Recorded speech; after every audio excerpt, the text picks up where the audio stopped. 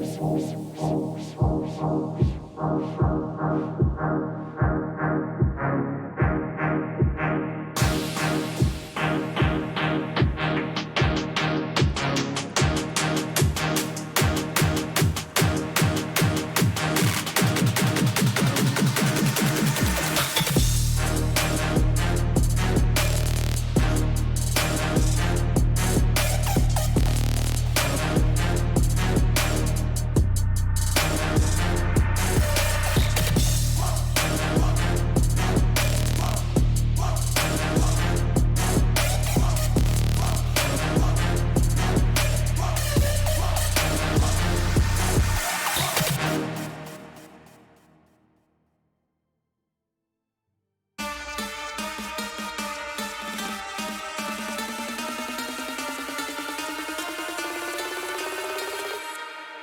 go.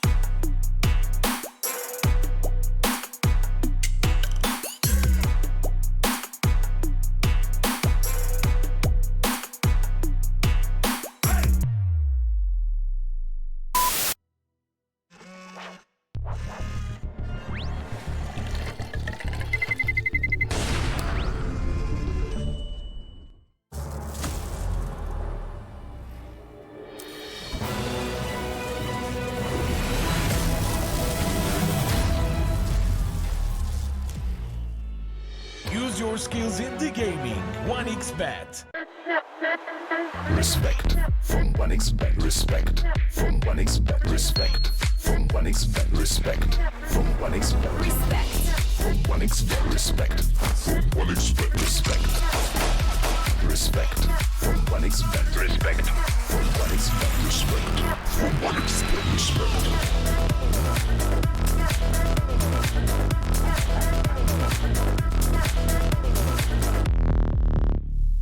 Hello, son. Hi, Mom.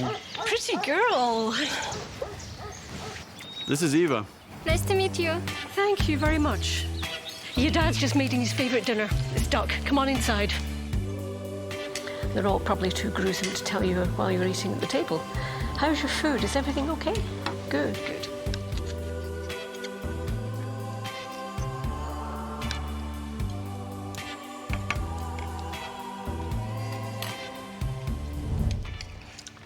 You seem to know each other.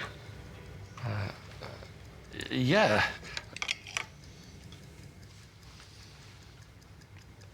This is the new ambassador for 1xBet. Oh, I see.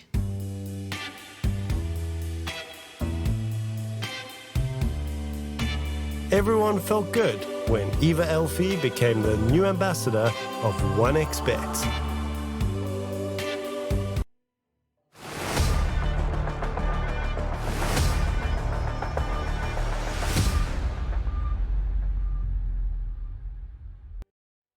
Another day of Dota at the Regional Dota 2 series. We are in Southeast Asia, the last iteration of Southeast Asia in the Regional Dota 2 series this year. I'm Harry, joining me is Bowie, and we're going to be taking you through the amazing 3 best of 2 series that we got today. Bowie, good morning. I guess it's very early for you, but how does it feel to wake up and instantly see Dota on your screen? Very excited, just like another day in my life, full of high quality Dota. And today we're gonna have, some more Group B matches. I didn't get to cast a lot of teams yesterday, so I'm gonna get to know 2 new teams. I mean, I did hear of the Manta Esports lineup in the past, but I think they changed a couple of players, at least from what I remember. But then we get Carstensz as well, so pretty hype day. Yep, pretty hype day. So we got Manta versus Carstensz, as you mentioned. We will move on to IHC versus Team TK, and we will end the day with the Immortal versus Blind Owl Esports. So the first game probably gonna be the most one-sided. The other 2 could be anybody's game. We still have some favorites there, but it could be anybody could take it in the end. So Manta Esports versus Carstensz. I have to say Carstensz, even though they probably are the weakest team. I really like their logo, man. I'd really enjoy some mountain air right now with the nice morning sunshine. Yeah, it's very calming, right? I look at it. I think of vacation in the Alps. You're gonna go travel with your family.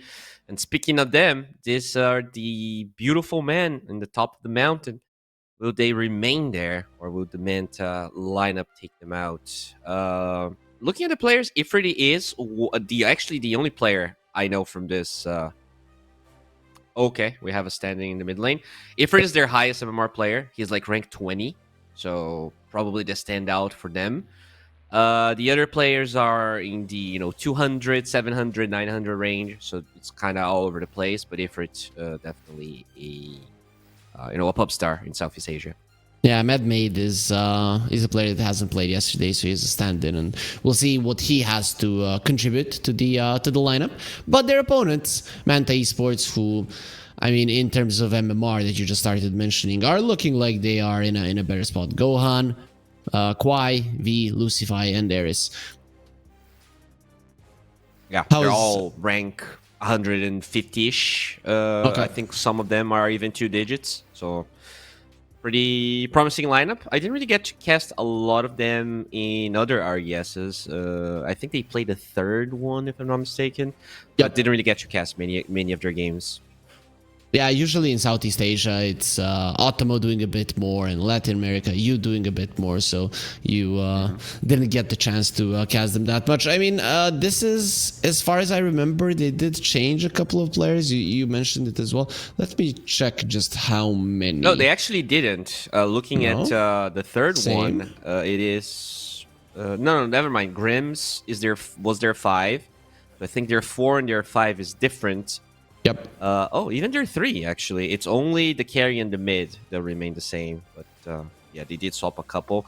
And they didn't go through the group stages. But looking at that particular group stage, that was probably one of the more stacked RESs we ever had. We had Talon, Bleed, Team Tough, IHC as first, second, third, and fourth place. So that was like an excruciatingly hard group stage for them.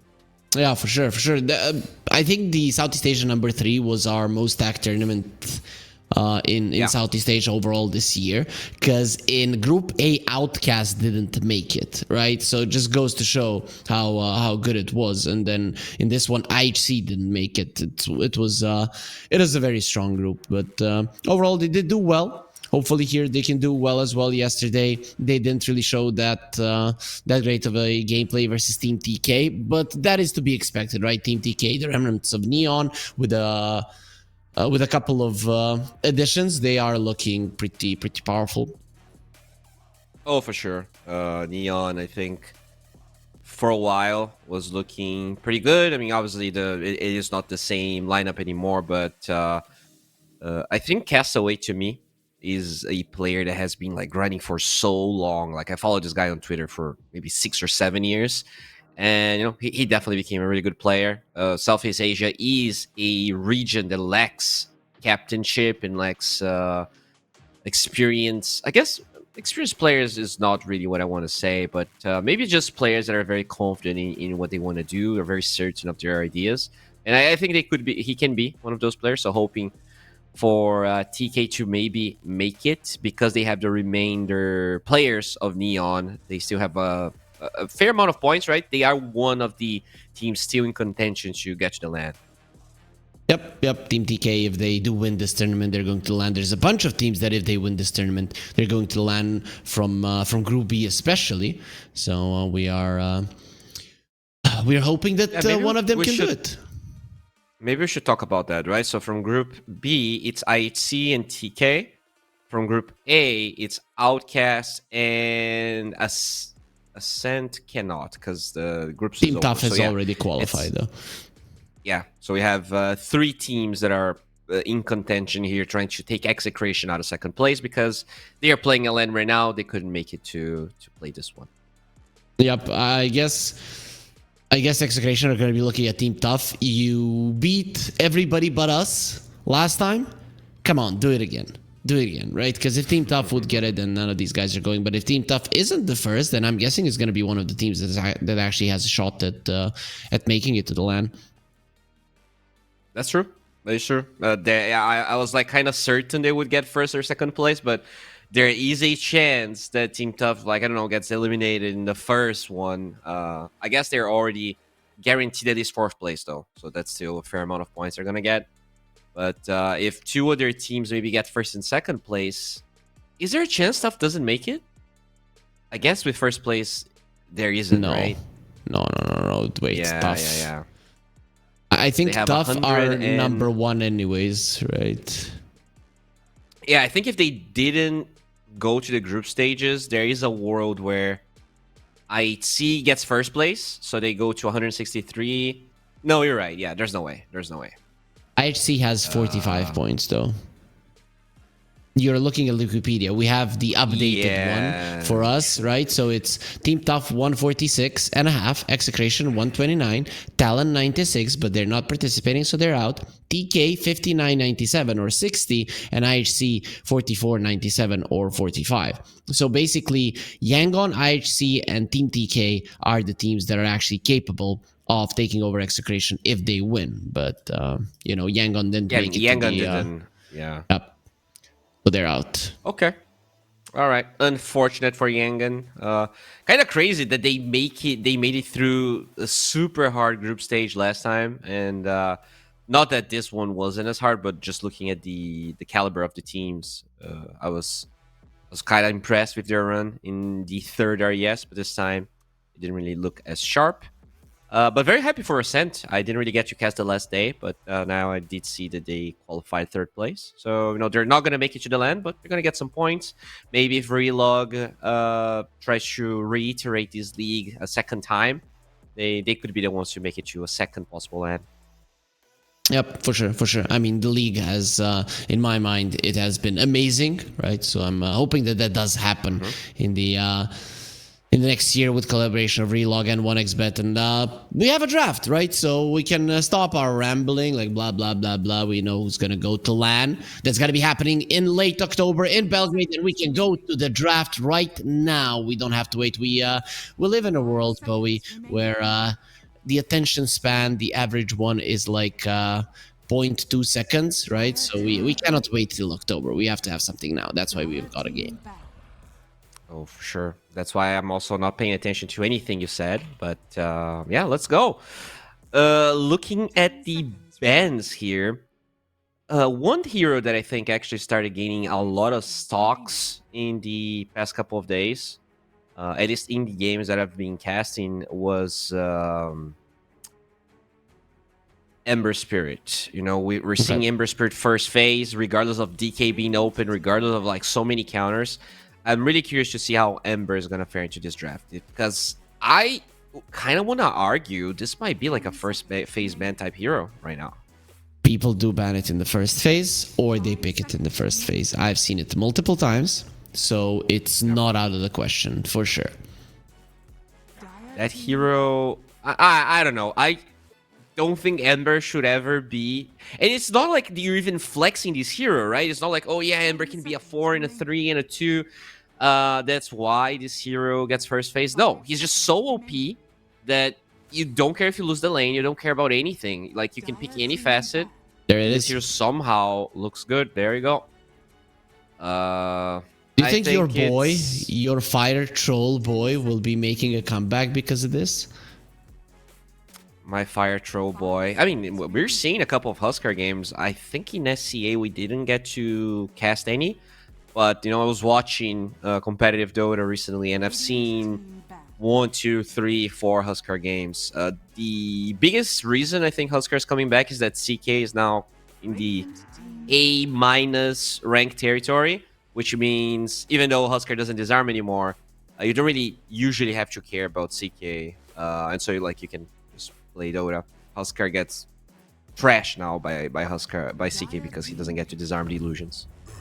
So we're gonna see an Earth Spirit early on. That's a hero that hasn't had much success. I mean, you and me have been talking about it. We cast one yesterday, I think, in our last series, and it has been looking okay-ish, but not much success. Yeah, I was not impressed by any of the Earth Spirits that I got to cast. I think you said you saw a mid Earth Spirit that did okay. Yes. And not so much. He played versus a Brewmaster, so every single time that he used his ulti, there would be the spell, and just you do nothing. Well, let's hope for a better performance than that. Looking at Dota 2 Pro Tracker, I just feel like mid and position 4 are the roles this hero can fill. Darkseer is banned, which means playing it as a 4, I think it's a bit trickier. The biggest problem is not even that Earth Spirit, in my opinion, is looking bad, but more than that, he doesn't offer a lot of damage, especially with the Vessel nerfs, with the fact that you don't really get your right click at all, even if you go Vessel, because you don't get stats. Like, damage-wise, this hero looks lacking, and you need to draft in a way where you compensate for the lack of damage of the Earth Spirit. Imagine it's 2016 and Bowie says Earth Spirit is lacking damage. People start laughing at you, right? But it's 2024. It's 8 years from that part in history, that bright part in history. Do you think Dota passed its peak in terms of gameplay and popularity, or do you think we might just be getting there slowly? I think that there was maybe a peak, but it doesn't need to be the only one, right? Coming from a engineering major, you can have multiple picks in an equation. So who knows what's going to happen with Dota. I feel like in general it's been actually pretty stable. People say this game is dying for 20 years, and somehow we're still here, looking healthy, tons of tournaments, tons of lands. So maybe we are in a little bit of a valley right now, but I don't think it's like worrisome at all. And goddamn, it's been ages since I've cast a Silencer game. Let's go. Yeah, let's go. A guy who stays in base and presses hard. Let's go. I love this guy. Well, it's boring, but it is novelty. I'm actually going to open the patch notes here because I remember there were a fair amount of changes. I think glaives are cheaper now in lane, so this might be one of the reasons you would pick this hero. Damage per silence increase by 10 on each level. Okay. That's pretty good. That's it. And now brain drain. There's less intelligence steal. But now you get more from the shard. No, it was already more. And now also student intelligence if the dying unit was debuffed by silencer. Alright, so if you global and you kill someone, you get their intelligence. But they removed I don't even know if that's a buff, honestly. It's a nerf, I'd say. Yeah, I would say it's like maybe a buff to core silencer. I'm not sure. But the glaives buff is good. Yeah. The glaive buff is the main one. I think now in the lane you definitely start with the glaives, right? I would say so, especially now. I think when this hero was played in the past, no talisman didn't get mana regen, or it gave less than it does now. So you can probably sustain yourself pretty well with kind of an early no talisman. It is very greedy though for position 5. I wonder if the goal here is to play this as a 4. Although you probably want to play Silencer 5 just so you keep hitting the Earth Spirit, and he's just watching you. This is a very good trader against this weak position 4s like yes. What are we doing with this Pugna? Is that 100% a support Pugna? I have to say, one of the heroes that I've been longing for is a core Pugna. Especially in a Dagon meta, it feels like it could work, right? Remember the old Pugna when you would just come down, mow down towers, and burst people down, even without the Dagon. Now when the Dagon is so popular and actually pretty strong, it really does fit the hero. He did get a relatively decent buff, but just looking at Dota 2 Pro Tracker, there's not a lot of players that tried this, and all of them that tried have losses. Thompson has a loss, Stormer has 2, Adzentic has 1. So I don't think we're there just yet, but I agree with you. I think the stars might be aligning with 1 or 2 extra ladder patches. Maybe we get to cast, maybe we're not going to be casting, but we might get to watch Pugna at TI as Hoodwink gets picked up here. So this is Hoodwink 4, Silencer 5, offlane Doom with Pango mid, and they need a carry. Okay, looks solid. Yeah, pretty much you have everything in your lineup. A little bit lacking on the Roche taking potential, but even there, and the tower taking potential, but that's where the Pango kicks in, at least for the Roche. Yeah. And of course, you still have your carry to play around with. Pango's pretty good. He, minus 13, 14 armor. This guy is going to be happy about all of that. Wait, how much? What? Yeah, it's minus 3579, and the talent is minus 5 or 4. Wait. Oh yeah, 4. Okay, yeah, I didn't know. I didn't know it was 13. Just get a Blight Zone. There you go. Minus 14 armor on Roche. Infinite minus 14 armor, by the way. I'm liking that my engineer here again cannot calculate 13 plus 2 is 15, Bobby, not 14, but okay. Well, that's exactly what engineers do. We round numbers up, and we still get the things right and going, right? It's not about precision more than it is usability. As they're going to go for a PA, I was going to guess a Storm pick here. I thought that this Pugna was setting up some sort of Butler shenanigans. I think Manta now probably ban Storm. Although, playing Storm into Doom Silencer looks very scary anyway. Wait. Isn't this a mid lane tiny? Isn't it just a straight up mid lane tiny, right? Because... I guess it could be your Spirit mid, right? They kind of have a flex, but sure, yeah. It's either one, for sure. Yep. So that's why I guess you don't ban out the Storm. Yeah, I like the tiny mid. There though. is a world where you play Earth Spirit 3 Tiny 4, but that would be probably griefing. There is a world where you just decide to lose the game in the draft. Yeah, Yeah. those worlds and games do exist. They banned the Lycan here. Okay, yeah, we're seeing a lot of Lycan bans. I didn't really get to cast a Lycan game still, but after your tales of the so-called level 6 wolves, I'm waiting that maybe possibly I can cast Do you one. feel like I'm telling you a fairy tale about a wolf? Yeah. Right? The level 6 wolves, the mighty powerful creatures. What do they need here though? Do you ban Brew is banned? Tide is bad against Doom, but it's good against Silencer. And bad against Pango. No. No tide. Something that hunts and kills supports. What is that? Maybe a Sand Krugen? Or is that hero dead now?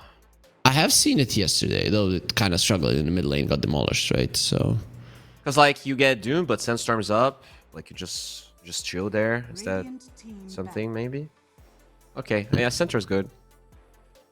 maybe they go for something like a Mars. Who has the last pick? Let me check. So last pick is for Manta, Manta. so Carstensz, they really have to make a decision. We've seen a couple of LCs, though I don't necessarily like it in this game. Yeah, it's weird this game. They played Primal Beast. Primal Beast could be decent, right? Especially versus a Pango. It's decent. You don't care that much about Doom. You can trample over the hoodwink trees, find her. It's definitely decent. You would have a double melee offlane though, so that's kind of. I wonder if it's too weak of a lane, especially if Earthspirit is there for. You are mobile, right, on both heroes. You can definitely make some shenanigans happen. And versus a Silencer, you don't want to really straight up lane anyways, because he's just going to Yeah. hit you. So I'd say it's fine. Enigma looks awful. You know that would be like one range option they have. Radiant team picked. I don't know. Maybe you can like offlane Pugna. Like, is that a possibility? And you pick like a support, like something that. Man, I would like to see a core Pugna, but in this game, I wouldn't like to see a core Pugna. Hoodwink, Silencer, Doom, Pango. Like, the only hero that is better than these four versus a Pugna is an Ember, and he's banned out. So I don't want to see a core Pugna, I'm not gonna lie. Yeah, they have a lot of gap close as well. I don't know. Carstensz, they're in a weird position. They have like two very tanky heroes, but two very squishy as well. This PA, I think this is definitely a veiled one game for the PA as well. You're gonna need to be split pushing. You have to be very careful with how you show around the map.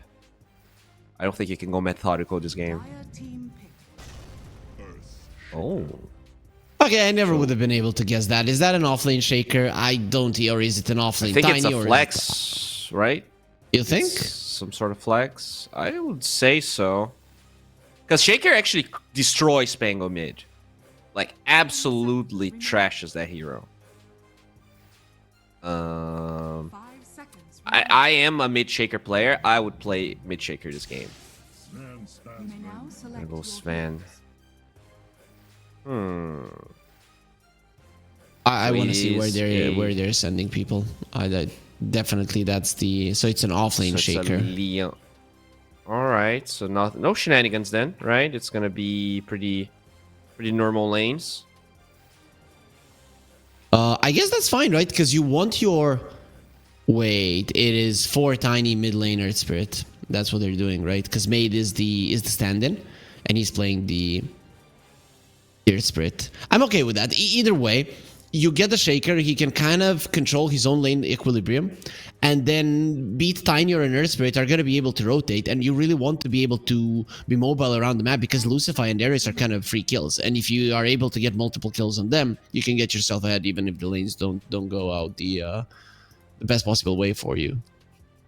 What I like about their draft is that you have a lot of like you can just burst people, especially the two supports are very weak. Even the Pang, honestly, if you got a good echo, you can kill. to me, the problem they're gonna face is this type of lineup actually struggles against global. Like if they go for anyone that is not the supports, the global, especially in the mid to late game, will allow the course to disengage. Like trying to play this type of lineup against Doom Sven is, in my opinion, a bit worrisome. Like you have to be ahead to play this type of lineup. Very like everyone is above bursting, right? Besides maybe the Air Spirit, he has more like damage over time. I don't know. Manta to me, just looking at the players, seems like the better pick, and I think Carstensz, the win condition they have is possible, but it's not the easiest to execute. It's definitely not. You need to be able to move with speed, force out enemy ultis on the defensive, and for that you need a good laning stage. I don't think that their laning stage is going to be that great, right? Because the Air Spirit is not going to win versus the Pango. The off lane or the safe lane of Manta is going to win 100%. And even the off lane of Manta is very likely to be able to take it versus Carstensz. So I don't know if Carstensz even get off the ground in this game, let alone are able to move around the map super fast. But of course, guys, if you have a different opinion, you can put some money on the line by downloading the 1xBet app. You do that by scanning the QR code. But you know that before we started the regional Dota 2 series, I actually had no idea how to scan a QR code. Normally, I would know how to, let's say you get into the Discord app, you click scan QR code and you scan it, right? But I didn't know how it works when you do not have a designated app for it. So I was like, how the hell does this work? So for people that don't know, that are uneducated like me, no, just scan a random one on the street. No, but you just use your camera and then a little icon appears on your phone and you just click it. That's pretty much how it goes. What? Really not that hard. Have you been to a restaurant in your life? Like, yes, and when I see a scan the QR code so that you see our menu, I'm like, no, print it on three pieces of paper. I would love to disagree, but you are actually right. I freaking hate those QR codes. They are terrible. They take, like, sometimes they just don't want to load for whatever reason. And they're awful. So anyways, this is, I need some help, right, Bowie? I have what is called a marriage coming up or whatever. I'm going to a friend who's getting married, either way, and he's gonna have a QR code on his tables that when you scan you can add pictures from anything on the in the venue, right, so that everybody can share what they took. Man, I don't know what's gonna stop me from making a billion dumb pictures and just making it very confusing for everybody. I really need somebody to stop me from doing it. No, don't let those intrusive thoughts win. You're better than that. Looking at this lane here, Silencer Sven, it looks pretty strong, right? Because you're going to have Warcry for the Silencer. You have two melee heroes, and we already see this Tiny going for the Dragaroo creeps. Oh, he was actually blocking the camp, but I wouldn't be mad seeing him dragging creeps because this is kind of a tough lane. Maybe with a good toss and a fissure block, you might be able to kill Ares. But he already used two fissures to, try and deal with the creep equilibrium. He pretty much only has another fissure. His mana is also going to be depleted by the glaives, and there you go. Now you don't really have a play anymore. I really don't like the new innate ability of the Shaker. I like the last one better. I think he was stronger before that. Oh yeah, I forgot about that. Because you would have Aftershock level 1, right? And for me, that was amazing. You could even start with Enchant Totem. Yeah. Now it's just impossible. I mean, I like the idea of these innates being unique, but I don't think every single one needs to be unique. Like, I agree with you. I think some heroes... It was interesting, like, this idea of a hero being this, like, level 1.5, level 1, right? In the sense that some super weak heroes, level 1, get to be balanced that way. So I think TA was one that they also removed.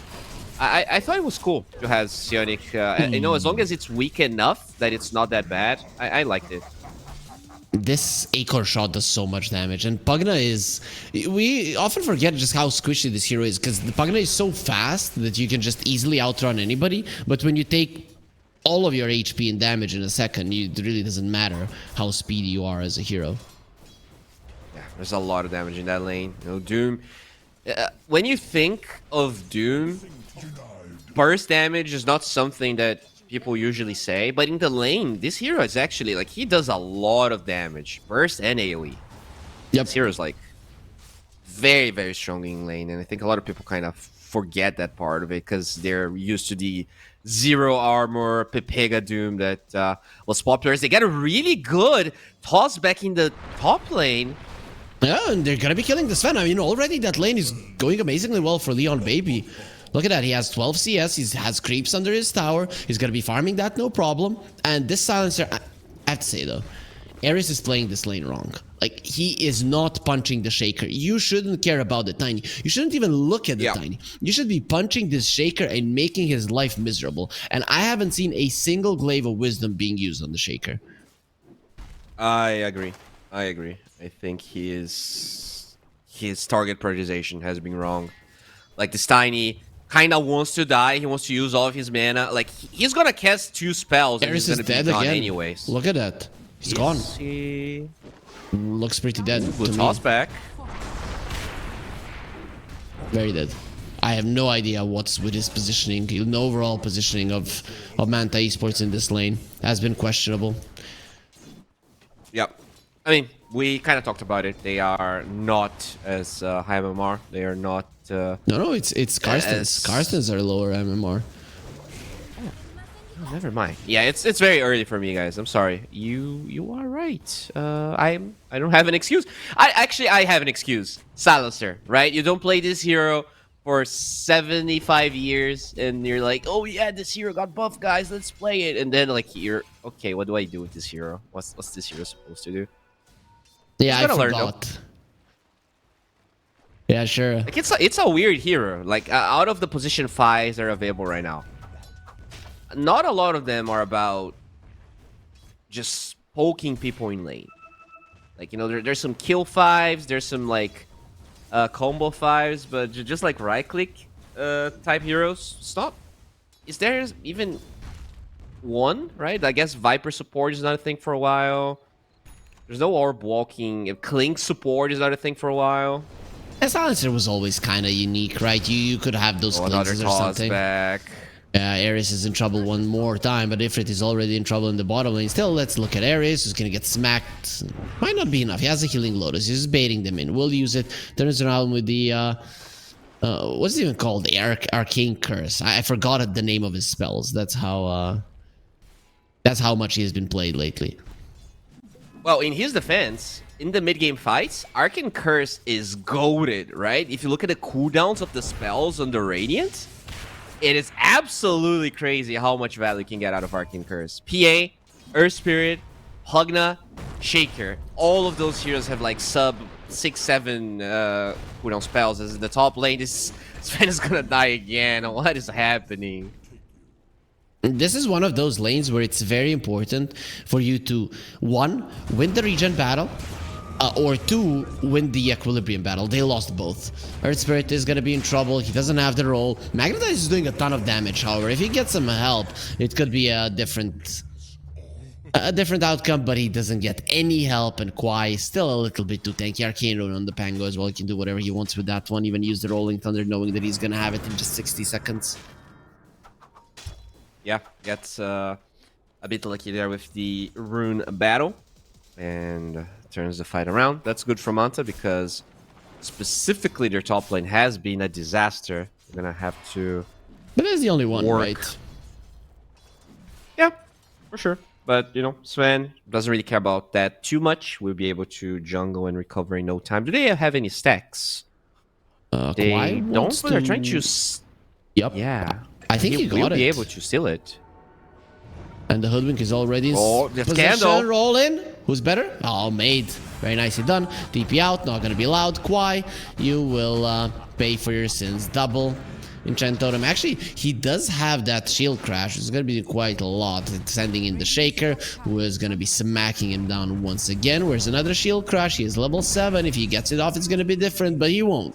Mate, he picks up the Wisdom Rune. He gets the kill on his mid lane counterpart. This Earth Spirit is somewhat back into the game. Bottom lane. Ifrit, you don't want him dead, but this Doom is actually going to dive. The roll that's going to... How is he so fast? And that's a very long TP from Made, as the PA did TP. He has the speed aura.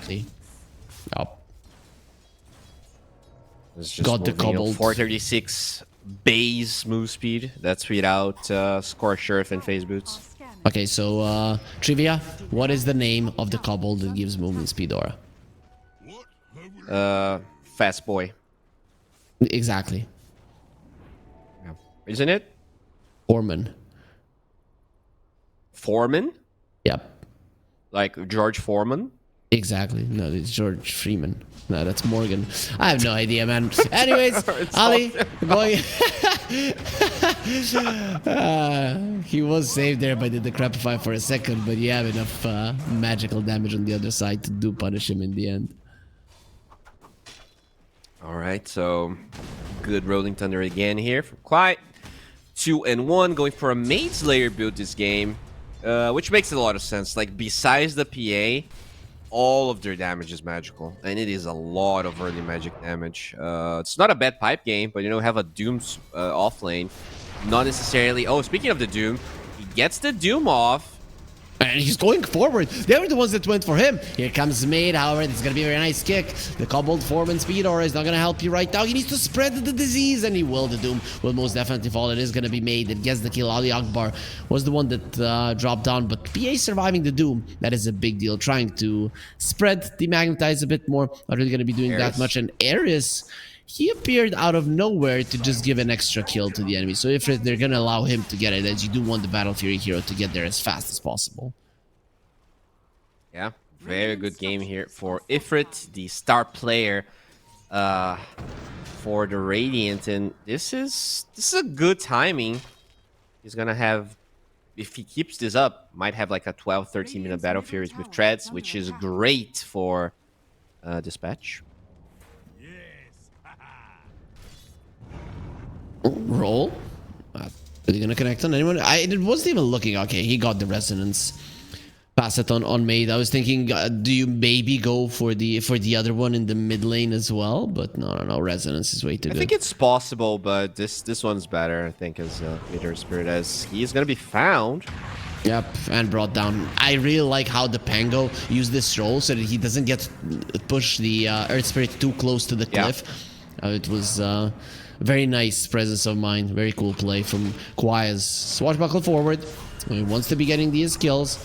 Nether Ward gonna be dropped down. Pagna is level 6. He's gonna be using the library. He doesn't care. Avatar's combo. Goodbye. One core. Why? He's pretty tanky. Ares gonna be coming forward. There's a sharpshooter. Pagna is dropping low. Turns around. Gonna be silenced up. And still Kwai's way too tanky. Ali Akbar, he doesn't have any spells for 4 seconds. He really wants to toss this bang away from himself, but he's probably gonna die. Made is TPing in. I don't know if he's gonna be able to do anything on his own, but he wants to try. Has the magnetize. There's he turns global around, available. uses it, and well, global is gonna be used. So now you're gonna be silenced more than us. The magnetize, it is spreading, and that is the reverberating silence. So he gets silenced twice.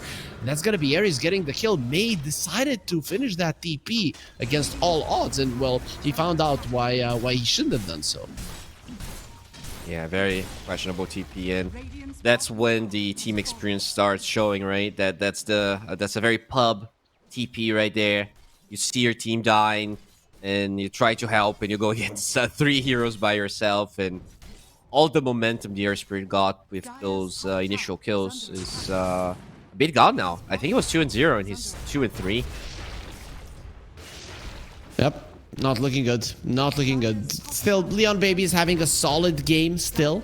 They're trying to push down the star. With the glyph being used, it's probably going to dissuade them from doing this. I'm even surprised that Ifrit is still staying, as if you die once again on this PA, it's really going to delay your Battle Fury to a point where it's going to be a huge They're baiting. deal. There's a blink on the Shaker. This is a bait. I don't like that bait, man. I don't know if the PA dies. It's... Oh... The Doom's gonna be in the creep wave. Bringing in more heroes. Echo Slam. Okay, that's a pretty nice kill. Oh, Leon Baby takes it. if it really needs those kills at this point. Dyer's top He got the tower at least, so it's like he got a kill. And he is, I mean, he's set up for a good game. He's 400 gold away from the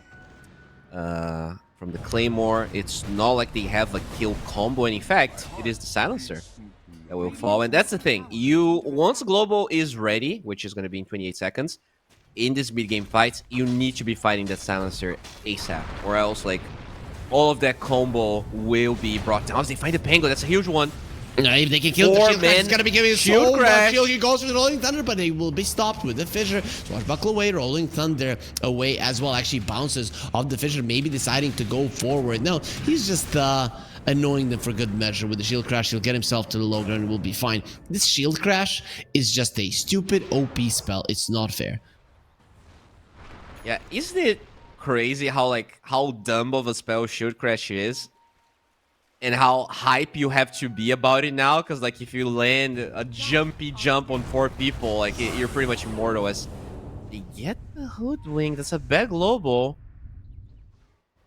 I mean, that global might have saved the Sven, or did he? Gets the toss in. So many people that you want to ascend He in. is here, what the They hell? want him dead. Roll forward. Gohan dropping low. Ifrit was the kill. He's gonna turn around and get stunned up. Ifrit, he's not the one to get the kill. It will be the Pugna. Bushra connects onto 2 heroes, but now Lucify is gonna be next on the menu. He tries to get into the trees, but in the trees he will probably die. Lucify, that's gonna be a dieback on the Hoodwink Kwai. He still knows that he's quite tanky, but they're not even trying to kill him. They're trying to kill his supports. Nice heal from the Pugna. Now here comes the Doom. He's ready to burn down everybody. The Oh, PA the blink jumps to out. the low ground. That's gonna be so huge if he can live, but that's not gonna be allowed. Kwai with the shield crash gets the kill, and the Shaker will die on the other side to the Doom, ticking out to it. They will get 9 shot as well as Kwai gets a triple kill. This Pango is looking insane and untouchable. 8-1 with the start that he had. I mean, that's tough. It was a really bad global from Manta, but then they just dove a little bit too hard. Great buyback as well. The fact that now your TPs on these outposts are a bit faster allowed them to eventually punish. It's 4 seconds now, Radiant. right? Yeah, I think it used to be 6. Like when At some they, point, yeah. Yeah, at some point it was 6, and they buff it twice, I want to say. I like how aggressive Ifrit was trying to play. And, you know, he's still going to get a 14-minute Battle Fury, but at the end of the day, I think they might have just jumped the gun there. I don't think the PA needed to be in that fight. Did he have a Battle Fury yet? No. Okay, No, so he's here's the finishing thing. it now. There was some what do you call it, guides from Nico Baby, and he would say before you finish the Battle Fury on a PA or Ursa or whatever, you are okay to fight. Once you do finish it, never join the fight again unless you are certain you're not gonna die and get a couple of kills, right? So I guess in that situation, helping your team was maybe a good choice. Look, I get what you mean, but I think what he meant in that context is, like, join a 7-minute fight, join an 8-minute fight. When you're 200 gold away from your Battle Fury, and you join a fight like that and you die, you know, it does feel pretty bad. I think it does hurt your timings. I feel like those, like, early fights where you can get a TP in the mid lane, they're diving a hero, you know, great to go with a PA with no Battle Fury, but past minute 12... I think, like, and you don't have Battle Fury, it is already a bad sign. Like, you probably should be finishing that Battle Fury ASAP. And now, speaking of the Battle Fury, this PA is going to be found by an Amplified Damage Pango. Yeah, he's in so much trouble. He's just hoping that he's gonna be missed. He does have vision to go to the camp, but will still die in the end. Ares finishes him off with an Arcane Curse, and the 2 supports get stunned up. Oh There's the my. global silence as well, and they're gonna be silenced in more ways than one. Now, with an AD rune coming forward, Made, if he gets found, oh, he's gonna be bouncing off the shop. Some people don't know that you can do that, but it is how it The works. Shaker. No, Under vision run. now. Run, Leon, baby. Radiant's top He doesn't have a TP. He might be found anyways. Why gonna check? Didn't. Okay. Oh, the scan. Look, the dire scan is just off the mark. That's crazy. The tower will still fall. It's 3 heroes dead. And you still have the Doom, so you could very easily get another kill because they have this They ward. have a Doom pipe, dude. I love this build on the Doom. Usually we see such greedy builds, but that pipe is exactly what they needed. Yeah, you don't have any damage on Carstensz right now, right? All of their damage is magical. Some enchant totem hits and PA damage is pretty much negligible. With that said, Global is on cooldown. This is not a bad fight. Oh, okay, Doom gets wasted. This is it. They That's have a to bad force a good Doom. fight somehow. Well, they're Leon's thinking under about vision. going Look at now. the ward on the left side. They know exactly where Leon is. They're not really doing all that much damage, and they found Leon Baby. Yeah, that's a problem. Both of the Great offlaners ward. are going to be going down. But the Doom goes down as well, and the Magnetize, it is spreading. Sven doesn't have his ulti. There's no global silence made. However, you went to the Sven, and he has so much damage anyways. PA coming to fight with the dagger. He'll get the kill. Kwai, he's still way too strong. Now Rolling Thunder coming forward. Only now he's going to be using the Pugna. He's most definitely going to be going down. That's a triple kill, and Ali Akbar, he's hoping that they do not see him using the vision of the Watcher to hide behind that tree.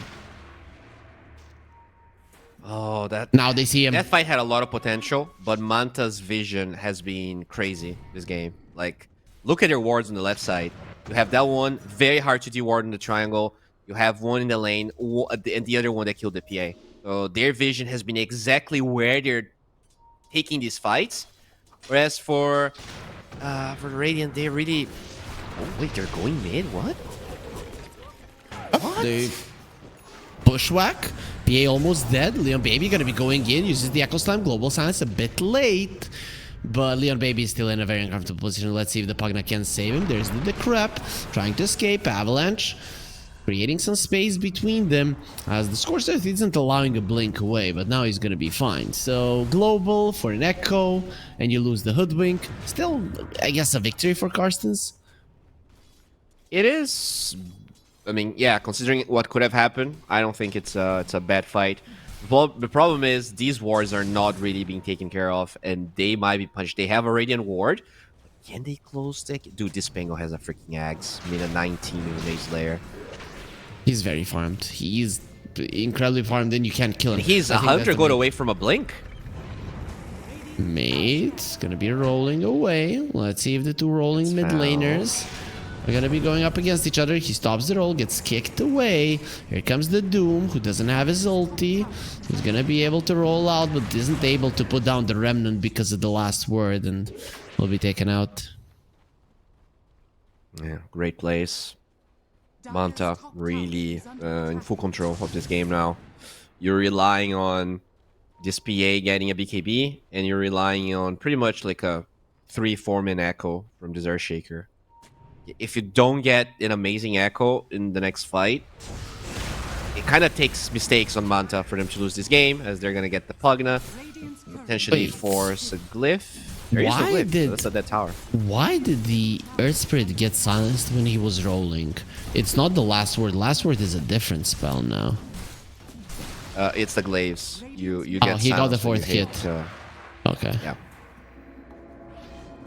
It's the whole new Abaddon, like, or Silencer is the new Abaddon, and Abaddon is the new Silencer, because he applies a single debuff whenever he attacks.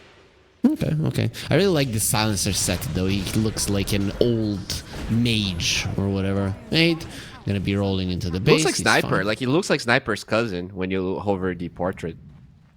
He has a Silencer mustache, a Sniper mustache. He looks like the Sniper's cousin who gets all the girls because he is not... He went to Harvard. No, because he is like double the height of the Sniper. Okay, so, all right.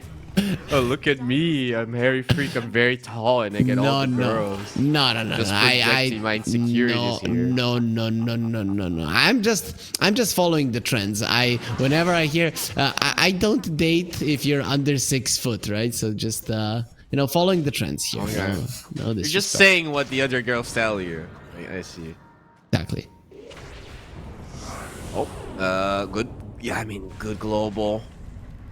Oh, there's gonna be a sharpshooter onto Leon Baby, Rolling Thunder onto Maid. Nice shield crash usage there to be able to get to the high ground, as Leon is really trying to escape and really won't be able to. So he does get ran down with the Infernal Blade. Maid will follow the same fate as his teammate. Spirit rushing a Ghost Scepter here. Try and deal with this with the glaive silence, I guess. And this man, that's an odd Ghost Scepter pickup on the Air Spirit. Yeah, why? Right? There's Doom, there's Silencer, there's Hoodwink. Even the Pango does a solid amount of magical damage. And plus you already have a Pugna. I wouldn't be able to tell you. Is it for the Silencer? That looks weird if it is. Like, it's a good universal hero item, right? You get a lot of attributes. I guess it can go E-Blade, but E-Blade, it's not as good as it used to be. You rely on the enemy stats for that. I don't know. Can you misclick an item purchase? I'm staying with misclick. Yeah. It is an odd choice for sure. I guess you don't get Inferno Bladed, and that's the only disabled to do. Okay, that's it. That's how you TP out. You don't get Inferno Bladed. You get your roll. There's no Bushwhack, Stormhammer, and Rolling Thunder. We're gonna, or even Doom. Are we gonna pretend like that's the case? Okay, sure. Oh, actually, also when he gets Doom, he gets to use his Ghost Scepter and might be able to run away easier because he's not taking right click damage. Yeah, I agree. Dude, okay, like this is weird, but now that I think about it, it is not awful. I would give it a 3.5 out of 10. How is that not awful, right? I'm 100% certain. Awful is 2. Oh, okay. Fine. This is bad to mediocre. Okay, I'm okay with that.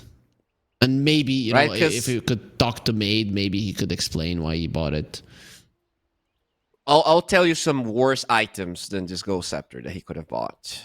Okay, let's look at the 1600 gold range. So, Drums of Endurance. I think that would have been a bad item for him as a core. Worse than Holy Locket. That would have been really bad.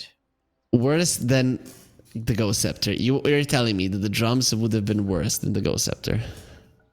As a core, yeah. I mean, he can build to E-Blade. 7 strength, 7 intelligence, 45 attack speed with your extra increased attack damage from your ulti.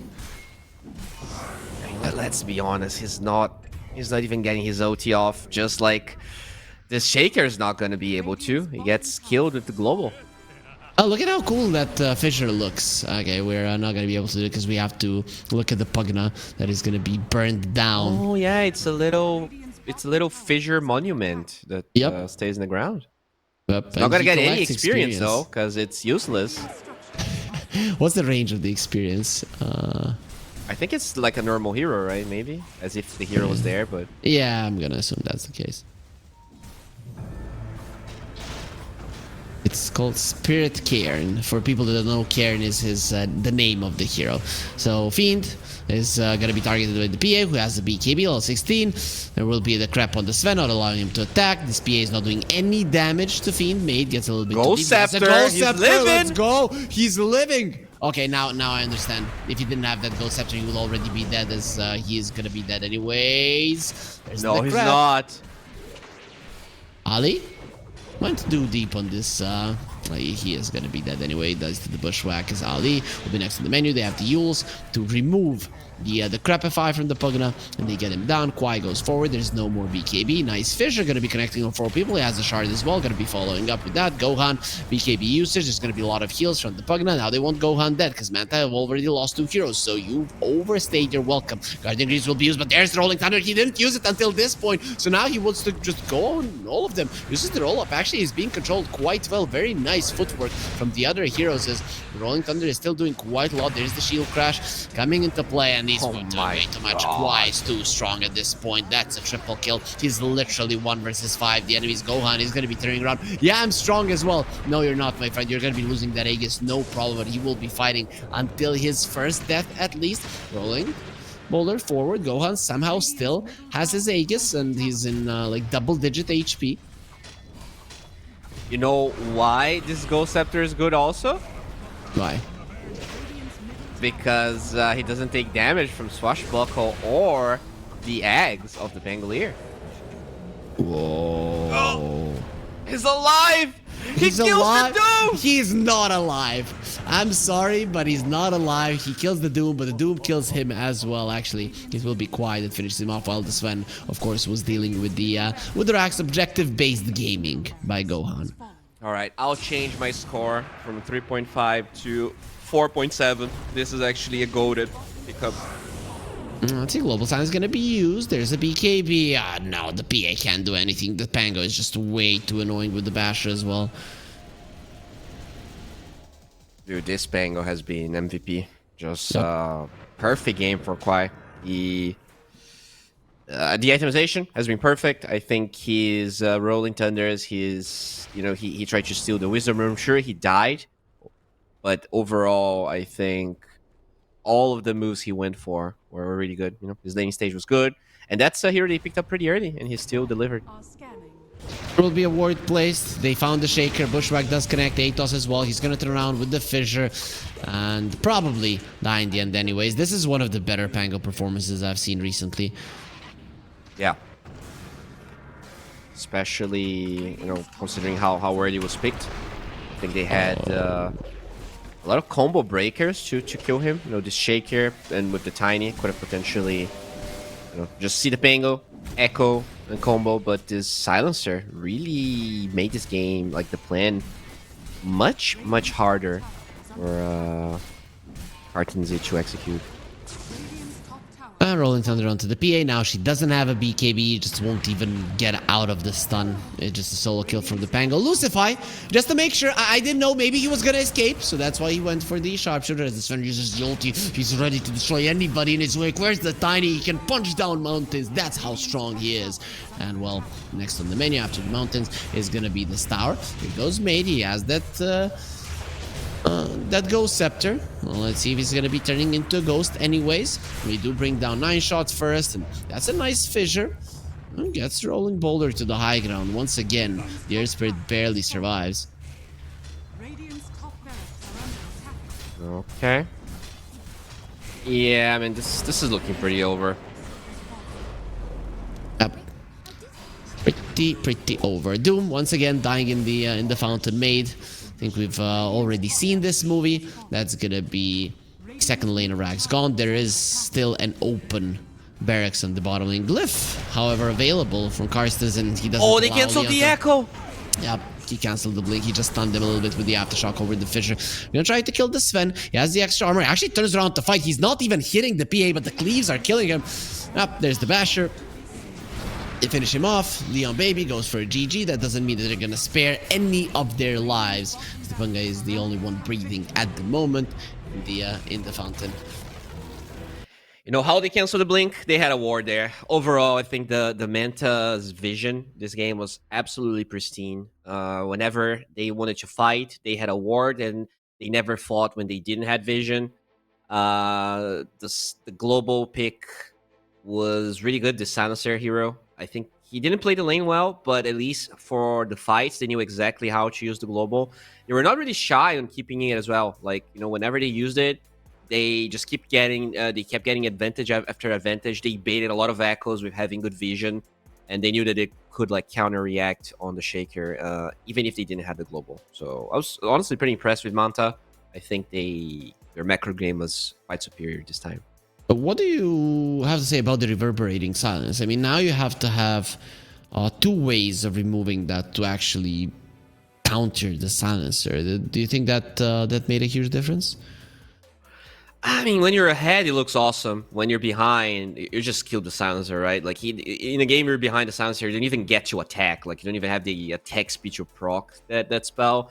And you kind of want to max Arcane Curse at least, and probably max your E as well. So for the 4 hits to land, I think you need to be significantly ahead, which this time they were. So curious to see how game 2 is going to pan out. We're going to find out in that game 2 if Carstensz can maybe get a game, though. At this moment, it does look like they might be that one team that doesn't get a single victory. But of course, that can change. You can improve, and hopefully they will. But let's take a break and then move on to game 2.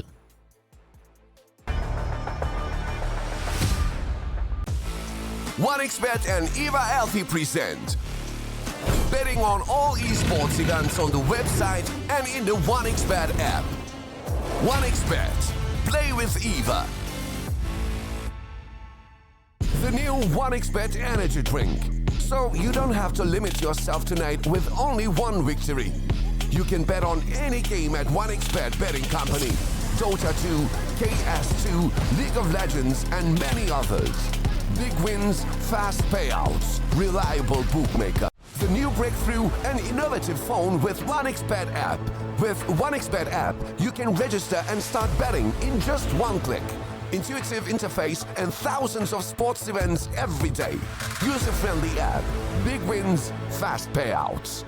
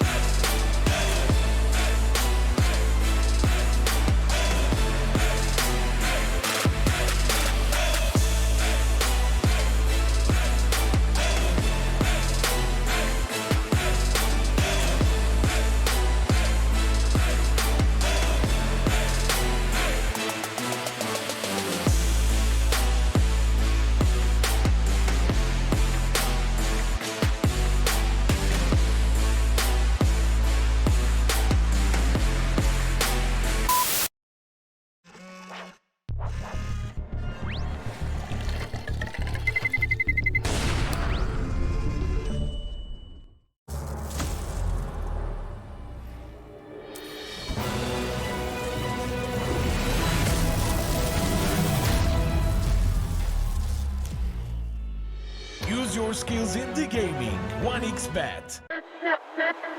Respect from 1xBet. Respect from 1xBet. Respect from 1xBet. Respect from 1xBet. Respect from 1xBet. Respect from 1xBet. Respect. Respect from 1xBet. Respect from 1xBet. Respect from 1xBet. Respect.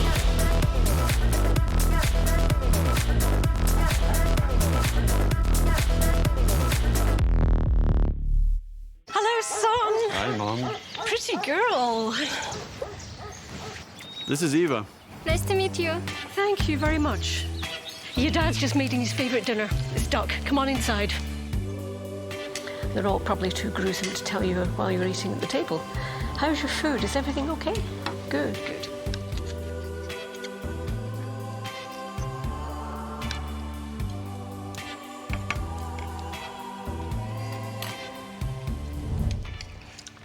You seem to know each other.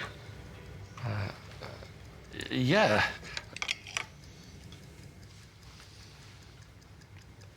This is the new ambassador for 1xBet. Oh, I see.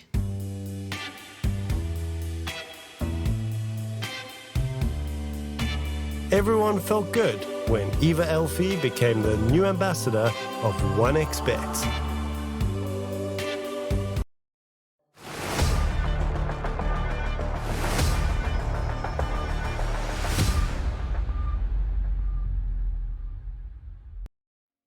A relatively easy game for Manta Esports there in the first one, but of course there is still one more to play. Every single series is a best of 2.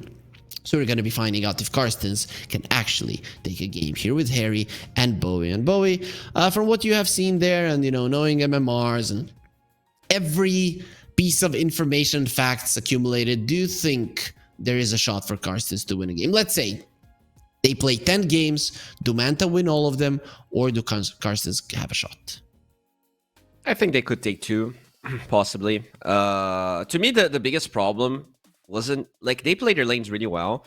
The biggest problem to me was that the win condition they drafted was hard to play, and especially when you're playing against let's say a better team, a favorite team.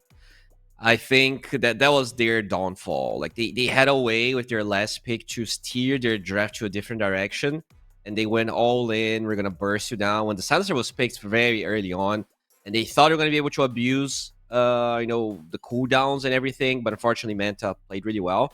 I understand that if you're, you know, at least there's an argument that when you're not a favorite team, you should create chaos around the map and try to play off of that. But at least in that game, they were not really able to achieve that type of chaos they wanted. Yeah, that did not happen, especially because the laning stage really didn't go their way. They couldn't get off the ground at all, which was...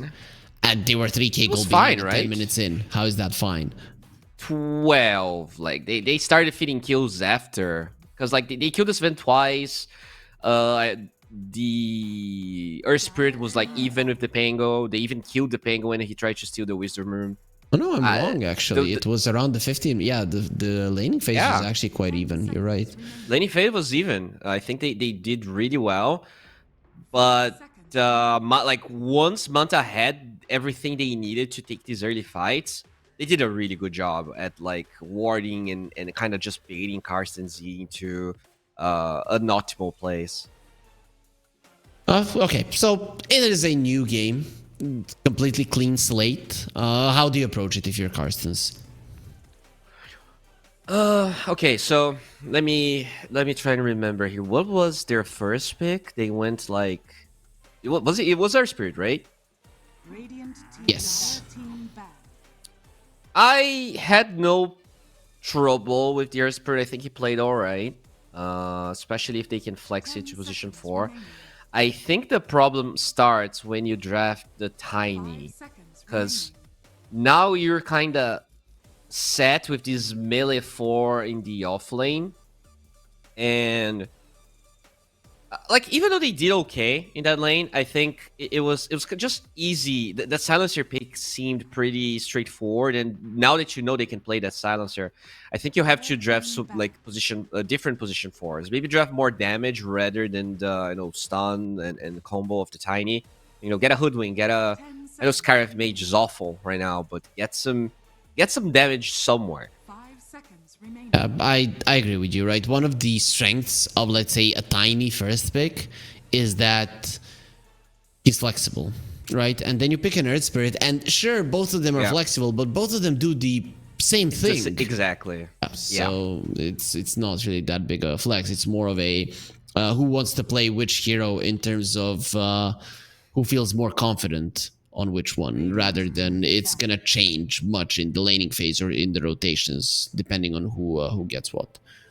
Radiant Yeah, team like pick. the playstyle is going to be the same, so the flex really doesn't do that much. As Manta, they yoink a very, very rare hero here. This Monkey King rarely goes through, even after all of the nerfs, so very curious to see.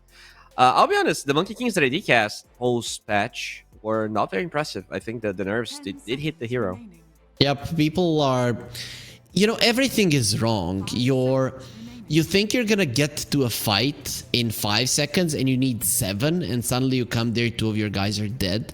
Those things are problems that you have to get adjusted to. Once you do get adjusted, I don't think the nerfs are gonna be felt all that much, but they're somewhat significant, let's say. Yeah, I would say so. To me, it's not even about the speed that you get is definitely a nerf, but it's about the 3 dance going on cooldown when taking any damage. I think that part is kind of a nerf, but we'll see. If Manta will be able to execute. As there you go. That's the damage we're talking about. Probably a 4, but can be a 5 as well. Yep, does look like a solid first pick. You think we're seeing the stash, or are we seeing the boom from the techies? I'll be honest, I'm not that big of a fan of the stash, especially because you can get hotkeys to your backpack, so you can even have meaningful actives. I honestly prefer the other one a bit more. Spleen secret damage sauce. Yeah, I agree. If you do put hotkeys to the backpack, then I would be okay with this. This way, I don't know. It feels like Dota 1 before Dota keys, right? So that you're just clicking on it. Yeah. And sure, you can put all of your like stat items there and everything, but as a support, Team pick. you're gonna be having like sentries and dust and blood grenades. Like all of those items are active, and it's really weird to use them in the fight. Maybe if you add that, there's even a chance for like Thompson to play his core techies again, right? You just, I don't know, go Midas, Radiance, and you farm 9 items. I'm not really sure how 10 seconds you remaining. can utilize this, but there's a world somewhere where that talent can be pretty good on a core techies. They've been Puck second phase. That's pretty interesting. They're gonna draft something out of the box, and they're burning through a lot of reserve time here. I don't really think they know what they want to do, right? Because if they knew, they would have already picked this hero. This Puck ban is really odd. I mean, I like the Pango one. I think that was like a really insane performance. It was been a while since I've seen a Pango look that good. Obviously, though, they had like 5 melee heroes on their lineup, so the Pango is bound to look really good. Dude, if you have 10 seconds reserve time on your second pick, did something happen? Did someone DC? What's going on? Nope. 3, 2. They're gonna get a random. What? It's not a random, I think, though. I hope it's not a. They have 1 second on reserve 1 time if you look second. at it. So yeah, it was the random. Dude, I genuinely thought their captain just like collapsed. Like he had an honorism in mid game. Okay, that's. Oh my God. They took so long to pick this primal, and this one pick already make me feel bad for him. Yep, it doesn't look too good. If I was Manta right now, I would intentionally try to pick as fast as possible so that Carstensz don't have time to think. There you go. Okay, SF. A lot of flex going on there, but we saw this lane. I think it's going to be the clock SF in the safe lane, probably. Yep, we've already seen it a couple of times. The right-click SF, though. You and me saw a Shadow Mire SF as a right-click one. I don't want to see that. I want the other facet. What's it even called? The Lasting Presence. It just feels better. Team pick. Yeah, I think now, in retrospect, I understand what they were doing. Like, if you have this clock, you you kind of allow the lane to be more deadly because now you're slowing through your shadow rays, right? You don't scale as well as if you did the other one, but you can kind of snowball from the lane harder if you get the slow from the rays alongside the clock. So I guess, you know, in a game like this where maybe you feel like you're the better team, you can just try to snowball off of the lane and go Shadowmire. But in general, especially if you don't have the clock, for right-click Shadow Fiend, the other facet is like, it's super straightforward. There's no reason not to pick the other one because you get more souls, you get better scaling with the minus armor. They made it that Shadowmire, I think, will be phased out slowly. This is such a good Storm pick. There's actually nothing versus him. Only if from the fog you use the blast off or the bushwhack and that's it, right? Nothing else really does threaten this guy. The onslaught you can hear and just zip yourself out. You're most likely gonna be, you could be laning versus a primal beast, but whatever the Storm lanes versus nowadays, he's still fine with the sliding remnant. I'm really liking Manta's trap this time. Yeah, and you have 2 vision heroes to allow the Storm Spirit to find the backlines. These supports are food for the Storm. They don't really have a lot of protection for any hero, to be honest, and their last pick is probably going to be a mid or off lane. So unless you pick some Underlord type hero, you're not going to be able to like assist to how fast Storm can play with this Clockwork and Monkey King. Let's see, Manta, what do you want to ban out? What are you afraid of? What are kind of the heroes that the Storm even struggles against in the mid lane? Oh, so you think it's going to be mid? Okay. I thought that maybe they could have played this Primal mid to get a lot of tempo going. And melee versus Storm, though? I think you're okay. Primal beats everything, especially Storm pre-6. I wouldn't be scared of playing Primal into Storm. I'd rather see a Dragonite though in the mid lane, and Carstensz has already played yesterday an offlane Primal Beast, so I think they're probably thinking that's Leon Baby's Primal hero. into Clock though, it's so bad. Like I think this is a game where you need to play mid Primal and rush a BKB, and if you play offlane, you're not gonna get the kills to and the levels to snowball and get that fast enough. SF is the type of hero that you can punish, right? If the Clockwork, let's say, used this cogs in the battery assault, you know, you have that little bit of an opening, you could kill the SF, right? It is possible. It is possible, but I think it's less reliable, especially considering how, you know, Manta is supposed to be the better team. But I get what you mean. You know, sure, there is an opening. So what do you pick mid then if you want this Primal to be off? Dragonite. I know it's a melee hero versus Storm, but it's a different kind of melee hero. It's a melee hero that actually wins. And it gives you some nice lockdown. Another hero to be able to combo up with this high magical damage of the supports. And really, when you look at Manta, they are kind of weak in the damage department early on, right? So a hero like a Dragonite would do quite well. Oh, they go Dawnbreaker. All right. So a lot of protection for the Shadow Fiend now, this global.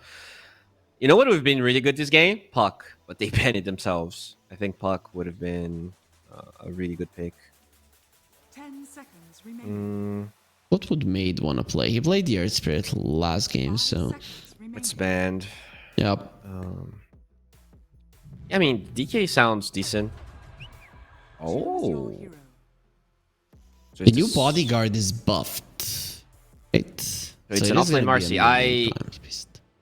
I prefer this, to be honest. Yeah, and it's the same thing. Marcy can also hunt down the SF. It's not out of the question. Yeah. You don't like. You actually like to be against these 2 melee supports because they get on top of you, just OT and you kill them. You're gonna be able to give the Gyro some life still in the mid game. It's all right. Honestly, I like this draft. Like. It's not that the draft that they have, like the combinations of heroes they have is better, but the win condition that they have here fits more of what happened in game 1. So I'm I guess hopeful, but overall this Primal into Clock is a bit of a question mark. I really like this Storm against the supports that they have on Carstensz. And this Marcy doesn't really solve the lockdown problem that they have. Like it's okay-ish, but all of their lockdowns are a little bit unreliable. Yeah, that is true. Every single one of their heroes has a stun, but every one of their heroes Yeah. is so bad versus the Storm. But if you get just one, the follow-up shouldn't be that hard. So there's one thing from Manta that is bugging me, and that's their ability to finish off heroes, right? So there's quite a decent amount of tanky cores on the side of Carstensz. And unless you are murdering supports, who are actually very easy to bring down, you could have trouble finishing people off. You know, you're gonna have to bring the Dawnbreaker every single time. The Clockwork and the Monkey King don't really do immense amounts of damage, even though they can contribute. It's not a hoodwink. It's not a techies. I agree. That is definitely a problem they could face if the lane stage is slightly to their disadvantage. If this, I don't know, Storm has a bad time, which is possible. I'm pretty sure Primal can kill Storm in the mid lane if you play well. But And you're the mid laner, and I like don't that wanna was go such against a it, but great performance. How, Sorry. man? I've seen so many Storms do well versus Primal Beasts. No, Storm does well. Like, he's gonna get farm, but you naturally harass the Primal, right? So if you go 1-3-1, or even like when you're level 4, 1-2-1, you get max uproar, and you dive the Storm. Like, even if he uses W on you, it's just a 1.1 second stun. Like, you just run him down with the slow and the damage. Okay, it is going to be cool to see if they can do it. Of course, there's a QR code here to see just how cool our 1xBet app is Kwai boy. coming they forward, break but the Ares tree. is coming over as well. Leon Baby. Yeah, is gonna get... That's a nice Dawnbreaker Q, as he does stun 3 people. Leon Baby very low. They do bring down Ali Akbar first, Lucify. Or Ali Akbar brings down Lucify, and Kwai gets Leon Baby. That's the biggest problem, right? So, because it is gonna be a mid laner on one side that gets a kill. Fiend is baiting them in a little bit more. He does have that Starbreaker, as Cog's gonna be used, making sure they can't do much, pushing them away. Actually misses on that second one, as there will be some flat cannon damage, and a lot of region will be... Manta Esports will need to expend if they want to return safely to the lanes. What a fun start to the game. Like, the Gyro was flat canning. He got like 15 hits there with all the flat cannon attacks. Even though they had the high ground on Manta, they were very fast on dropping a ward on the right side there. So it was kind of an even fight in the sense that Carstensz, he also had vision. And yeah, I mean, 1 for 1. Not awful, but as you said, this mid lane, the Storm getting the first blood is worrisome, for sure. Yep, we'll see if that'll change much. Kwai did start the lane with low HP, but he's going to be getting an early bottle, earlier than natural, so Yeah, should be... already has it. Yeah, there it is. And Primal Beast will need some time to get his. Let's talk about the side lanes, though. We've kind of touched upon the mid lane even too much, trying to analyze what's going to happen there. What's going to happen in the side lanes? I think this is a... Oh, by the way, we didn't talk about the Shadow Fiend. He did go Shadowmire again. I think mostly because of the kill potential of the clock. This is a lane where, you know, this Marcy is very smart because you don't really die as Marcy. You just hop to a creep or hop to your lane partner, and you shouldn't be able to... Even with Cogs, there's no reason for you to die in this lane. Whereas the Primal Beast, if he does get caught, you cancel his onslaught and he dies anyways. Like, he just gets run down by the raises. I think this is kind of a farming lane. You shouldn't be able to kill this clock, I think. Maybe the Hoodwink dies. That is kind of like the weak here in this lane. And as I say that, look at those hits. It's insane. He wanted the short raise and he doesn't get it off. Now maybe the big one gets him the kill. Now being level 2, it's really not going to be doing all that much. Yeah, I guess the nerf to the duration of the raise, that's why he couldn't get it. In general, I think he would be able to run down. But that one minus second makes it so that you have to be a bit more careful of how you stack your raises to run people down. Oh, now they're going to be going for the SF, and they don't get the good bounces, but inside of the cogs, is he going to be protected? Looks like he will. Those cog pushes don't really connect on Leon Baby, and the SF needs to move back. Ali doesn't have the mana, but Baby is going to be getting his spells back soon. Yeah, I'm going to be pretty careful here. Does have Sal from Ares, so should be in a decent spot. I wonder what the build for this Marcy is going to be. If he goes like Armlet BKB or if he's just like a BKB Rush type of game. If Basher is what he wants. In general, the core Marcies I've seen, they usually had IO involved. So I haven't really seen a lot of core Marcies by themselves in this patch or in the recent games that I've cast. Oh, there's the blast off. Lucify is looking very much dead, and they do have the secret sauce. Leon Baby will die at the bottom lane. Gohan gets a double. I'm gonna assume that they tried to go for DSF and he just dodged the first spell, because that's how it works. His 9-shot will lose his life as well. That's a solo kill considering that the Monkey King was already dead, so perfect for Fiend. And overall, around the map, perfect for Manta. Getting tons of kills. Also, really good glyph from Queen in the mid lane. I know as Primal, because he went for this build, he's not going to be able to kill. Because, you know, that's the problem. If you don't go Uproar, you're definitely not killing the Storm. And now he has to play for, like, I'll cut the waves and I'll play for myself. And it means that he, you know, those glyphs can be a pretty big problem for you. Like, you just need your cooldowns or else the Storm does too much damage to you in the lane. He's going to be doubled. Is he really going to go in? Yeah, just killing the wave. Okay, he did use the glyph. If he hadn't used the glyph, that would have been a problem, because now there's going to be 2 waves that the tower needs to hit before it does go for him. Yeah, exactly. No, that's a killing spree. And now they're running down this Marcy. They try to go again, and they will pay. Well, they don't pay with their lives, but they pay with a very sad Marcy. Yep.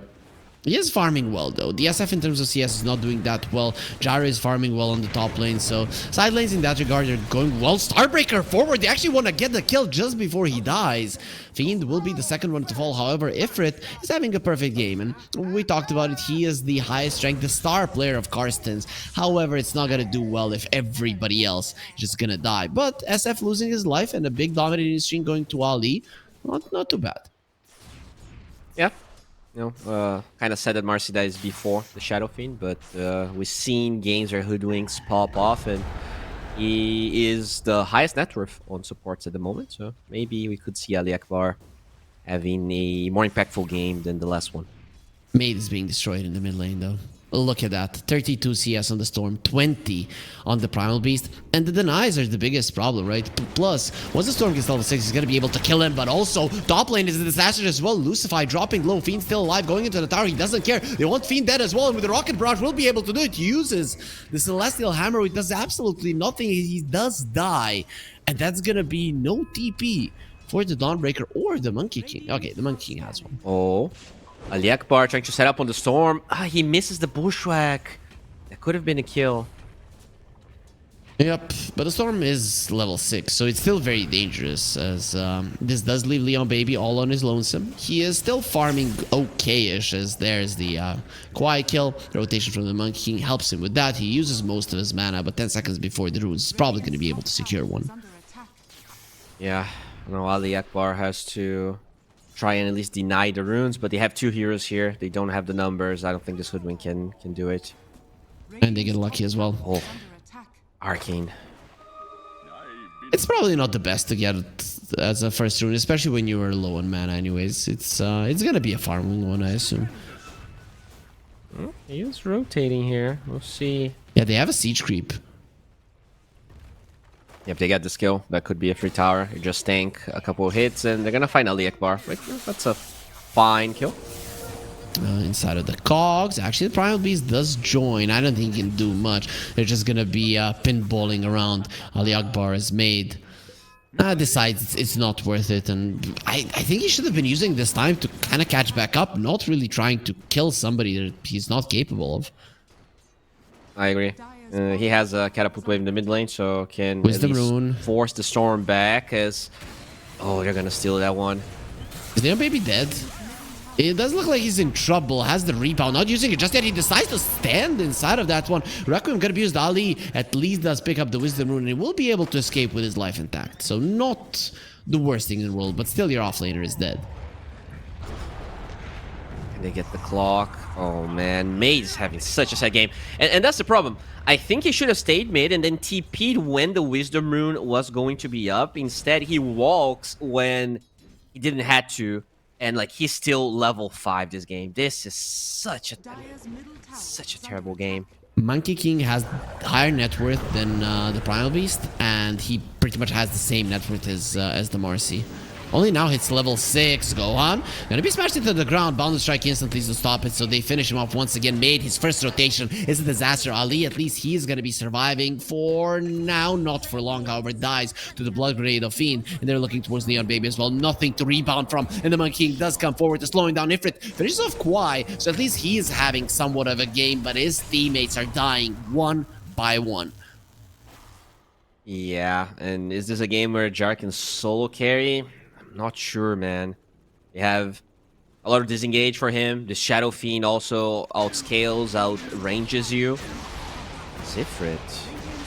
Interesting moves here. Yeah, he's gonna be showing himself. If he dies, that's a big disaster. Beautiful Bushwhack, however, will make that not a possibility currently. Dude, he's so farmed. He has 5.4k gold. He has a Crystallis Falcon Blade Treads minute 8. That's absurd how farmed he is. Yep, it really is. I mean, he's 1,000 gold ahead of the SF, who has been constantly killing the enemy offlane. He's 6-0-1. SF did die once. He also has 6 kills, however. Yeah. Honestly, I think at this stage, you should join fights under tower as this Gyro, but I don't think he should be moving to these fights. He should be scaling, trying to hit that Aghanim Scepter timing, because they're gonna need him in these fights. And I guess, you know, they do need him now. Dire's top tower But mostly because they think they're not playing for their timings as well as they should. The Monkey King gets found. Good Clown Blade. Taken out. Ifrit gets his 7th kill. He's wicked sick.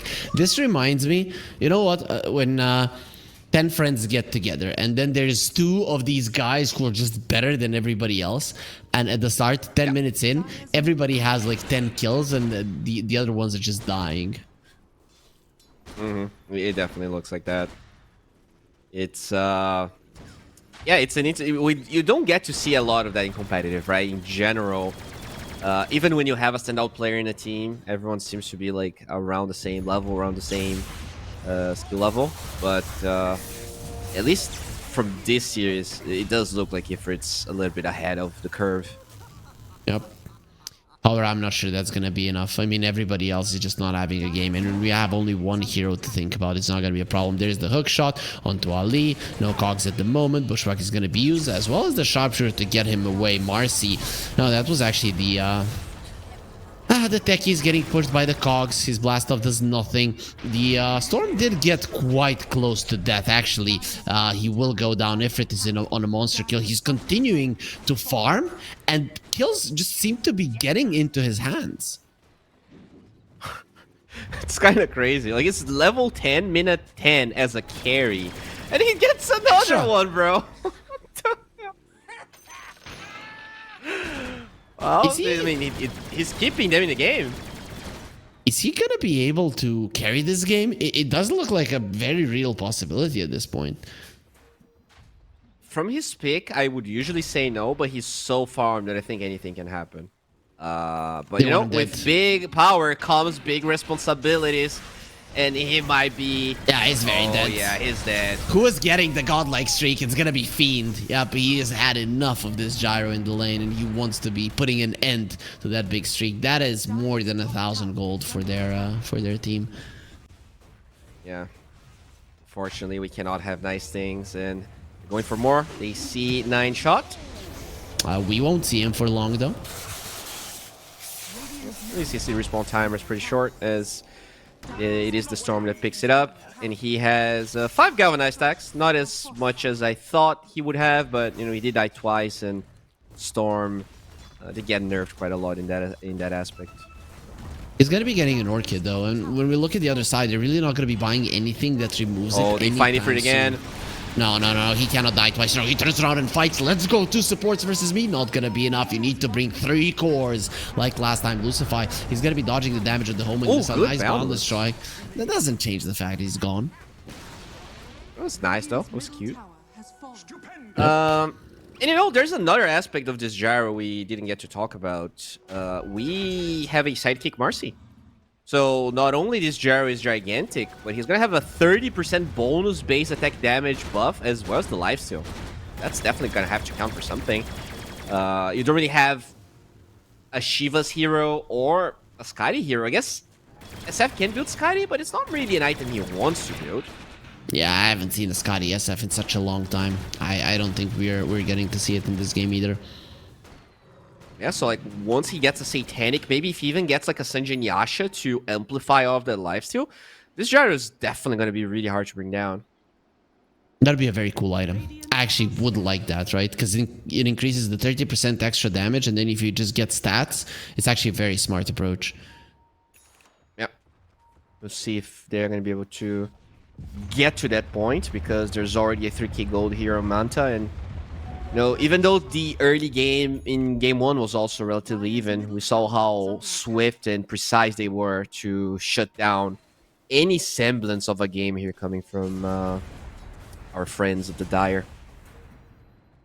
But the gyro is still at the top of the network chart by a huge margin. The problem is that the other two cores have 4k net worth. They're not even cores at this point. They're less than half his net worth. Yep. I think it's going to continue. Requiem going to be used. Multiple heroes. They will bring down Ali Akbar. There's the blast off trying to go for Peen. 9-shot will go down fairly soon. The gyro is inside of this fight, so you have to be careful. It does a ton of damage. They have the pipe, however, so that's going to be mitigating quite a lot of it. Storm dies on the high ground. Boundless Strike does connect. Gohan threatening with the raises. And he's just running forward inside of the Wukong's man. Let's see if he can win here. No, he cannot. It will be Gohan this time around that takes his life. And once more, he's going to be giving close to 1,000 gold. That acorn shot almost brings down the Dawnbreaker. Would have made this fight somewhat okay, but it is actually a 4-for-2 with the Hoodwink buying back. So another disaster for Carstensz. I'll say one thing, and I say that with a lot of love in my heart. I was not impressed with Minko Ali Akbar. He missed more than 50% of his bushwhacks this game. If he actually landed one key bushwhack in the end of that fight, I think the Gyrocopter kills 2 heroes and doesn't die. It's definitely... I especially also the Primal, right? The initiation for Mate, he went in with no vision. Sure, he, I guess, allows the Gyro to understand the fight better and position himself to do a lot of damage. But, like, these 2 other cores need to... like, you cannot have 4 supports in a core. Like, you need to have 2 cores that at least resemble a hero. Yep, they're not doing anything. Once they do get BKBs, it might be different. Marcy is closer than it is the case for Maid, but both of them are having a really bad time. And I mean, it's basically, this is what a strong farmed Marcy support would be like, literally.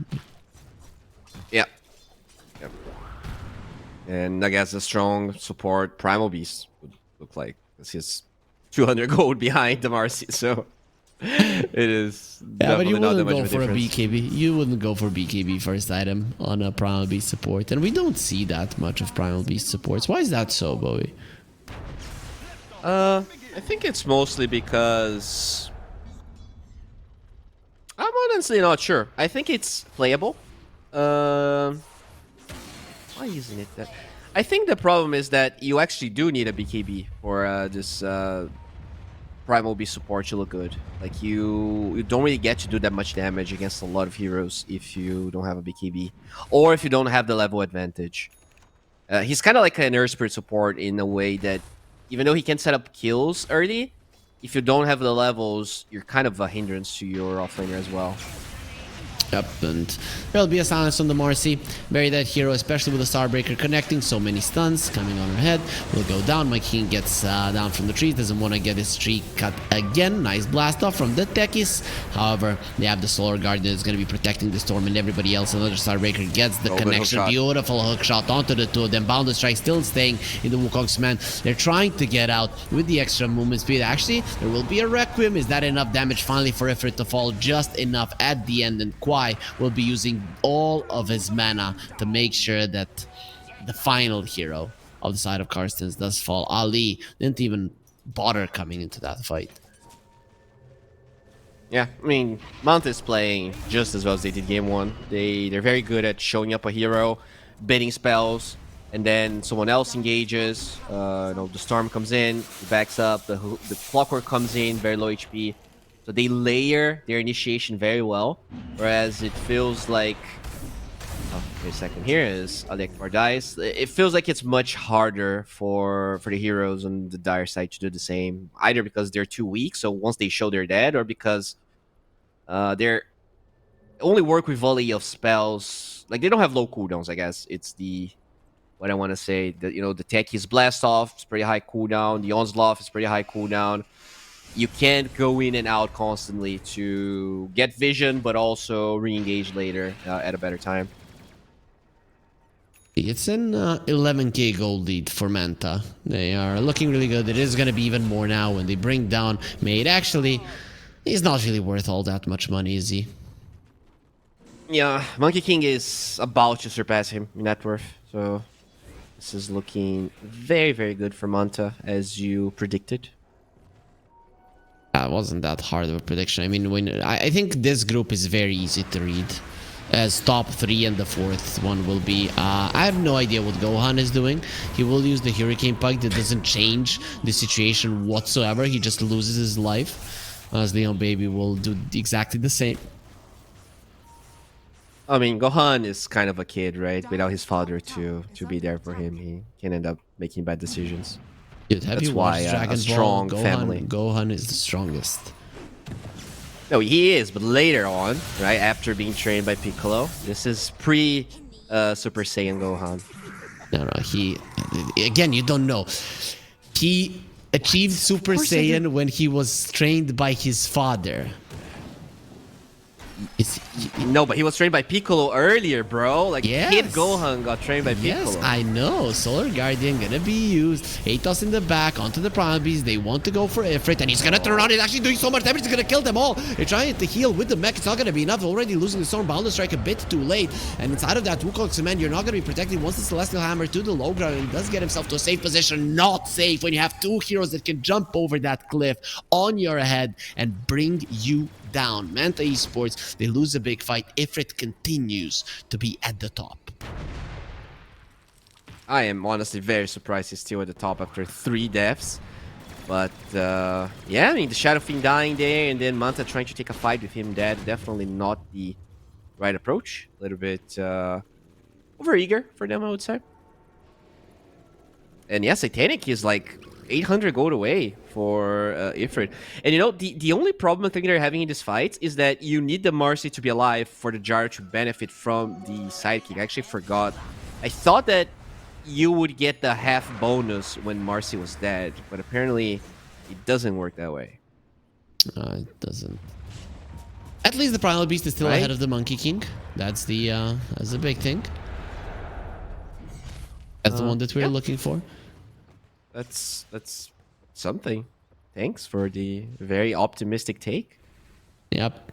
I mean, 9k gold lead in 20 minutes in, it's not insurmountable, but I mean, when I look at the movements of the two teams, Carstensz, they never get over the river. Even this Gyro, right? He's not leading any expeditions for his team to do well. Yeah, you're totally right. He's been joining fights when he can, but they have no plans whatsoever of leaving their side of the map for now. At least BKB is down on Marcy, so there's a possibility for Leon Baby to be doing damage without being interrupted. Made is honestly also kind of close to his BKB. I mean, this is a decent timing. If they try to force this too hard as Manta, these 2 BKBs minute 20 could be a hindrance for the Radiant. Let's see if they can make it happen. Made will get a second BKB. We'll see if they'll be able to utilize them properly. However, defending this tier 2 on the bottom lane is not going to be an option. They've taken down only 1 tower on Carstensz, which is the mid lane. That's very unusual. True. Very rarely happens.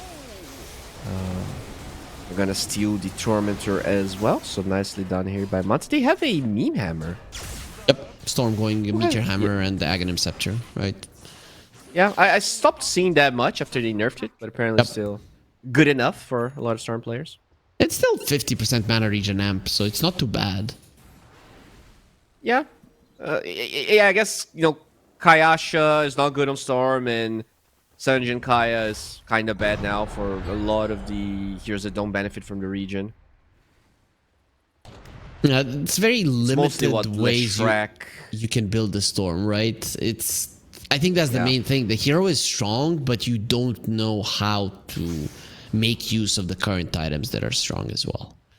Like, who else wants to buy Carstensz these days? I guess it's the Shrek and only the Shrek. Is there like another tanky lifesteal type hero? Maybe Necrophos. Sure, but I'd say Kayasha on the Necrophos is also pretty strong. It's weird, right? I don't know. Very rarely do we see that item go. Gohan is taking a lot of damage. He does have the Aegis and will instantly lose its Solar Guardian. They want to go for Kwai, but this is the guy with the Satanic. If you don't kill him from 100 to 0, you will lose this fight, and he does use the Satanic. This fight is over for you if you're Manta Esports. You have to run away. Ifrit is a little bit too strong. Gohan will get caught as well. Leon Baby is smashing him with the Unleash. This game, it doesn't look so easy any longer, to be honest. This Gyro is too powerful at the moment. He even turns around, want to get that kill. The Onslaught will push him away. They're like, man, leave something for us poor people. That was a really bad Solar Guardian, in my opinion, because when you're this Dawnbreaker that's all about the auras, I don't think you should wait for the second life to Solar Guardian. He took like pretty solid 3 or 4 seconds to try and save the Shadow Fiend. If the Pipe and the Crimson Guard were applied earlier on, they could have definitely turned that fight, and now we're in a situation where you're losing a lot of map control here. All of the momentum is gone. They only took 1 tier 2 tower out of that Aegis. This Gyro is definitely becoming an issue. Storm is going to get his Aghanim Scepter. So in terms of team fight, that's going to be a big deal. But I'm more and more convinced that this Gyro could solo carry the game. I mean, the sidekick is making him pretty much unkillable. Once you get the Daedalus, people are just going to drop like flies. Yeah, I mean, it's tough because if that fight had a Crimson Guard, I think he would be doing way less damage. But you cannot allow the network lead to disappear, or else, yes, I do agree that this Gyro could be in a position to solo carry, especially if they get second Aegis. But, you know, that's still 10 minutes away. Very curious to see how the next 10 minutes are going to unfold. Like, will they leave their base now? And if they leave their base, are they going to be able to play well in, you know, controlling area, not really going for weird dives or TPing away for a Storm that's split pushing and lose their position in the map? I think it's easy when Manta is the one doing the overextending, but yeah, they're going to have to kind of step it up from what they played in Game 1. They're at least getting these items. They actually stopped the Solar Guardian and are probably going to be bringing down Fiend. Nice Boundless Strike. Leipnir as well. Did he really just save the life to the Dawnbreaker? Now doesn't have the Celestial Hammer. He is quite tanky. It gets pulled back. Storm going to be turning around. He has the Aghanim Scepter, pulling them in. No more tower, however. No more TPs at all. Monkey King was doing a ton of damage. Not enough to bring down any relevant heroes. Good BKB to make sure the Requiem does not fear him as made. Was scared for his life. Not enough mana on Kwai to turn this fight around. He's actually going to go in, but the rebound does connect on him. Disposed as well. SF is standing his ground versus a Gyro. You can't do it. There will be a home. Oh, he gets stunned. Connect, and Gyro gets close. Onslaught actually not that great. It does more problems to the Gyro than it does to the SF. Ifrit got a double. The Golden is gone. Manta Esports are no longer in control. Those fights are so bad. Like, you lose, like, you're in no position to defend that tower. You have only one hero there. You TP one by one. You try to save a Dawnbreaker that's clearly dead, and yep, there we go. This game is slipping through Manta's hands quickly. Yep, they're not respecting. I did not expect this at all. Yeah. Like, I think in game number 1, sure, they did a bit of clowning on Manta, but this Gyro in such a better position to carry the game compared to the PA of game 1. Yep. The PA had a 16-minute battle fury. Really, nothing he could do about it. Plus, there was a Sven on the other side. Right now, if you look at it, the Gyro with the sidekick can 1 versus 5. Very dead Lucify. And that's the Monkey King that was... He had 8k net worth when the Primal Beast and the Marcy had 8k net worth. And now he has 7.5 and they have 13k on the Primal Beast. He's just been buying wards and dying over and over again. Manta still slightly favored to win. I don't know if I agree with this, man. At this point, for me, Carstensz are the ones in control. Once the Gyro gets a butterfly, I don't know how you kill him. Radiant's top tower is under attack. Radiant's top tower. Yeah, Bowie is speechless as well. I am. This game is... I just didn't expect this to turn around so quickly. And, I mean, I still am a little... I don't want to jump the train too quickly. But the game, like, this was, what, a 12, 13k goal net worth lead 5 minutes ago? Yep. And they have a pretty decent hero at sieging if they get the Aegis. So how will Manta play around all of this lead that has been acquired here? Will they be able to control Roshan? Will they force a mistake? Or are they... Look at Gyro's damage. 350 on him per hit. And he... And that's... Yeah, when the Marcy is nearby, yeah, that's so much damage. 30% bonus. It's insane. He's gonna have even more once the butterfly is done. Plus, I don't know how you kill him, right? There's no MKB. There's no big magical damage. Oh, How you kill the other ones? Even use the Solar Guardian. Not sure if that was necessary. Dire's courier has been killed. This SF, I mean, he will need an MKB, and he might need that Scotty that we talked about at the start of the game. He definitely needs it, and I think you have to get Shivas on Storm, which they will queue up on Queen now. But it does feel pretty late, and I can't help but feel like if he actually just went Shivas after the eggs, this would have been a much easier game. That lifesteal is so... It's so powerful, like, and you knew it was coming, right? He rushed this Satanic after the eggs, and you know they have a Marcy. I think they were a little bit too clowny with some of their item decisions. It's not clowny, but they didn't respect him. I think the not respect is really the right word. They did lose all of their outer towers. 5 minutes ago, they had 4 towers down and they only lost 1. There's the Guardian Greaves. Techies will survive because of it. Nice usage of the Hurricane Pike, but it's only to save himself. Who's saving the Lucify? BKB gonna be used by Maiden. The SF really does pack a punch, so this guy needs to be careful about what he does. There will be a buyback on the Monkey. He already lost 2 of your heroes. Aghanim Scepter from the Storm will make sure that Maid dies. Leon Baby is next on the menu. Gyro is late, and this is what happens when Ifrit is not part of this fight. He doesn't have a BKB, he has a Satanic. Now the question is, can he do it all alone, especially with the Monkey incoming? Leipnir will connect. There's the Requiem gonna be used. Bound to strike as well. Leipnir now gets used. There's the Satanic. He's not really gonna be taking all that much damage. They use the Pike, pushing him away. Kwai, you need to get away or the Side Gunner will kill you, and the Side Gunner will kill you. Gohan barely survives. 1 extra crit would have taken his life as well. He's just 1 versus 5. Does not care. You need to address this lifesteal, and it might not be fast enough to do so. In fact, they could even force buybacks. There's no buy on the Dawnbreaker, and Has been killed. I guess the Storm could dissuade them from going high ground, but it also means they might just get Aegis here. Look at how much he doesn't care. He's just allowing the SF to attack him, and he's just healing on the creeps. Hurricane Pike can abuse Manta to remove the Gleipnir. There will be a hook shot. Satanic is at the ready. Doesn't care. Turns around. Almost kills the Clockwork. And Sharpshooter actually does connect on him despite having that jetpack. He's not going to be able to fly away in time. Dude, are they getting 2 lanes here? They're getting whatever the hell they want because nobody can stop Ifrit. All right, it's been a while since I've seen a player carry a team single-handedly like this. Sure, a lot of this came down to Manta playing very poorly in the mid game, but you can't, like, look at the network disparity. It's still like almost twice as much as any other core in his team. Yep. He has twice as much as the Mars. He doesn't have twice as much as the Primal Beast, but I mean, he's kind of there.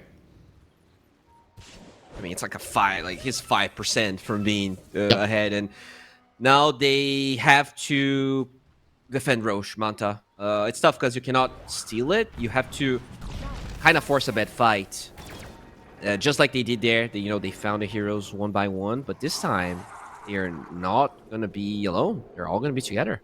Monkey is in a good position though. If he gets a good Wukong's command off, that's a big that Kwai is just gonna die. I have no idea what the hell he's doing right next to the Twin Gates. Just didn't risk, like, you know what's gonna happen. You know they want Roshan. That's all they need to close this game out, and it was during daytime, very close to the Twin Gates. They're even pinging out the tree, so they're aware that there could be a monkey in the vicinity. Oh, they got closest vision. tree they're gonna One of the destroy. flak cannons jumped to Lucify. They know he's there. Gonna be getting into the tree, jumps. Wait, what? He thought he What? was gonna steal it. Okay. He definitely thought that. Why did they even give the Aegis to the Gyro? I don't think he can die. I would have given it to somebody else, to be I honest. mean, he's the one that hits the buildings, right? Just even if everyone dies, but you get megas, you're fine. And the highest chance of getting megas is him living for the longest. Okay, I can get behind that. SF will have the... Is that a Daedalus that he's finishing, or did he just change his mind? No, yeah, he's finishing the Daedalus. This butterfly are not going through it. Okay, that is definitely not ideal from Makbar dying there, but I guess he did buy enough time for them to get a free tower.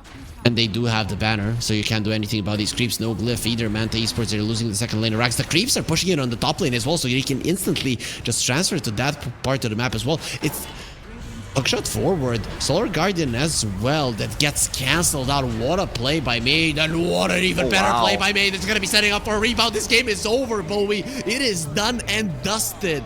And in that last fight, the two cores of Carstensz that were so far behind for the entirety of it showed some insane skill. Dude, that 4-man onslaught, like he blinks in, pulverizes one onslaught's 4 heroes. That was sick. That was was a great way to finish the game for Carstensz. I'll be honest, as much as I was trying to hype them up, I did not believe it was possible. But I think at the end of the day, Manta, they just did not respect Carstensz. I think they were very sloppy in the mid game. They thought they had it. They actually were I think they were like a 93% chance of winning at some point. And that's like 15 minutes into the game. That's very rare to see. But they misplayed 5, 6, 7 times, and unfortunately, or I guess fortunately for Carstensz, they get their first win of the game. Yep, that's gonna be Manta having 1 win now, Carstensz having one win. I would say that now we're not gonna have a single team with 0 wins in this group. I thought that Carstensz could be 1, because you mentioned the big MMR discrepancy between them and almost everybody else. But they're still a Dota team. You give them a chance, they will win. But we have 2 more games today: IHC versus TK and The Immortal versus Blind Owl Esports. Do you have a bit of a word about those games? Which one do you think is going to be closer? Which one do you think is going to be more fun? Who's your favorite for those 2? I think the best one's going to be IHC TK. As you said, the players from Neon now in a different team with a couple of changes. I think that one is definitely going to be a banger. 2 teams that are still in contention to possibly qualify IHC with this amount of points. Anyone that can get first place would be able to qualify, I believe. So yeah, you got to be watching out for that one. Yep. So that's what we're going to be doing. Bowie, that's it from you for today. We are going to be having a guest, somebody who wasn't supposed to cast the Regional Dota 2 Series Southeast Asia 4 with us, but DK Truman will be joining me for the second 2 series of the day. So we're going to be taking a half an hour break, and then we're going to be back with more Dota.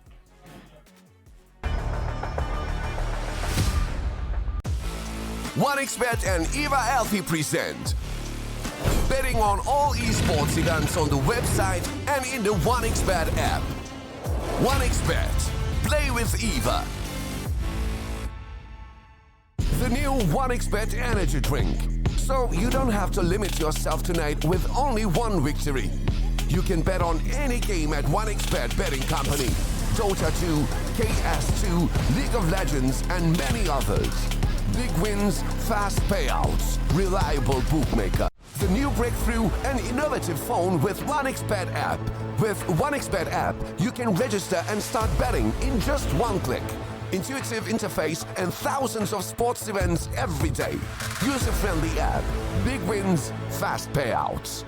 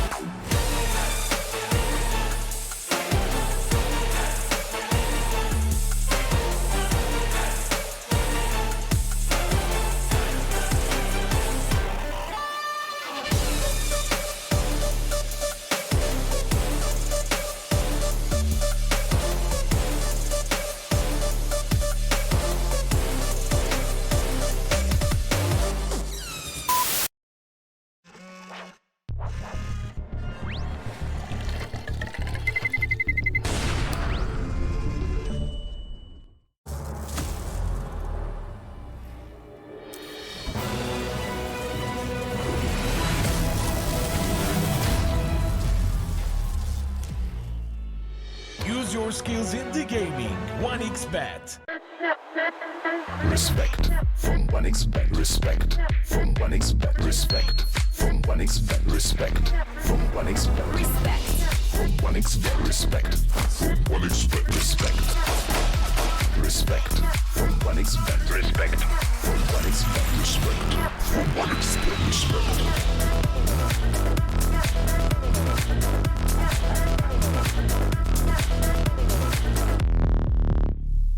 Hello, son. Hi, Mom.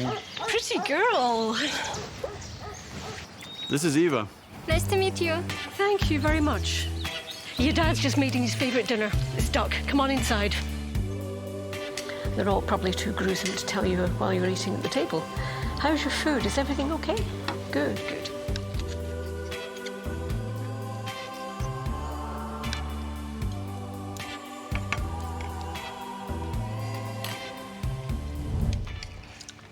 You seem to know each other.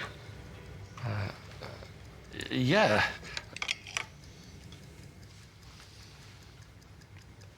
This is the new ambassador for 1xBet. Oh, I see.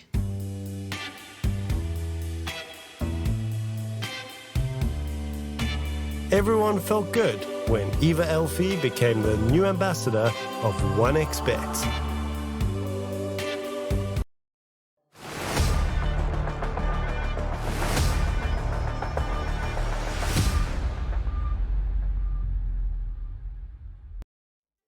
And we are back with the Regional Dota 2 series here with Harry and, well, our guest caster who you all guys all know quite well. He is, apart from our tournaments from time to time here, DK Truman. Welcome. It is a honor to have you here.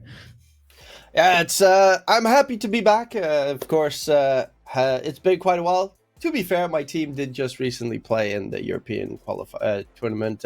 Got smacked a little bit, unfortunately. But I am looking forward towards the Southeast Asian region because there's a lot of new team names at the moment and slightly mixed stacks. And I'm looking forward to seeing what all these mixed stacks can bring to the table. Yeah, I'm liking when you said the new team names, and then you go in and it's the it's kind of the same players, some changes as well. We all know that Neon did dissolve, but that's why you have Team TK, right? Who are gonna be showing us what they got. I think this might be the fight for the top spot in the group, right? IHC is definitely always considered the top spot in most tournaments. Where of course we don't have the actual big dogs like Talon playing, but yeah, IHC, very scary team. Team TK, same story. Ex Neon, as you mentioned, Krishma Mangdaya, JG Castaway, of course, the South African player still running around in the Southeast Asian region. And yeah, I would probably say that these are your two top dogs. Maybe Blind Owl Esports can make a run for the top, but it's probably between these two teams. Do you have any? I've never asked Castaway. I actually have him in my friends. But do you have any idea maybe on the ping that he's playing from, or did he maybe relocate? I actually have no clue. Yeah, that's Snare probably knows him, so we'll have to send a message to Snare at one point. Ask away. Yep, I guess, and it would be. I guess it would be quite a lot of ping. We are in the lobby, so we could quickly see what's going on. We can do that as well. We can do that as well. But looking at the IHC, you mentioned whenever they're in a tournament, these guys are looking great, and I mean they're looking great as well in their pictures, right? Fortune Soul, Rams 11, Kishka Ace 12. Do you think these guys have what it takes to beat Team TK, right? Who right now you can maybe consider them a stack, right? Because they're new. Yeah. I would definitely say that they have the qualities to take their opponents out. It's always a little bit sad for me to see that 423 is not no longer with IHC, or at least is currently on inactive. But looking forward to seeing what this Rams player can do, because it's one Indonesian in a roster filled with Mongolians. So, how is that communication going around? I don't actually know the language differences in the region as well. I guess we always have English, right? You and me, we are from different countries, we speak different languages, but the English language is something that's well known, I'd say, in Southeast Asia as well. We're going to be looking at TK before we move on to the draft. Krish, Bamangda, JG, Rodion, and Castaway. You did mention these guys. They really are no pushovers, but you did mention 423. 423 is playing in this tournament. It's just that he's playing on Team Tough. He wants to go to the LAN, or he's already qualified to the LAN in Belgrade with Team Tough. Okay, that's actually pretty nice, because I am a big fan of 423. Always have been. Same for Krish. I like this team. TK is full international. They got Krish, who's Indian, Mamangdaya, who is Indonesian. Then they've got a JG from the Philippines, Rodion from Malaysia, and Castaway from South Africa. They are all over the place, which means they are definitely going to be sticking to the English language. Otherwise, there's no possibility for them to play. There might be another language that they know. Who knows? Maybe they communicate in French. It did be a diplomatic language, right? I mean, maybe it still officially is. I'm not quite sure. According to the French, it probably is, but not to. Okay. Not to the rest of the people, not really. So Jakira got to be picked up. How much? I've seen you playing Dota a bit. How have you been liking the new patch, the facets? Now the new and improved patch with the facets. Any thoughts? Honestly, the patch change did not change too much. Like Sven is still one of the strongest position 5 heroes in pubs, at least. It has an insane win rate. Jakiro, Hoodwink, like those heroes didn't change that much. They're still there. They're still pretty active. Yeah, this patch, I don't know. I do like that they focused a little bit more on reducing the strength heroes, but I still think that strength heroes are too strong. If you go for a tri-core strength lineup, it's not surprising that you might just be able to overwhelm your opponents. The HP values are too high. So, at one point in time, DK Truman told me that my profile in Dota was not fun, not creative, disappointing even. And now I go into yours, and you just have a Sven there with a ward and with a courier. I thought that your profile. I think did I? Oh yeah, no. My profile, my big profile is boring. My small profile has a wiener dog there, which is kind of nice. I still need to work on my big profile, but yours was even more boring. Just gotta throw that out there. Was more boring. Exactly. I agree. I'm very proud of that. I actually no, it's not more. I have a bounty hunter with the red panda and the three-eyed ward. Right? No, mine is better. I'm gonna good job. Good job. After this series, today, I am going to work on my profile and make it beautiful just for you. Yep. We can put a bit of a nice little bow tie in our hair, on our heads as well. That wasn't intentional. That wasn't intentional, as there will be a Pango picked up by IHC. Yeah, Bangalore, it gets played off lane these days a little bit more than it did previously, because they like to flex it around. And you normally need to get Grimstroke, for instance. I was thinking either Grimstroke or Beastmaster tends to be the case for the Pangolier. But Grimstroke plus Doom, Soulbind, Doom, easy setup. Doom rarely loses lane as well. So it's a good first couple of picks here for Team TK that counter at least the Pangolier heavily. Whenever I've seen a team focus on getting the double Doom, they have lost team fights, because you're like, oh, I'm gonna wait for the Soulbind. Wait, and then you use the Soulbind. The Doom comes out too late. It might be a double Doom, but you already lost a hero or two, and then you lose the fight. So unless they get some other initiation, I'd still be okay with Doom buying a blink, jumping in and dooming someone at the start. It's just still one of the best ways to start the fight in general. Oh yeah, 100%. You see it too many times where either the Grimstroke gets jumped first because he doesn't have a blink, he's underfarmed, and or the Doom, he sees the target, he sees the Pangolier walking, and he's like, Soulbind him so I can throw a double Doom. But then it's all a bit too late. In this case, Doom doesn't necessarily have to Doom the Pangolier. Normally you would, because it's the best counter, but in case he finds, I don't know what the other core is going to be. Ursa's kind of hard to Doom because of Enrage. But if you have another target, throw the Doom on that. The moment Pangolier uses Rolling Thunder, you throw Soulbind on him, and then you have both the enemy cores countered. And that's a really good way to make it work. It's also kind of, you could use it as a sort of bait where they expect you to go for the double Doom play.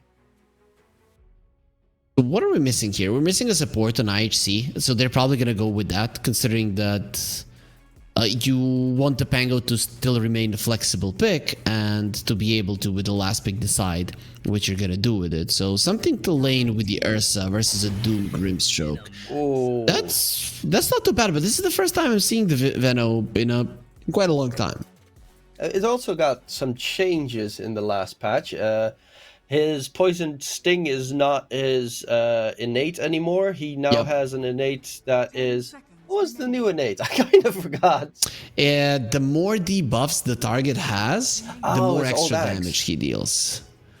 His Ags, which still makes no sense that it's his Ags, but now his Ags, I think, doubles it or something in value of the debuff auto attack damage that it deals. I still find that weird that they're trying to make Fenno a right clicker.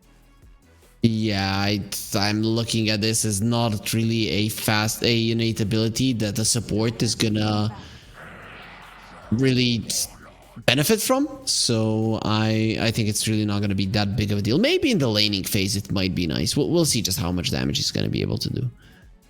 Earlier Ras could always be a good tool. You are playing against Grimstroke Doom. They are pretty fast with the Inkswell and the Scorched Earth. But getting Venomous Guild plus an Ursa jumping on top of you, this is such a painful lane to play against. This is so troll. This is a good Aghanim Scepter troll game. Really, when you look at it, it isn't self-apparent instantly, but removing the shield crash shield, the overpower of the Ursa, and all of the debuffs from the Veno from yourself, it's actually quite nice. Of course, you're gonna have the Grimstroke to do that, most of that as well. At least when it comes to defensive capability. This is a pretty good troll pick. Though every single time I want to see a Gleipnir or a Battle Fury before the Ags. I just don't see the Ags as the best first item. It helps you farm. And I see a lot of people going for it. But for me, there's just some games where it doesn't need to be done. And this feels like one of them. The Gleipnir is just, for me, still the top item. I think most of the time Gleipnir, yeah. Battle Fury in specific cases where you need to outfarm your opponent's core, I would say. Or if you're up against like heavy illusion-based heroes. I do like Ags. I don't know if I necessarily like Ags first item, as you mentioned. But in this case, even having like it's 4-second cooldown on the axis, so constantly being able to get that evasion going against Ursa is always going to be a big plus. But Gleipnir tends to be, especially if you get a decently timed shard, which is something a lot of trolls forget. They're like, oh, I can get shard for free from Tormentor number 7. Instead of just getting a quick shard, makes it rather problematic because it's a ton of damage, the troll shard. So yesterday I actually played an offlane Pango versus a troll Jakiro. That's actually a nasty lane to play into, but Pango is gonna do better than most. They ban out the SF, pick a Primal Beast. I'm fine with this. I see yesterday they played a Storm. I see no reason not to pick a Storm here either, right? It does look pretty good with win the lane. Playing against Primal Beast mid's always a bit dangerous. On the other hand, Primal hates getting hit by Venomancer's ulti, because he kind of walks at a snail's pace at that point. But yeah, Team TK, it's not necessarily triple strength, but I count Troll as a strength anyway, because he just, he's got 2 lives and builds into very sustainable build with Satanic later down the line. He's not a strength hero, but I don't care, right? So it's still to make a point. Yeah, I get it.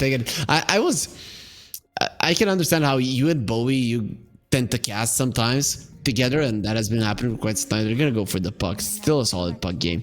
And he also is very much afraid of the Primal Beast in the mid lane. And then last game, when we were casting the game before this, there was a Storm mid versus a Primal Beast. The Storm annihilated him, right? He completely demolished the Primal Beast, and I'm kind of not surprised that you have the same opinion of the Primal Beast. Bo was thinking, yo, there's a chance he can kill him. Chance to kill the puck, though, that's a little bit too tough. Yeah, but that's the thing with every puck. One mistake, you're dead. That's just the way the hero works. If you play it well, you should very rarely to never die on a puck in the mid lane. But the big problem with the Primal Beast also, he's got pretty high auto attack damage, so can easily clear out creeps and deny creeps against Buck, who has a rather weak attack animation, especially that. So I'm kind of liking Team TK's lineup here. You know, Doom the Puck, Soulbind the Pangolier. Yes, Ursa's annoying. And honestly, I think ultra late game Ursa even beats Troll Warlord. I've seen like the weird, you know, 7-slotted versus each other. But that's in a perfect scenario.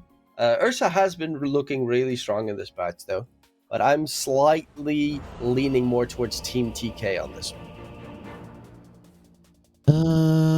I think I agree with you, right? Because probably is good versus the Pango. It's gonna lane relatively well versus the puck. Any tanky hero does that as well.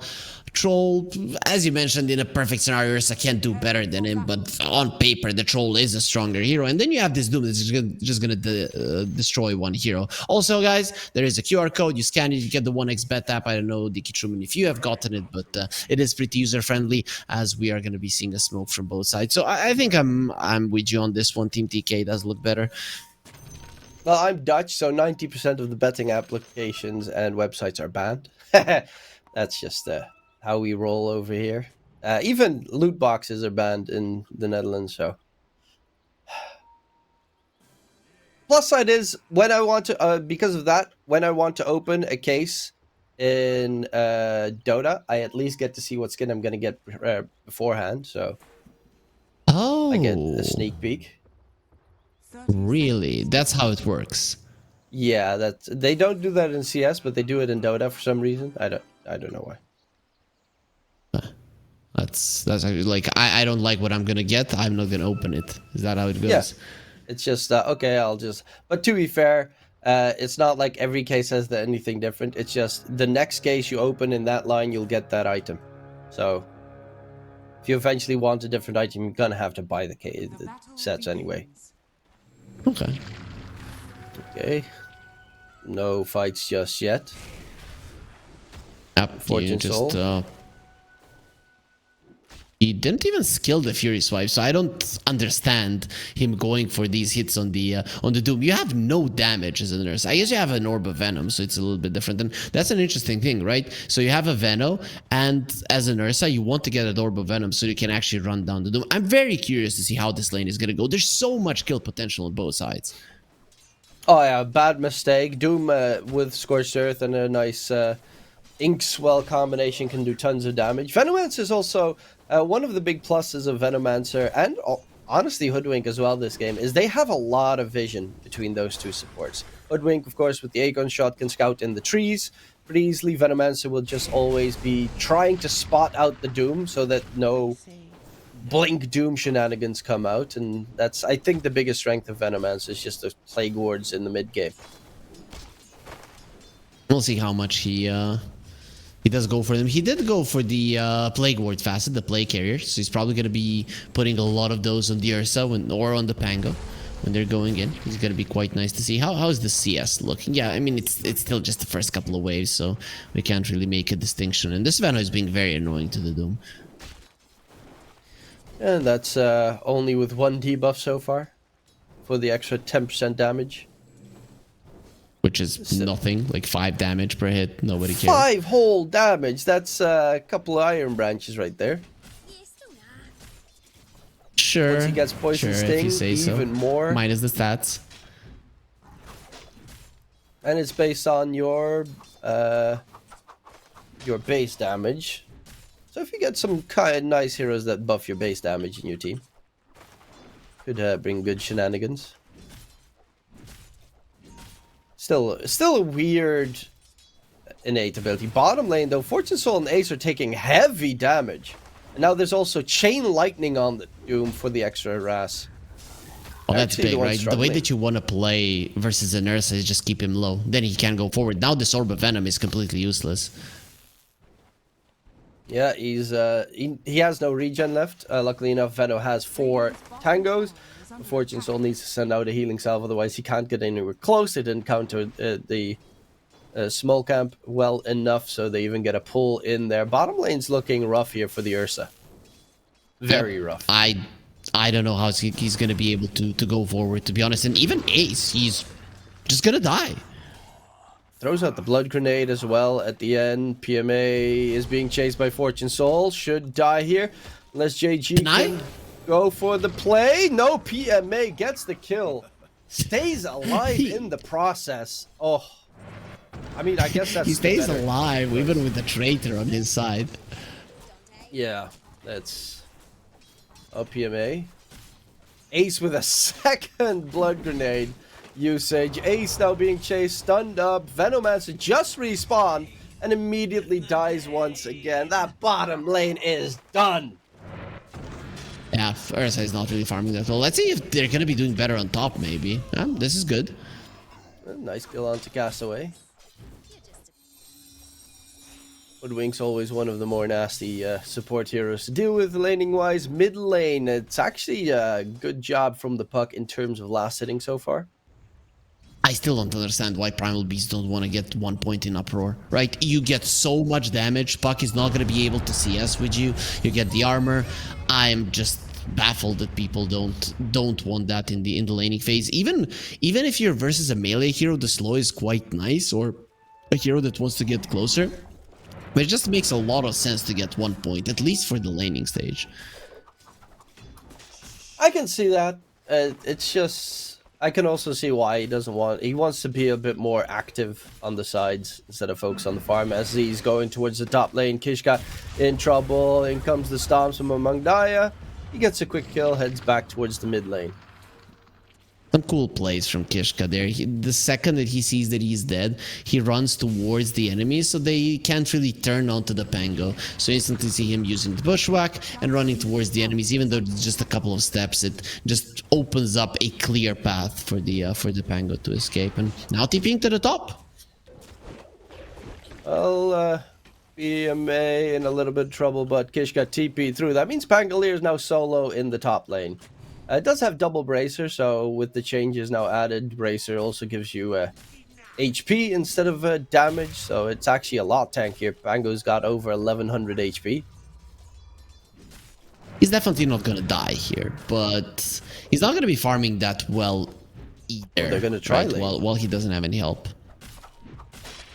Castaway does need to be a bit careful of his position. Kishka is actually going the opposite direction. Fortune Soul being chased down is going to get slowed. They get the kill onto the Veno. Kishka will get a counter kill onto PMA. While Castaway is still trying to chase after Fortune Soul. Won't be able to chase him down. And Kishka will still try to disengage through the trees. Runs away. There's an Observer Ward, but... He has sticks and Healing Lotus, so it's not that easy to bring down. But you saw how much damage the Doom did to this Hoodwink. It's actually insane. Yeah. That courier gave away where Kishka was. That was an oopsie daisy right there. They saw it with the Observer Ward. He didn't know about the ward, I think, so... Veno! Not again. Just don't go to bot anymore. Working out. I guess Veno Pulse 5 in your pubs works just as well in pro matches.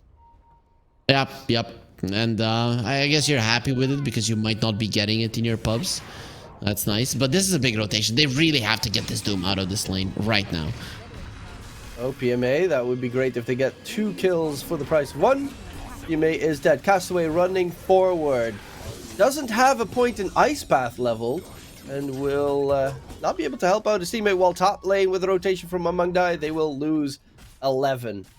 So that means Stroll gets a little bit more free time in the top lane. And there's even a grab for the experience rune coming here from Among Dai. That's going to be double XP. Pretty big. Puck is coming. Can he stop him? I don't think he can. And Puck needs to be careful as well because he has no mana left. He just TP'd to that area as well. A bottle refill. Mamangdaya will just disengage because there's no way they can hold him in place. I don't know if you've been noticing, but the Grimstroke actually went for the fine art facet. I didn't see him curve until later on, but we have been seeing the Stroke of Fate actually doing mass amounts of damage in the lane, and this is one of the reasons why that's the case. He's maxing it out, and it's no joke. Yeah, I haven't seen that one being played just yet, because the Inkswell being able to decide when you end it is just good value. JG, in the meantime, bottom lane, drops the Doom onto Ace.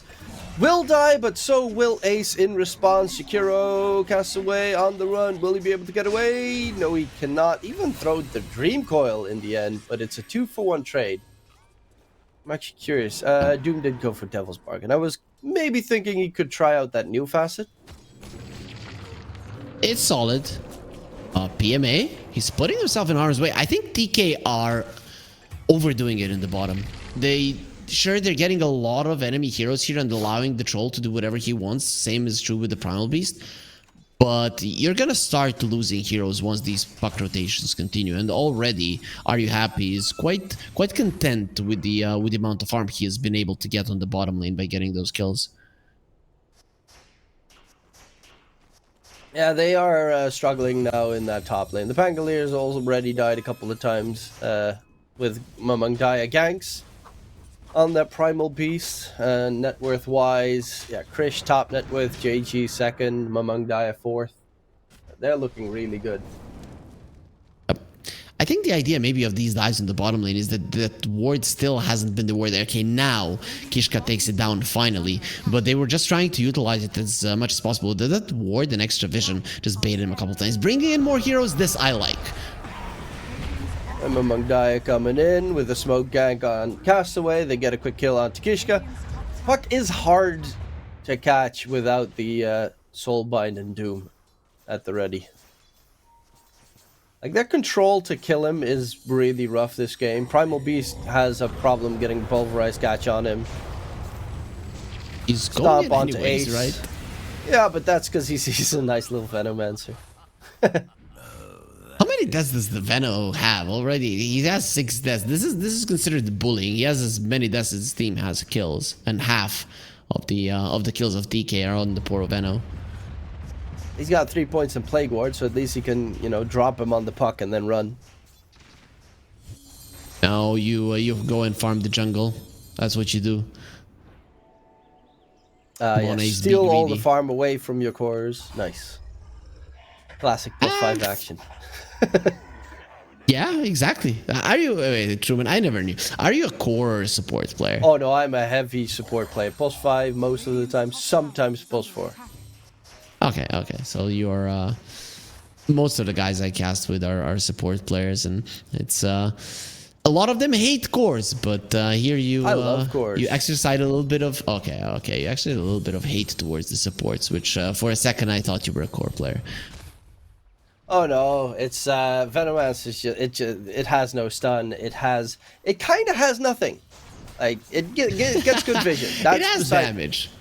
It has okay damage. I honestly, with the other facet, I think it's great because the other facet helps you at least slow the enemy down for quite some time. This facet feels like a gimmick. Oof, Are You Happy almost gets smacked in mid by Mamangdaya. Yep. Without Kishka, he would have been dead.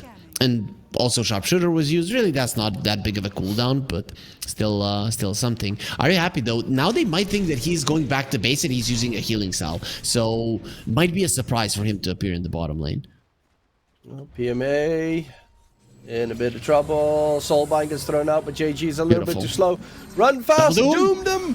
Double doom. It does not only connect on the one because the puck can dodge it with the phase shift. I hate phase shift. Okay, that spell I just despise. Especially because when Grimstroke throws out Phantom's Embrace, it also just vanishes. Stuff like that. Yeah, I mean, the same happens to when it's Invis and stuff. And Puck, he gets out of reality. There's the coil.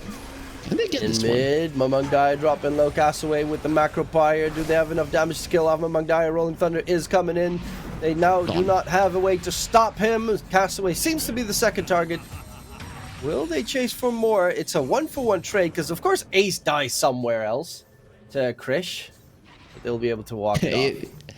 In the same place, he just found an angle through the river to get on top of him and beat him up.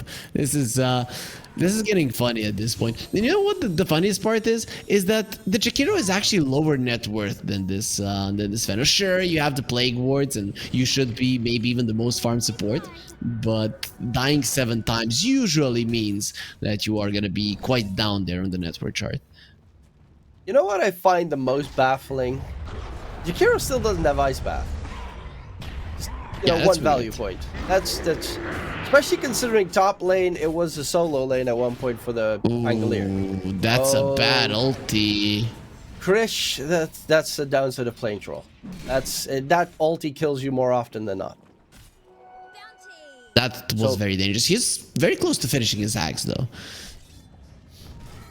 Is getting it delivered momentarily.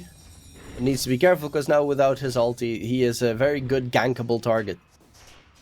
Luckily enough, especially when you're half HP. Yeah, he should be. So fine. let's Don't see. think they're chasing.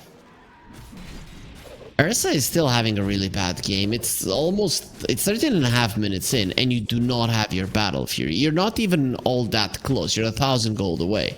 So you're gonna need at least 2 more minutes, which will allow the troll with the axe to create even more of a difference between you. And then he's going to be able to purge off your overpower even once you do come to the fight. So things are looking scary for IHC right now.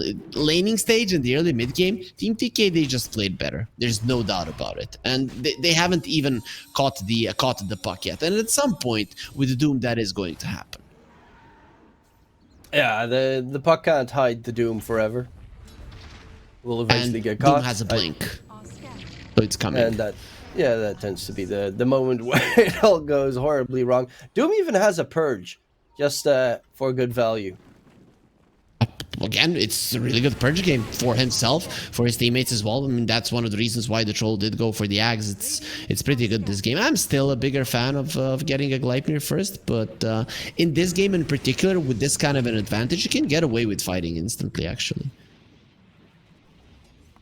And also the constant, almost 24% uptime on the 60% miss chance is just so good value.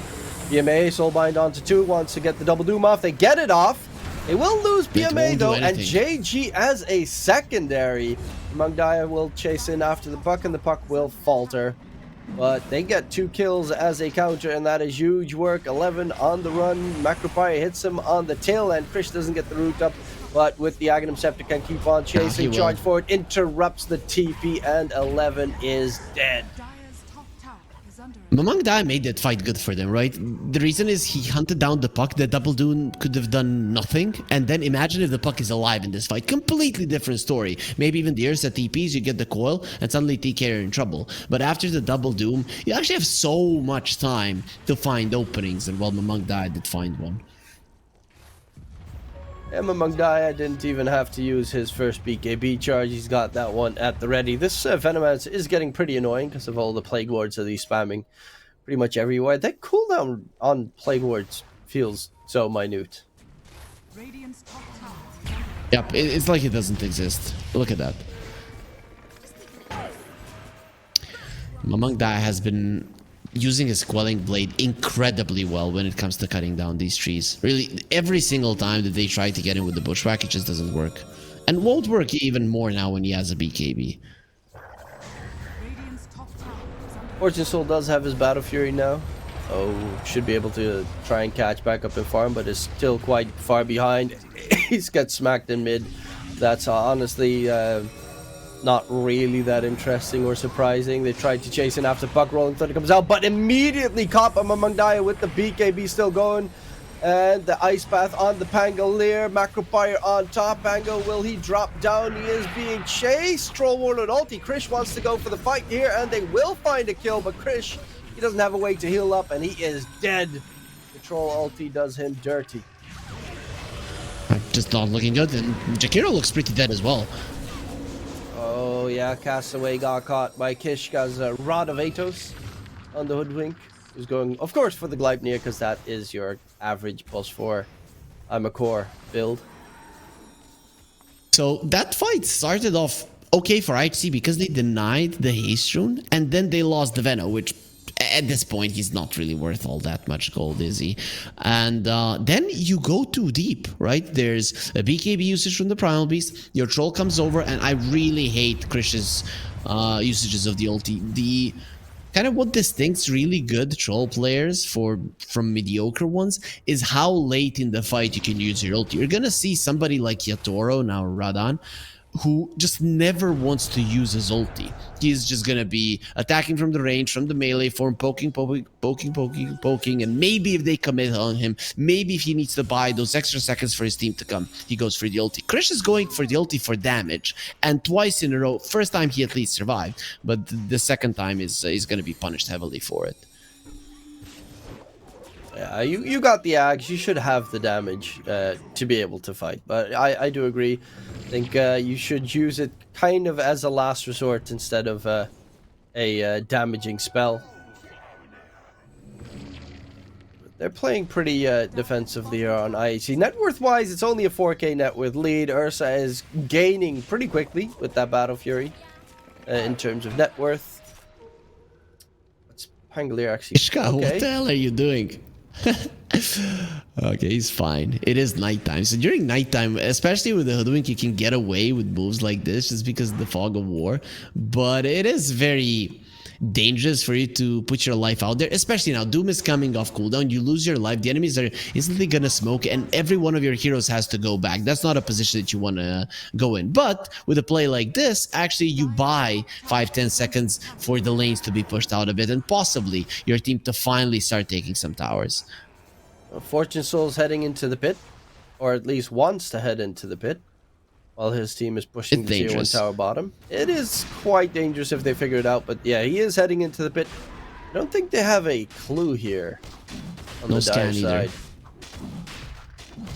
Yeah, that should be a free first age of the game. Pretty big. You're 6k gold behind. Not only are you getting it, sure, Salena, but you're taking it away from Team TK, who with the troll would have been able to claim it and then start even pressuring the tier 2s with the first Aegis. With this, you've bought yourself time to get this game under control. And if the gold lead remains 5k for the next 5 minutes, it's really not going to be that big of a deal. At this point, it still is a very sizable lead for TK, but at 25-30 minutes into the game, the 5-6k don't mean nothing. No, Mamangdaya in mid. Gets caught. Still has a BKB to use in case it's needed. Dream Coil needs to quickly charge out of there, because otherwise he is dead. He'll take tons of damage. He's going for the Ags next, so that's going to be pretty huge in the next team fights against Lucky Shot, against Fury Swipes. Oh, Ars is getting beat up. He needs help. There's still a Battle Trance available for Krish. No ulti on the Ursa. Krish is on the run. Soulbind, perfectly done. Double Doom thrown out as well. Macropire, the Pangolier, and the Ursa are keeping each other in check, and the kill comes through for Krish, but he doesn't pop the Battle Trance and will lose his life. Charging in for more. It's Ace, of course, that's going to be left behind and stomped up by Mamangdaya. But a great job so far. Are you happy on the puck? Trying to disengage, chased by JG. He doesn't really have any catch. So the puck is, for him, really hard to control. Yep, they can't do anything. That was a situation where I would have been okay with the troll using his ulti, but unfortunately he got silenced up just in time. I think he's going to be regretting this Yasha of his. Either way, he's the one who set it all up, so we can't really say anything about Krish. He's the one who beat up the Ursa, popped his Aegis, baited in the entirety of IHC to come over for a fight, and then from that point onward it was just easy. I've seen so far a couple of double dooms working this game for TK. Yep, it's a little bit good positioning from the Grimstroke overall. He's also got the Aether Lens, so he's got the range to be able to even do that. And JG with the Blink Dagger will be able to follow up pretty quickly. The only one that's kind of still a pain to control is that puck. And at some point you're gonna find the solution to that. Either you're gonna buy an Orchid, or late game you're gonna have some hexes. A puck is preparing for that option, as he does want to Linkens. You don't want to wait for an Orchid or something and then and then just have to buy Yules. No, you get a Lincoln's and you're fine, right? Plus, you're going to be benefiting from the stats. The puck right clicks are no joke. I will have to still test out a couple of things because there were a lot of changes in the last patch in terms of like Lotus and Lincolns and what they block and how they block. But I still have no clue exactly how it works. It felt like it was a buff to Linkus/Lotus Radiant's middle tower in a bunch of instances, but I think it's like Snowball now. If you snowball someone with Lincolns, like it pops the Lincolns immediately, so you don't turn into a snowball, that sort of thing. Yep. It's weird. That can be very annoying. But overall in this game, I don't think it matters, really. It's not really going to be changing much. Grimstroke, jump in. Angolier gets doomed up. Pulverize as well. Macropie, 3 ultis used here. And the Pangolier will die. Soulbind onto 2. The supports are in trouble. Kishka, oh, this is a deep chase by Mamangdaya. Gets hit by the Rod of Angels. This is great. Nice. Ice Bath. Will it keep Mamangdaya alive? No, it will not. 6 kill streak picked up by Kishka. Of course, supports are the best. They'll quickly disengage on TK. They went pretty deep for that one, and honestly, that hurt them significantly considering they used everything beforehand. I think TK are trying to test the limits of their lineup. They're still kind of new playing together, even though most of these players have played together at some point, and you have the remnants of Neon on their side, but they're going a little bit too aggressive. It's one of those situations when you think, how far can we go and get better while doing it? They probably feel, and I think I feel it as well, that they are better than IHC at this point in time, and that they can get away with plays like this. But you always have to be careful. Way too many of those can lose you the game. We saw it with Manta Esports in the previous series, losing to a team that's significantly weaker than them just because they allowed the enemy carry to be farmed, right? This is something that TK could do as well if they're not careful. But BKB on the troll, I think that changes quite a lot. At this point, Krish dying inside of a fight, it's gonna be impossible in the next couple of minutes unless you make a big mistake. Yeah, it's a little bit problematic. As is Krish right now, he is just straight up dead. He has a BKB. Great job by Kishka, but should have been able to pop the BKB there. He died because he was silenced. And it was very smart that they only sent the puck forward, right? So they sent the puck forward, and he couldn't do much because of that. Even if you BKB ulti, you're just going to be standing in place or maybe chasing the puck a little bit too far. Mamangdaya wants to go in. His entire team still needs to get there. Mamangdaya charging out of there. Ice Bath holds them in place. Rolling Thunder is not going to connect with the Dream Coil onto 2. On the side, Doom on the puck. Can they get the kill? JG pops the BKB. They should be able to get the puck kill, and he will alter. In the meantime, Fortune Soul with the BKB charge onto Castaway will find a kill in for the IHC side. Kishka is going to get surrounded. Mamangdaya is still alive and kicking. And the plus side of having a Primal, his Pulverize is back off cooldown, so you have to be careful. Yeah, most of the fights, it was Mamangdaya overextending and then punishing it for it. This time, it looked like he overextended with the Aghanim Scepter, breaking the Ursa. It doesn't really do that much damage. Breaking the Pango, he doesn't do that much damage either. And then it was IHC that were baited into an overextension. They killed the troll, and here they thought they could get so much more. In the end, getting the tower is nice, but you lose the puck, and the more times this puck dies is a bigger problem. Yes, Ursa is your carry, but the puck is the one who needs to not only get them there, but help him in the later portions of the game so that Fortune Soul can do the damage and even contribute to finishing off of heroes.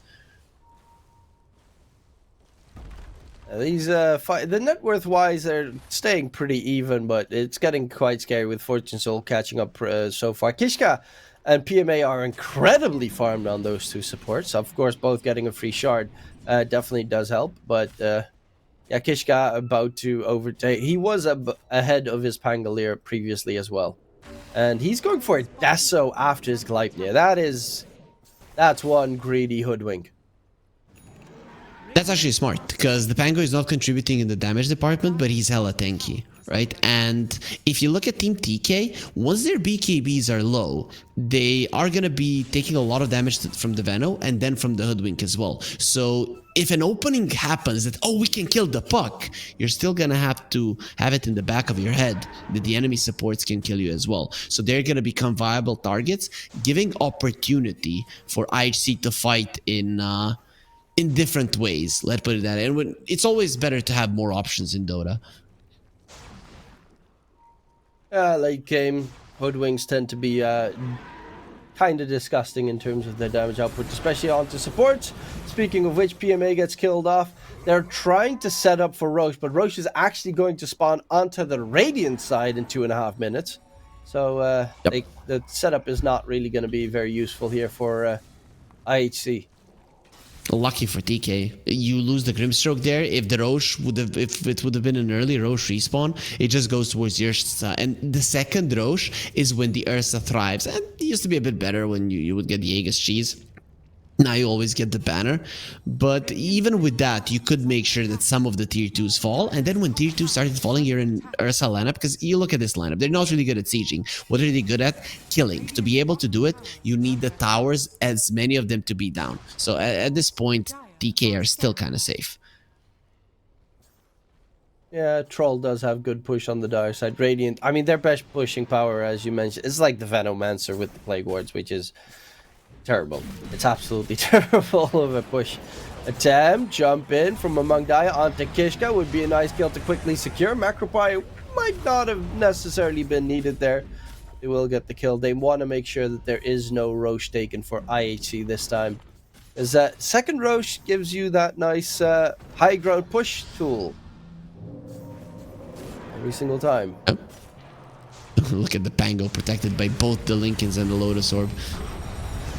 Mangdaya, though, still charging forward.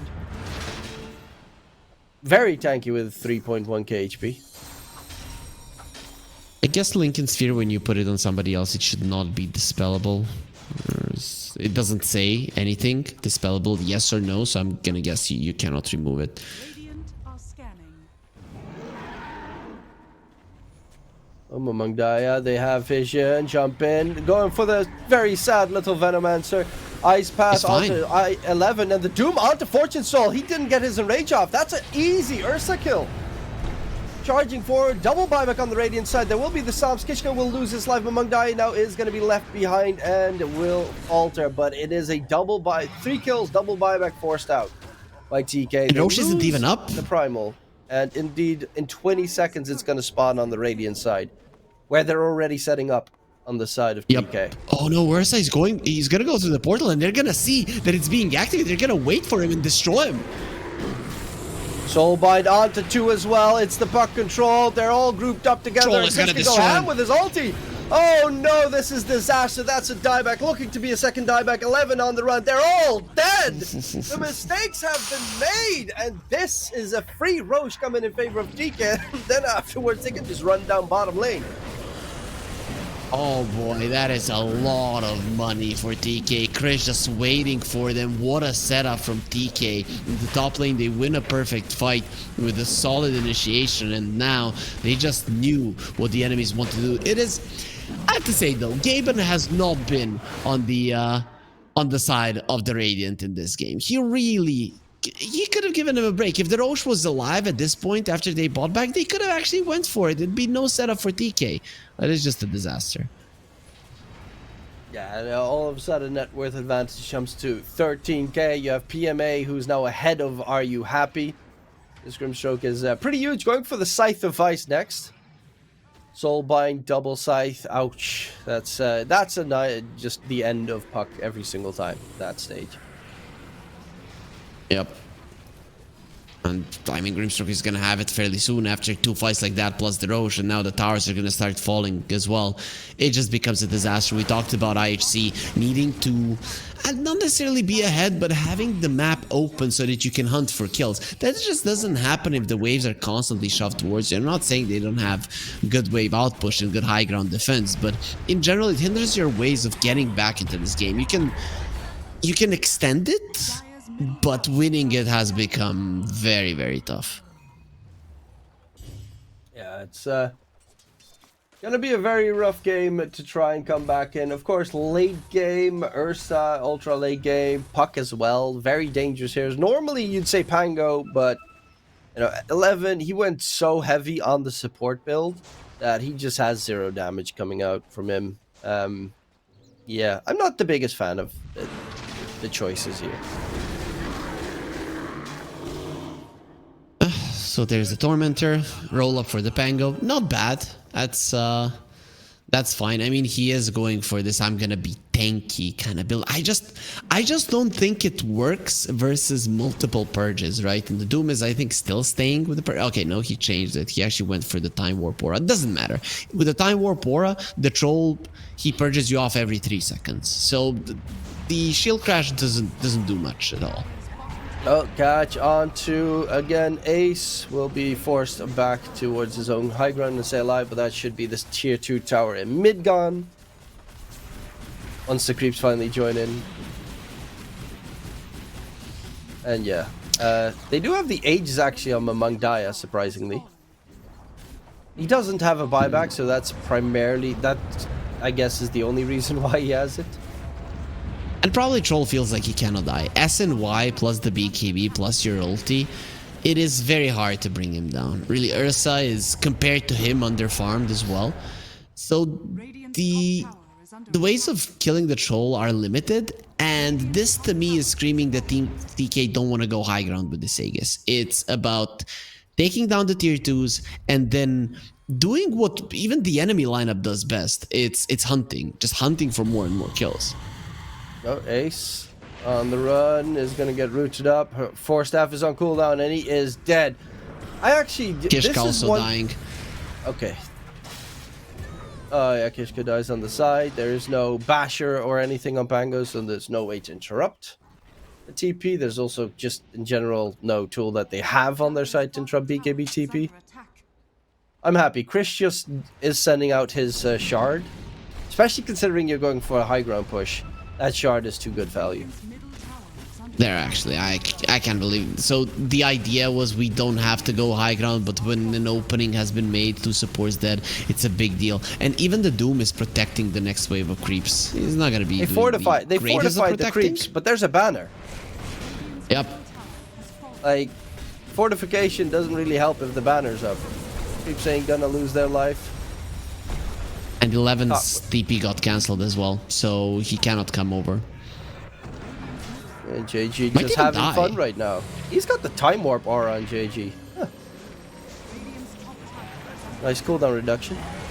While there's a big fight coming out on the Radiant base, Kishka is quickly taken care of. No buyback available on Hoodwink. He's lacking 600 gold. 11 can't even use the Rolling Thunder. Look at that. He's so sad.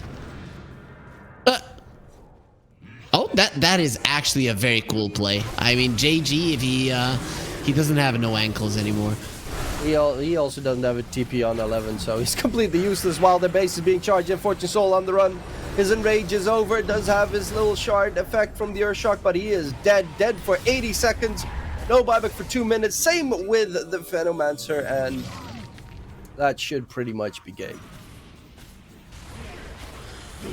Yeah, it does look like TK have done it here in game 1. I mean, they've overextended a couple of times, but they're cleaner than yesterday, and this is something that I like, because if they win this tournament, they are going to land. Well, they're looking really well so far. Radiant are scanning. Dream Coil onto Castaway, Jakiro. Oh, so much damage, but the Glimmer keeps him alive. There's no Aghanim Scepter yet on the puck, so no right-click shenanigans. JG, doomed up. Sorry, the Doom's up 11, and the Pangolier is going. A lot of damage in response from Kishka, though, with that Deso. Well, it's still not gonna be enough, right? This time around, the Doom wasn't messing around. He had his ulti, he wants to kill the Pango. Last time their fight was like 2 minutes long, maybe even longer. And this time around, it's just gonna be 5 seconds. The JG needs to bring down the Pango. Doom now has that Time Warp Aura and an Octarine Core for all that beautiful cooldown reduction on Doom.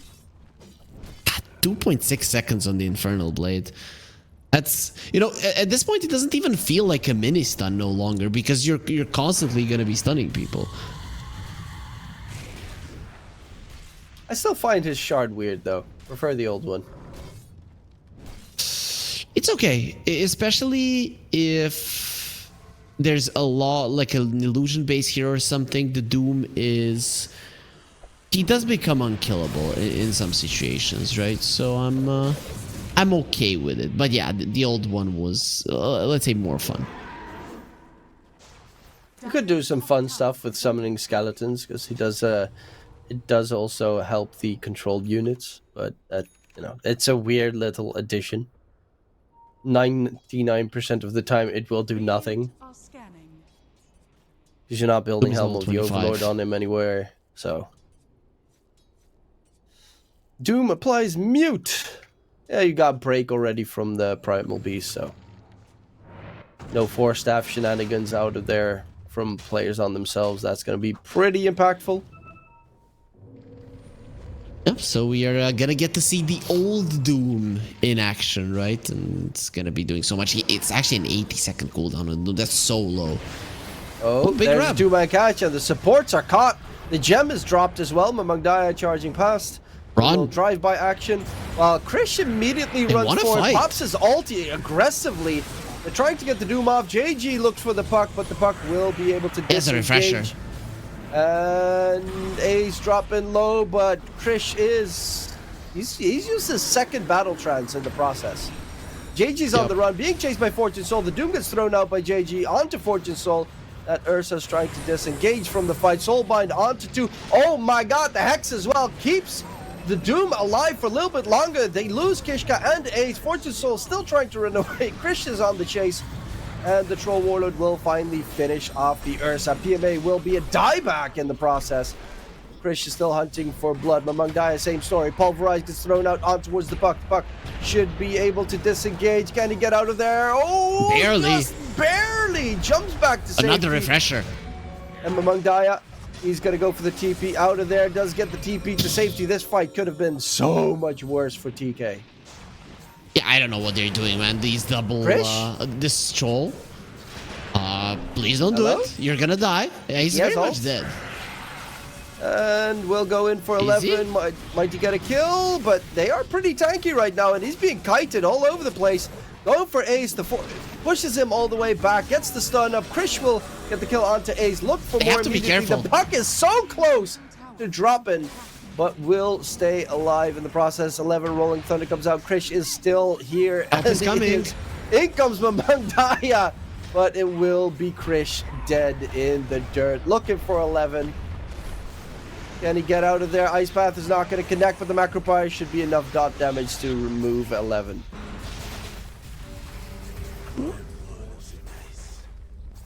DK are playing with this game, not gonna lie, right? You lost 2 of your supports, and then with the troll, you're like, I have double ulti, let me just use it now. And with the second ulti, he didn't even pop the BKB. So they completely kited him out. In the end, it does cost him his life, but I guess it was a completely different engagement where he was fighting 1 versus 4 for 30 seconds. In terms of strength, there is no comparison between the two teams at the moment, right? Like, Team TK are 10 times stronger than what I actually have to offer in this game. But with the way that you're playing, you're giving unnecessary openings to IHC. A couple of those, and one of them works out, it's a problem. Unfortunately, the Doom is too strong. Yeah, Fortune Soul is gonna slowly melt away. Can't do anything. There's no way to keep yourself alive. Did I? You can't... I always forget what you can deny on and what you can't deny on anymore. Because they changed it at one point. You can't deny on Doom, right? But it always has that that exclamation mark when you can get denied after you drop below 10% HP. So that's something that's giving us the idea of it. You can deny from a Venomous Gale in this game. That's the thing you can from. But you can always deny to the neutral creeps. There's no doubt about that. And considering the last tick took away only 18 of his HP, he was capable of doing so. I just think he gave up. I do in that previous fight as well, the big fight that we saw, Chris used his battle trance twice, killed no one. That's hilarious. Yep. That is very hilarious, and it's gonna happen every single time. Just don't use it. He doesn't really have that much damage output anyway, so. Or control for that matter. Well, that's gonna be third Roche, and it's 4 items you get. What do you think about this change with getting a refresher and a cheese and a Roshan's banner on the Radiant side? I think currently, considering that Aghanims is most of the games considered better than the refresher, it's fine. But there's gonna be metas where there's gonna be Tide Hunters played, right? Heroes like that, where the refresher is better. Even the Doom quite likes having the refresh. Another Yules. Gonna use the Lotus. Doom doesn't care. Yeah, Power Flag Boohoo. Pulverize for good measure. And a quick kill among Dia on a wicked 6 streak. And charging forward. They have 2 Wind Wakers as well. One on the Doom, one on the Beastmaster. The Primal Beast. So Puck's Dream Coil with the Aghanim Scepter. Not really that scary. Well, he has level 25, so it does pierce spell debuff immunity. So in terms of Troll, using his ulti, it's gonna be kind of useless. Oh yeah, no, Troll is dead, but Mamang Dai, like the Doom and the Primal can just run away. Yeah, they don't care. Oh, Ace. Pulverize, pretty lengthy pulverize. There's going to be a Dream Coil thrown out. First usage coming out. They lose PMA in the process. Soulbind on to 2 though. JG on trouble. He doesn't have Doom. He just used it on the Angolier previously. No buyback on either. Troll ulti comes out trying to get the damage, but they lose 3 in the process. Chris is surrounded. Mamangaya, can he help out his Troll Warlord? He still has a second Refresher Orb at the ready. He still has a second round of his spells. And 11 will tickle down the Ursa. Fortune Soul is just chilling on the side. Relaxing. Looking to see if he can actually do something going in onto Mamang Daya. Who gets... I think he got used by someone else. Is going to get taken down. Mamang Daya, huge kill coming in. Fortune Soul. Like, Krish is completely alone. But he has the Aegis. He has the Refresher. And he's got... He's a one-man army. He's not really alone when he has he's not backing off. Oh, guys, there's 3 of them alive. What am I gonna do? I guess I'm gonna take down their base.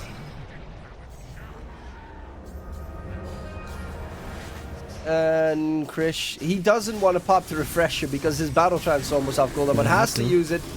Otherwise, he's going to be done for. They have to be careful. The Shard's actually doing a lot of work here. On the side, damage hits. And it will be Fortune Soul dead. Has a buyback available, 90 seconds, otherwise is a death timer, but they will kill off Krish without him. Yeah, I think TK just don't care. I think they don't see a way for them to lose this game. And that is actually the right way to look at it, because I don't see a way for them to lose this game. It's literally 5 heroes trying to kill the Troll, and he's killing all of them, right? It's just because they're kiting him so much because he doesn't have a way to keep them in place that ultimately they get the kill.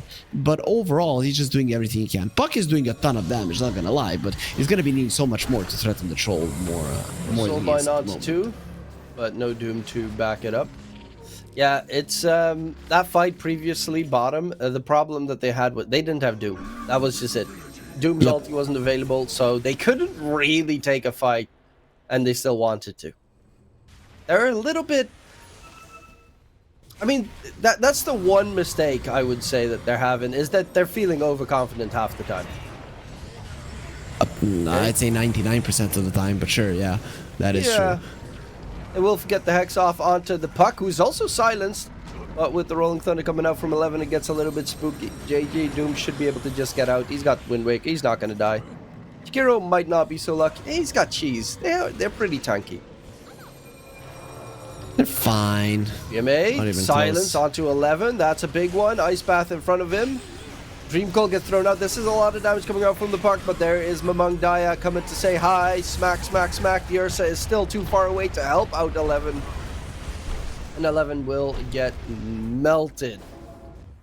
This level 25 Primal Beast talent, man, it just looks so brutal. I mean, already 3 smacks into the ground are quite a lot, but when you have 5, it really does make it kind of funny. You grab somebody and you completely annihilate them. Radiant's top tower has fallen. Oh, they're looking to clear up the Megas. There is no buyback available for the 3 Radiant heroes. They don't have the money on the 2 supports, and 11 still has a dieback timer. There's still a melee reaction on the bottom lane. So let's see. It's going to be a 4 versus 5 scenario. Now, without the Pango, I just don't see them winning a fight. And there's no coil as well. Puck's going for the Rapira gaming, which is always scary when you have Dream Coil Aghanim Scepter. He needs time. He still needs some time to finish it off. And there are going to be creeps coming into their base. I don't think TK are going to allow it. They're going to go for the jugular right now. They do have to be a little bit careful because they're getting overzealous sometimes, but they have Doom available once again. Think about jumping in. Radiant's courier has been killed. Okay, Ursa that went is a sacred relic gone on the courier. Ouch. For the Ursa, He wanted the nullifier. Yeah, he was pretty much done with the nullifier. And because Maybe of that, he doesn't have buyback now. Blade. Yeah, that's a bigger problem. I don't know why. I mean, you know what, Truman? This game is kind of over. You believe. You go and you risk Harry, it every believe. time. No. But the thing is, the way that you win games that are kind of over is by risking everything. So buyback isn't really going to do you much, because if you get caught and TK starts killing heroes, you're probably all going to be dying at the same time. So you are better off having more items. Sure, Sacred Relic dying is bad, but everything is bad in this game. You know, it can't get worse. It can only go up from here. Well, knocking on the high ground. They've got 3-way. Well, top lane not pushing in right now, but one mistake, one step too far forward, and you're going to have Mamang Daya on your neck.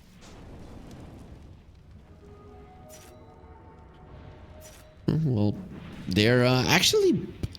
EK are being more patient than they have been for the entirety of the game, where they're at the point where they probably can't lose. But I guess you're afraid of this puck, right? If the puck gets the rapier, and you know what? It's coming, actually. Oh, he changed his mind. He wants the Parasma. Come on. Parasma is a big damage item, but it cannot compare. Yeah, the rapier would be quite significant to have. You know that point where, let's say, it's a tennis match and number 20 is versus number 1 for the title shot, and he's about to win the game, and suddenly he can't do it because he gets overwhelmed. This is the puck right now. He's choking, right? I don't know. Okay, he changed his mind once again. Okay, thank you. Just buy. They're He actually hit you with the counter choke right there. Yep. Oh, Krish. I mean, it's hard to one pump him, so they're just gonna try and walk past him. Yeah, look at this. He's trying to get there because he knows his courier is gonna get sniped otherwise. Just please do not assemble the rapier before you get to base. Don't do it. It doesn't really matter at this point. Okay, so he wants the big sword. TP out. He's fine. Next Roche is up in a minute. Mamang Daya and PMA don't have buyback available, but a quick Doom gets thrown out onto Fudge Soul, who is now dead. Buyback immediately coming out from the Ursa. There is no Doom available, so that's why they're continuing forward, but Krish gets a second kill, charging in. Dream Coil. Look at that damage! Oh, with the rapier, they do manage to get out, but Are You Happy is chasing after Mamang Daya. The damage was quite outstanding. Krish, though, completely alone, has a little bit of support from PMA behind him, but he is going into the Radiant base. Are You Happy is dead. That's going to be the rapier on deck. And that should be the game, because there's no buyback coming up from the puck, and the Ancient is You're not calling GG. There they are. Okay, there it is. Finally. I mean, they really pushed TK to their limits. But overall, this game was over maybe even 20-25 minutes ago. TK were just overly aggressive for I don't want to say for no apparent reason. As I mentioned, new team, you need to test out your limits. When you're being overly aggressive, you're actually testing out the communication so that nobody's using way too many words and actually explaining what they want to do. Go and follow this guy, right? That's how you do. So this is a good approach, but they are looking like a better team than Team TK. Though I have to say I did like their draft better. So if IHC get that under order in game 2, we could see a different game. I do agree. I think IHC played the team game a little bit better, but they were kind of just snowballed out of the game. One bad team fight, the Ursa couldn't recover really. He got doomed, I think, 3 times, which is quite impressive that Ursa gets doomed without his enrage so many times.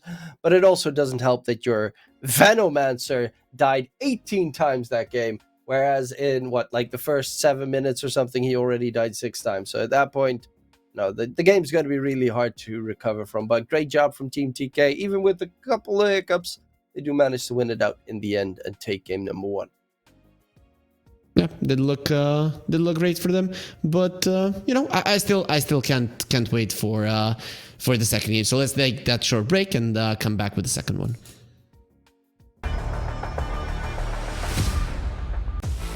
OneXBet and Eva Alfie present betting on all esports events on the website and in the OneXBet app. OneXBet, play with Eva. The new OneXBet energy drink. So you don't have to limit yourself tonight with only one victory. You can bet on any game at OneXBet betting company. Dota 2, KS2, League of Legends, and many others.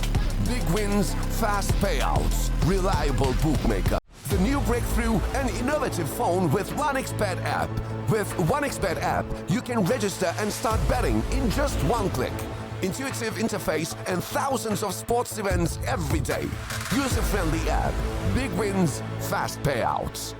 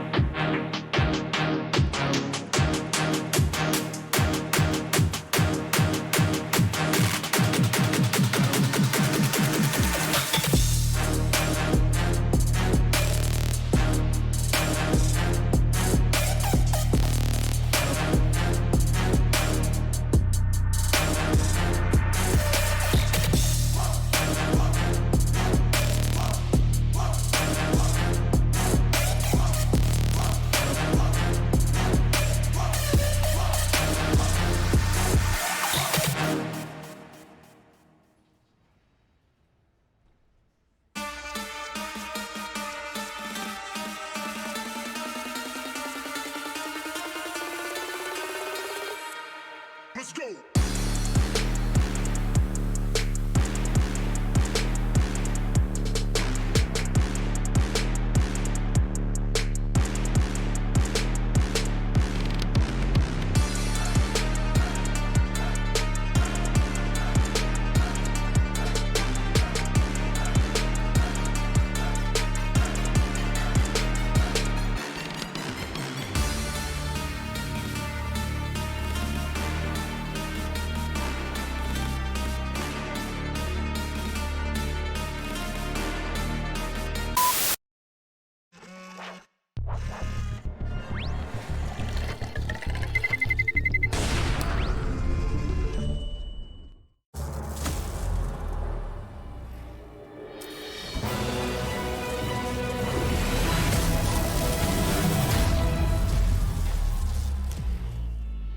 Use your skills in the gaming. 1xBet. Respect from 1xBet. Respect from 1xBet. Respect from 1xBet. Respect from 1xBet. Respect from 1xBet. Respect from 1xBet. Respect. Respect from 1xBet. Respect from 1xBet. Respect from 1xBet. Respect.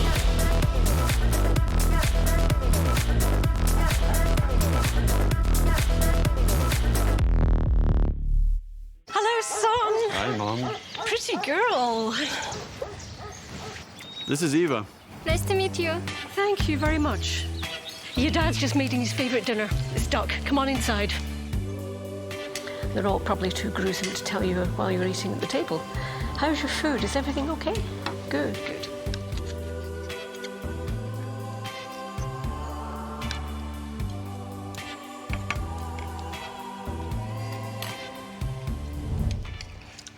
You seem to know each other. Yeah.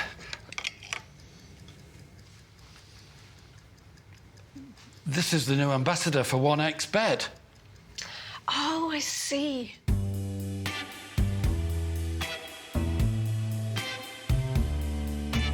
Everyone felt good when Eva Elfie became the new ambassador of 1xBet.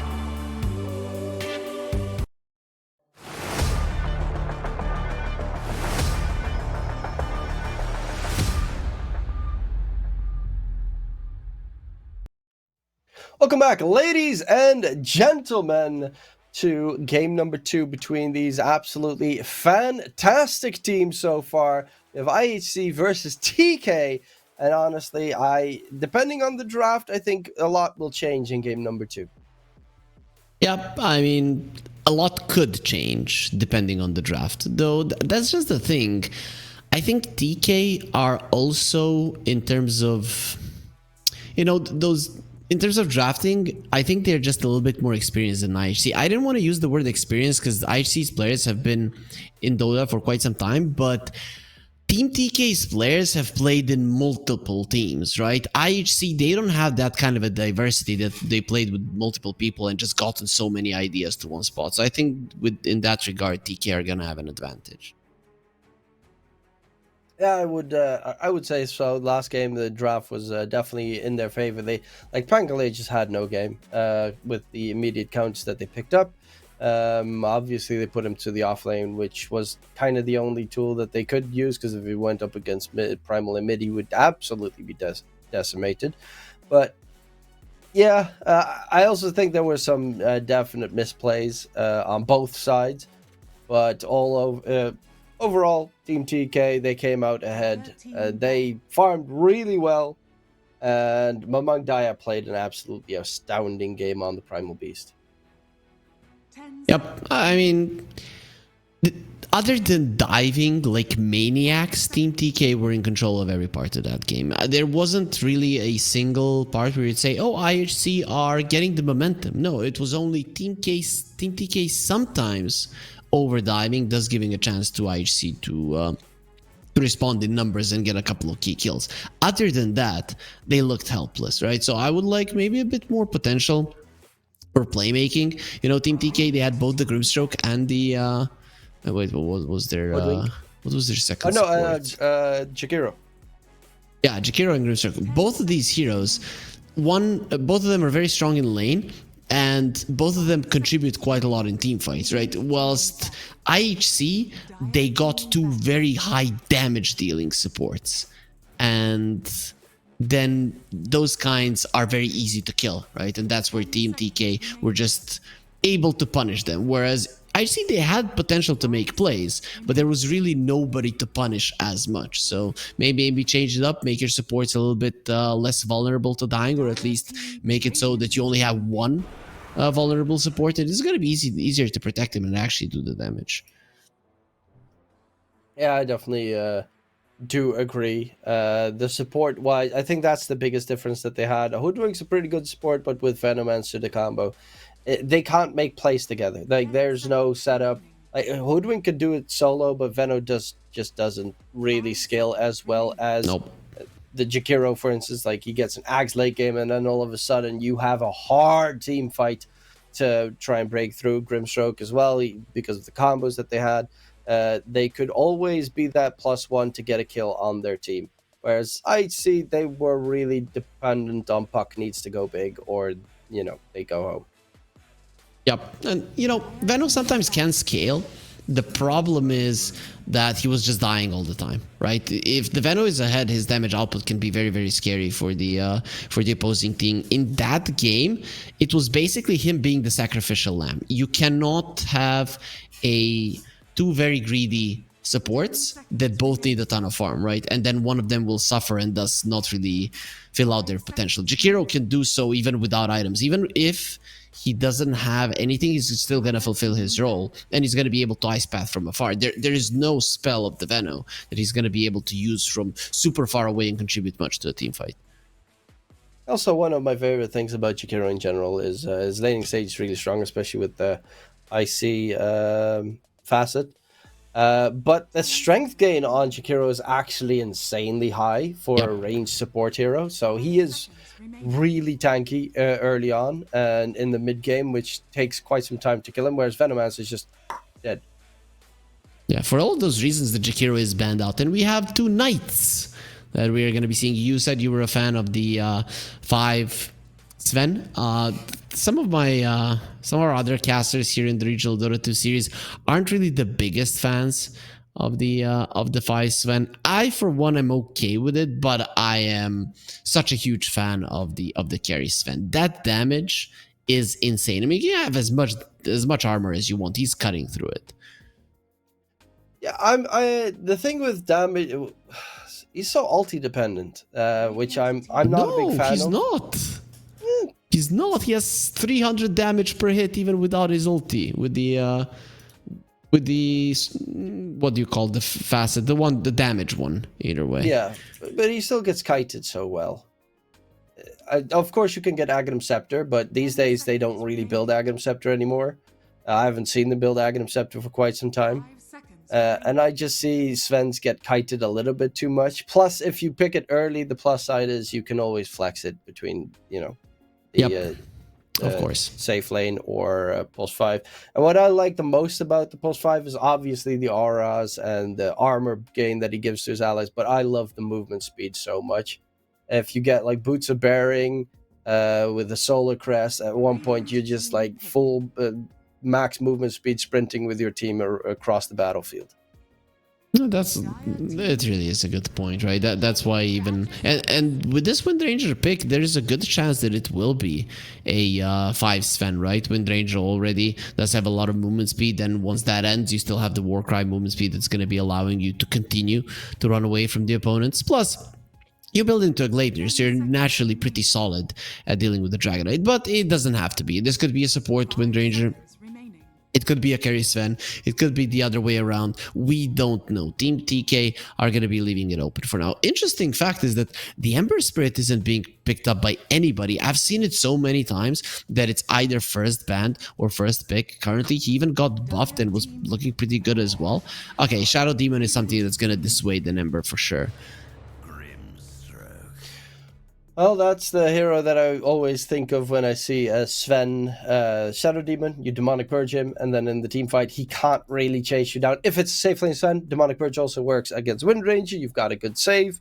Shadow Demon is a very good hero. It's not the easiest hero to execute because a lot of it's timing based. 5 seconds. But I like that pick so far. With the Grimstroke though, I'm a little bit worried that the supports are just, insta-kill death kind of material where they immediately get jumped and annihilated if they're not careful.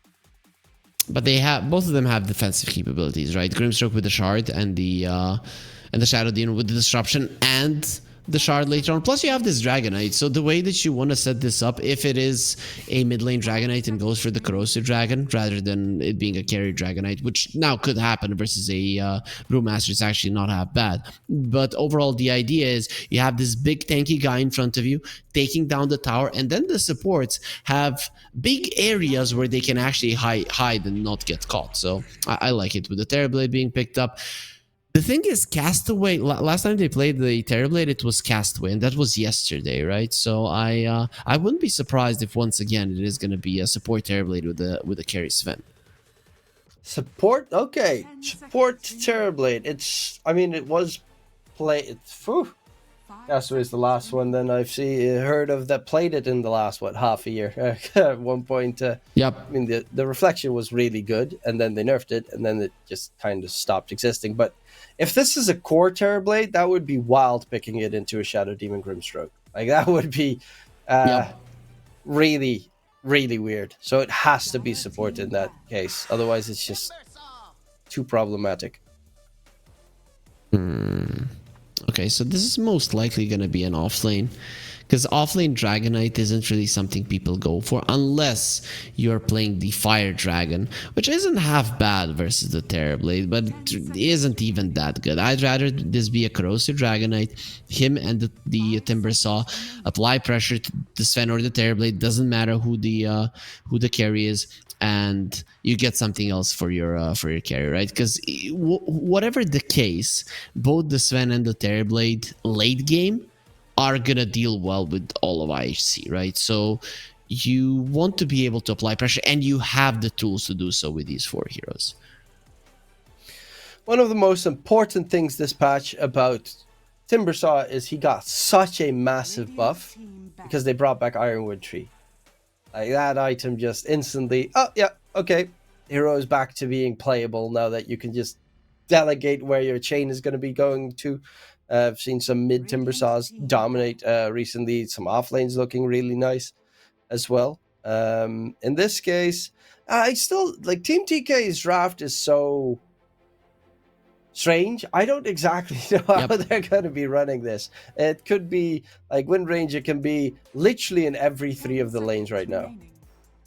Yep, and she can't be an offlaner, right? I'm guessing at this point she's a 4 or a 2, right? I'm fairly certain it's a Sven and the Terrorblade safe lane. It's just the question is who's going to be carry, who's going to be support. So I'm expecting the Wind Ranger to be between mid lane and position 4. Though, if I'm not mistaken, yesterday they played it as a support. No, it wasn't them. So yeah, could be. But they played this. So they had Terrorblade, Brewmaster, and Sven, and in that game it was a carry Sven and the 5 Terrorblade. So for me, in terms of what they played yesterday, I'm quite certain we kind of have this down. The only mystery for me still is it a 4 Wind Ranger or a mid Wind Ranger? And I wouldn't really want to see a mid Wind Ranger versus a Dragon. I just play it as a 4, get something else. I'm curious to see what they can do. I've seen Wind Ranger. Who was that playing it recently in the Lima tournament that's going on right now, Elite League? I saw a Wind Ranger that went for the what's it called, Whirlwind facet, and the win rate on it's actually pretty decent. They've been building up the Whirlwind facet on a multitude of Wind Rangers these days. It's still not like really high pick rate, but the damage output from that in late game was kind of astounding because it just rinsed through an entire team fight. Yep. I can understand the potential, but it just... What that facet gives is that the hero is going to be played in a different way from what you are used to. And then you need to find a completely different way to play the hero. There will be an Ember pickup, so it is going to be a Dragonite carry. I'm okay with this. because you really do counter the Brewmaster. Now I have multiple heroes that actually do AoE damage and can kill the Brewlings, so I would advise Team TK to buy the shard on this Brewmaster as fast as possible. There is a good chance that you just lose your Brewlings. Well, Team TK, what's the last pick going to be? It's starting to become a bit worrying because, I mean, even that Timbersaw feels like he can destroy the entire Team TK lineup alone. This is their late support, especially, and it's just easy money. I mean, you could go for, you know, crushing the Ember Spirit in the lane, something like Dazzle, along those lines. I'm not sure if that works too well. It's a rough one, not gonna lie. Okay, they're gonna destroy him, so they go for the Huskar. It's not a Dazzle, but it's a Huskar. I asked Bowie today, as he is a Huskar fan. And yeah, among that, man, I forgot about him. He's a Huskar player, has been for a very long time. So I'm okay with this, but there's pure damage on the other side. So good luck surviving that. True. But, you know, he also does, based on max damage now with the Incendiary, the new facet that he has, which he's chosen. And he is up against a Timbersaw DK, which kind of are terrible against it. I'm actually liking the Huskar pick here. I was thinking, as you said, Dazzle, I was thinking Huskar as well.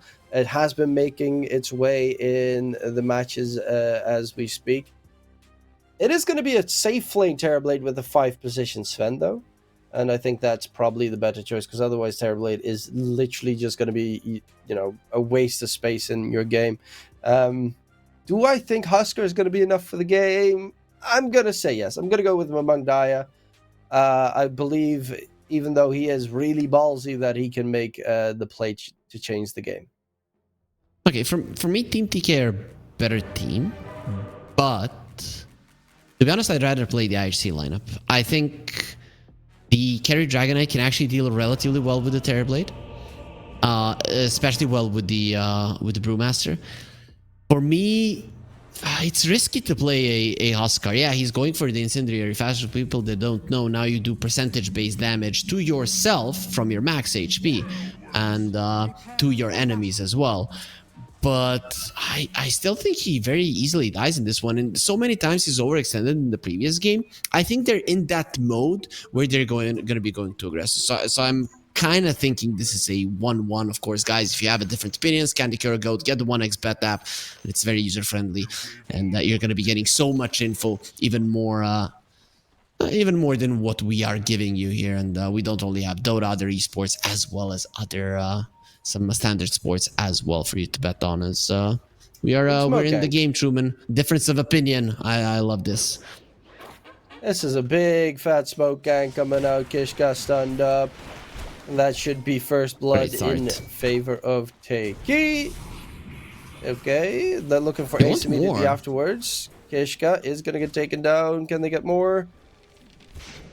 Is Kishka? Okay, yeah, finally Kishka gets taken down. Ace as a secondary. Krish gets that one. So your first blood goes to your mid. Your second kill goes to your safe laner.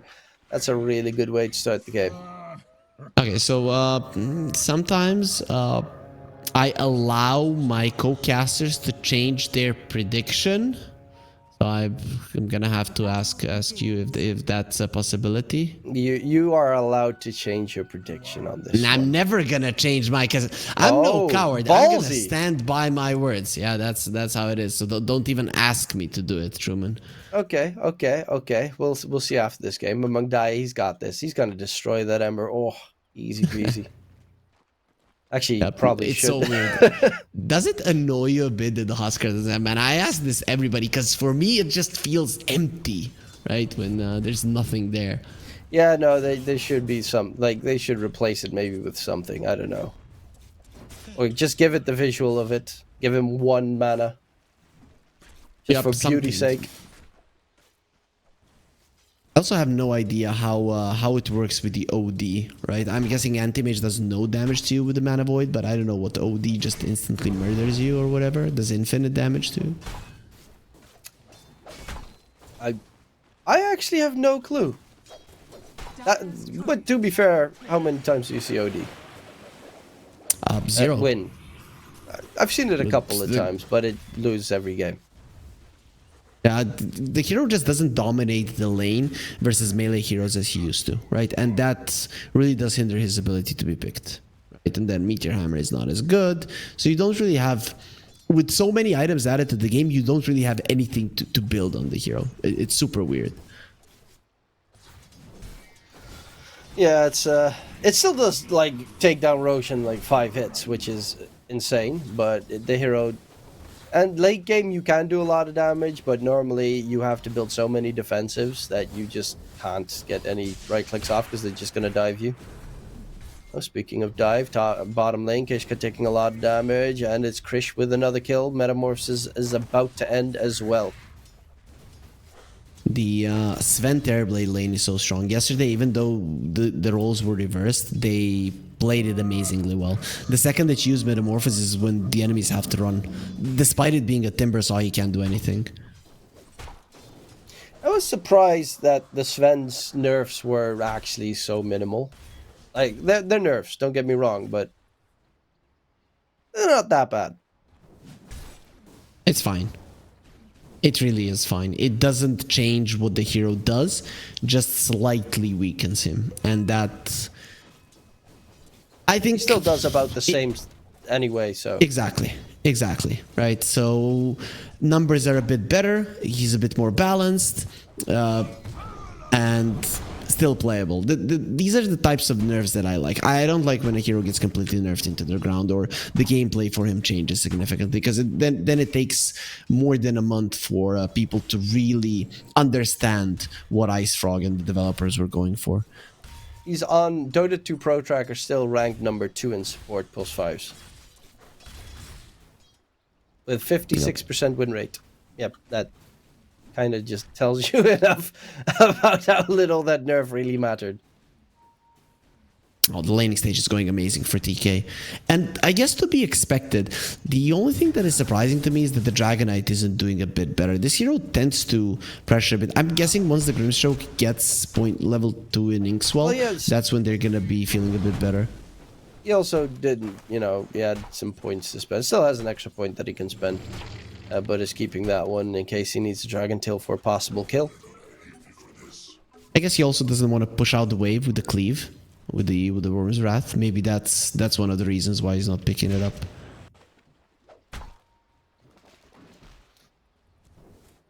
What do you think about the Luna changes? I haven't She seen a just Luna gets a for a new long spell time. added in. She just gets a new spell and her old spell combo goes, you know, got merged, which was weird. I haven't seen her so that I can form an opinion. Let's put it that way. So, okay. It's interesting, right? But as I said, it's gonna take some time for the pros really to see what's happening. I'm guessing it's gonna be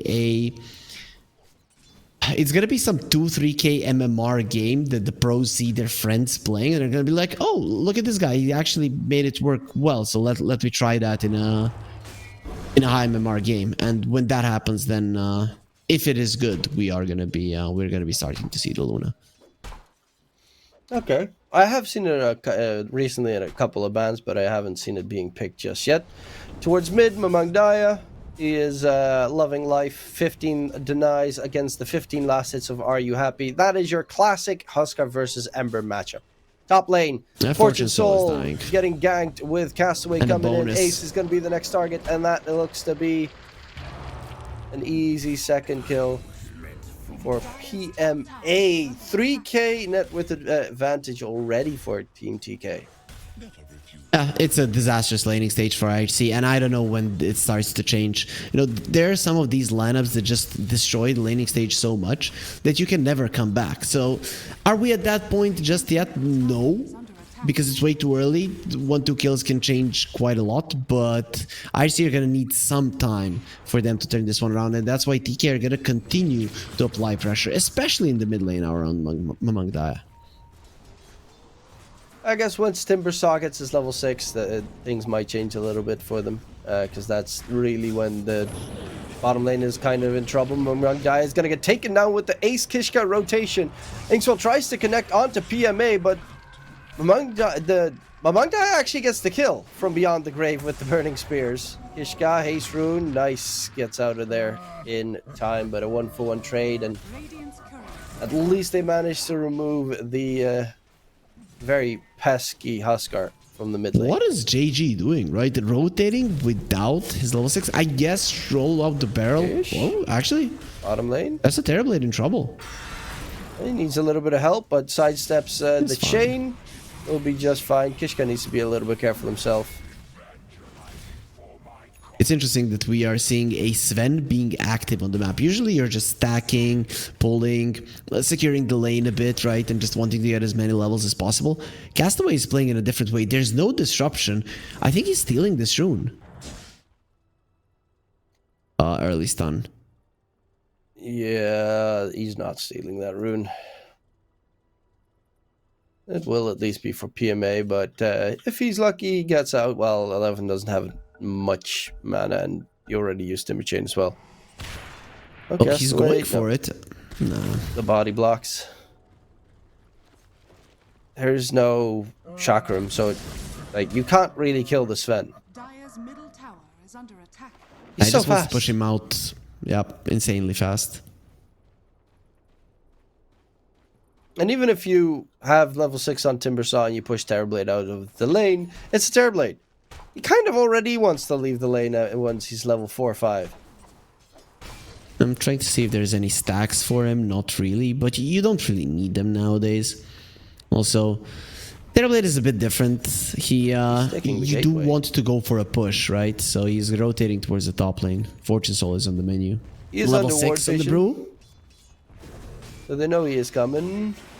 JG charging forward. He's also got the urn. Fortune Soul will be just fine. PMA does get taken down in the meantime towards mid. Mangdaya will lose his support. Rune's going to spawn, and it is a rune bottom invis for Are You Happy? A bottle refill.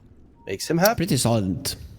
He has a level 6, he has the Invis rune, he's going to be quite hard to kill. Huskar is now a problem because he has an armlet, so killing him is going to be much, much tougher. Unless you bring a Timber Saw, so we'll see if that's a commitment that IHC are ready to make. Usually the Timber doesn't want to leave the lane for a long period of time. Let's just use Metamorphosis and Sunder, and he used Sunder when he had 70% HP, and used it on Grimshock, who just walked away. But maybe he got spooked of something. No, shouldn't be the case.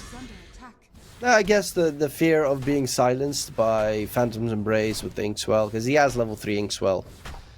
If you have any like Ember there, you die pretty quickly.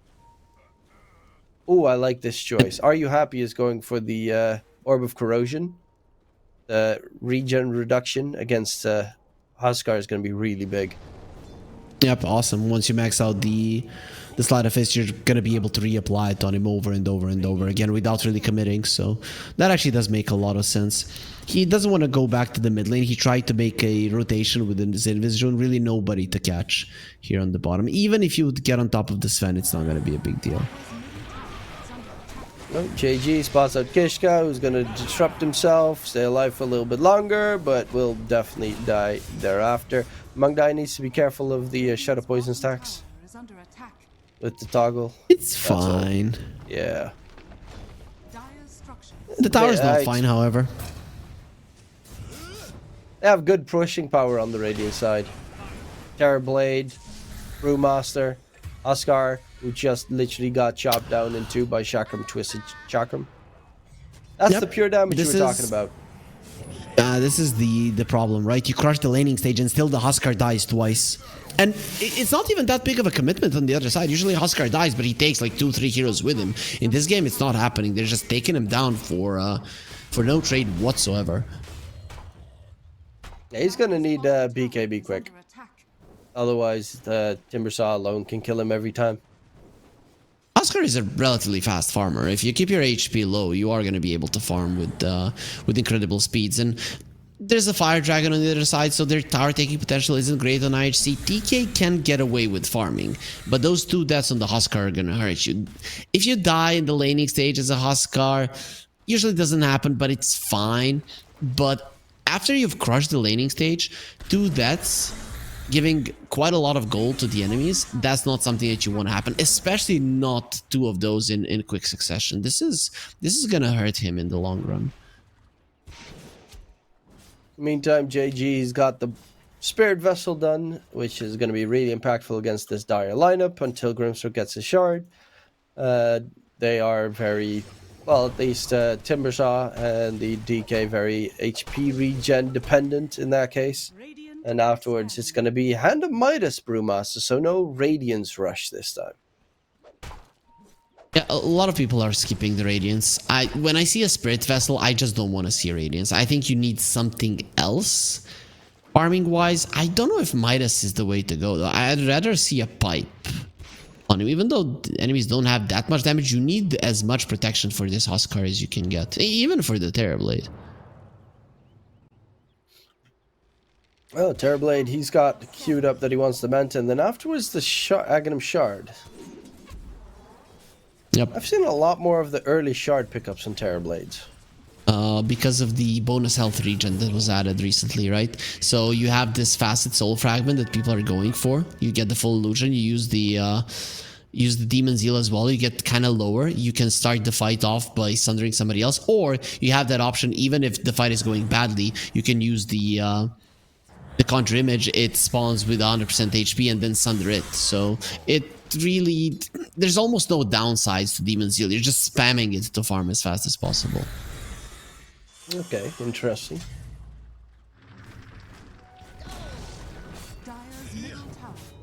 Always felt like that no one wanted it previously, but yeah, it has gone under some changes over the last couple of patches. Yep. That regen really does make a difference. You get it and you can farm the jungle as much as you want. You never have to go back. The one thing that I find a problem with the Orb of Corrosion build on the Ember is if your team is not looking to fight, it's just a waste of net worth. And you don't farm fast if you don't have a Maelstrom. Maelstrom is too expensive. And it's too good to pass out. Plus, it's a good late game item as well, right? Even though it's really that cheap, it can still work out well in the later portions of the game. Catch coming in onto Castaway, dropping low, throws out the stun, will get taken down, but there is the rotation coming through from the Brewmaster. Will not get anything going in their favor. Everyone from IHC seems to be able to disengage. Indeed, Beautiful. Not a single counter kill with 3 TPs used in the process. There's a power shot that barely missed on 11. If that had connected, then this rotation wouldn't have been worth it. But TK rotated all of their cores to the bottom lane. They lost a hero and they get nothing in return. So these are the type of rotations that you're happy with. Plus all of this time the Dragonite was farming and he's probably the fastest farmer on the map. Yeah, he's pretty unhinged with the Red Dragon buff. And Kaya San's going to be his tool so that he has some status resistance. It's not, I guess, it's not the most status resistant requirement game though. Maybe against a Huskar with Ags later will be a crucial one. It's okay, right? There's multiple stuns also. So you're okay with it. Plus it's a good item at this moment. Castaway, Sven on the run. Yeah, and with the changes of course that they made, Manta style DK doesn't really get picked up anymore. Yep. Luckily, because that one. And you was want the just extra movement speed, right?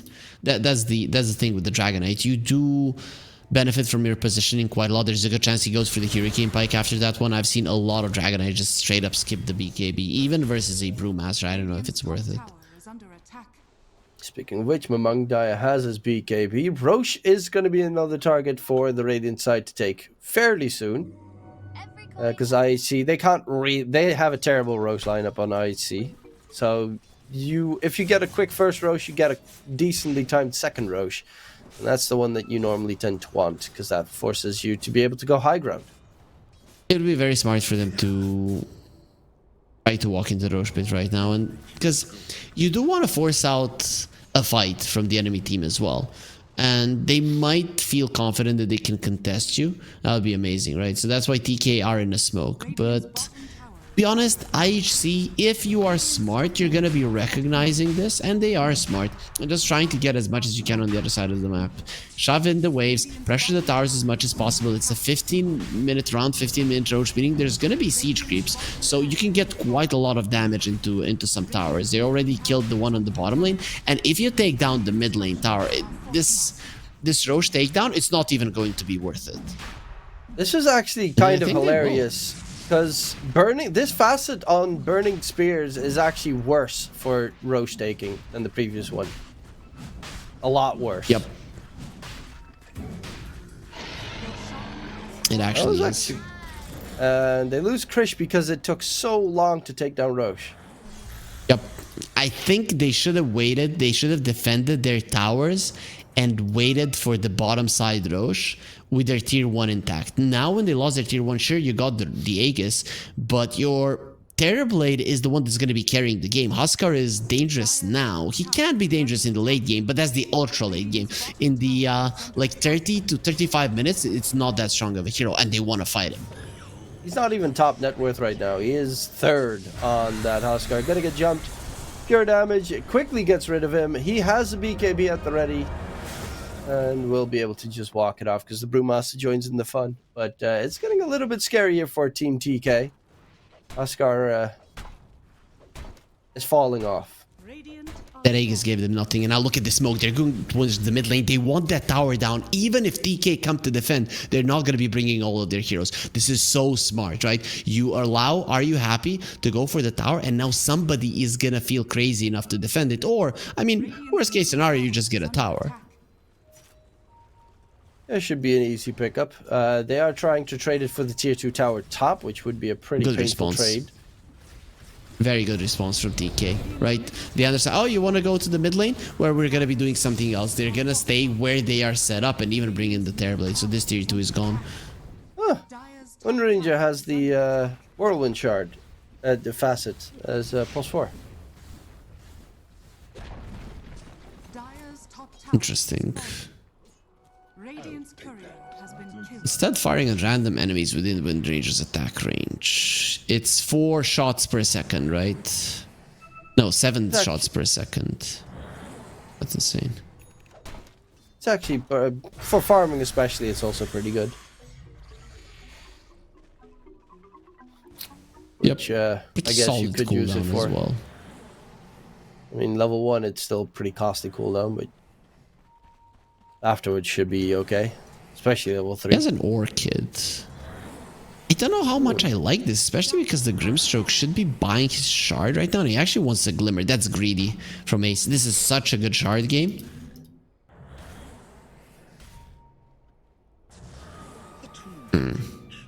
I don't like it. I mean, Glimmer Cape is fine, but it's gonna get dispelled by the Brewmaster, whilst your shard can get dispelled, but it's still gonna be removing the stuns. And there is some single targeted stuns, like a Shackle Shot or a Stormhammer, that can really help your case. So I'm surprised that he decided to go for a Glimmer. I guess he is hoping for the shard, or actually, you know what? Shadow Demon can get the shard as well, and it's the same thing. So you might just be fine with this.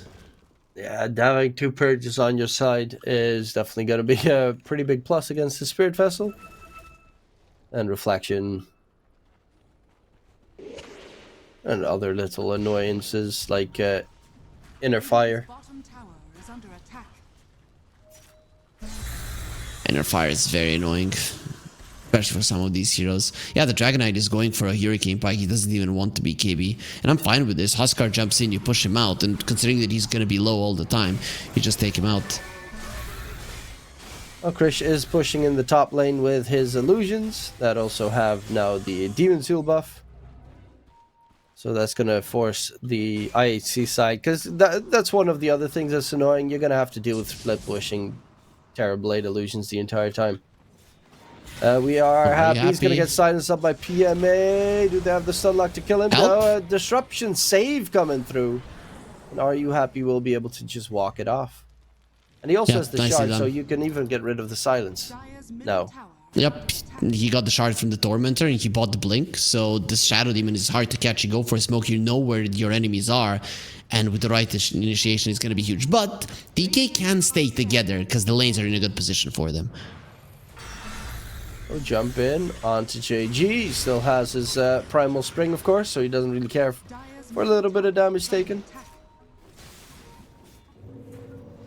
Krish walking up. He's looking for a good catch here. But they're all trying to dodge each other. Timber is the highest level on the map and he has Blink BKB. This is not a guy that you want to challenge.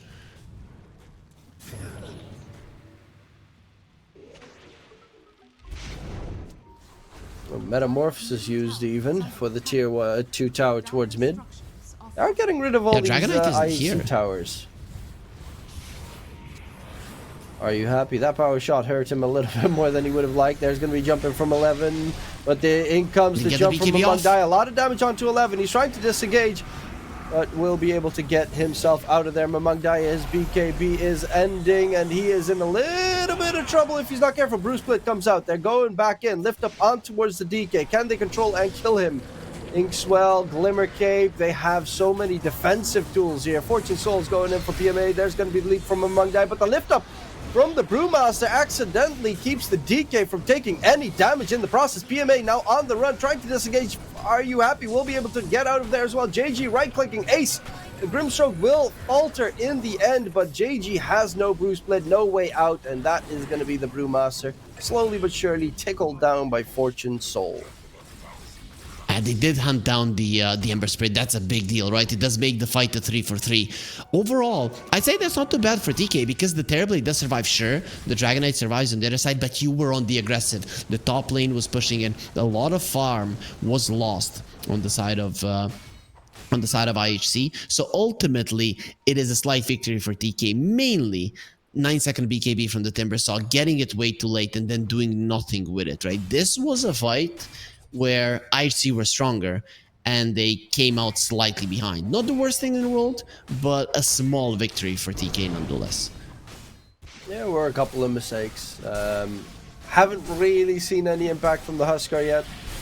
We'll be going for that Aghanim Scepter next. Maybe that might turn things around, but so far Mamangdaya in these engagements, he did drop the Timbersaw pretty low. I guess he dropped 11 very low, but a little bit worried for his output coming forward.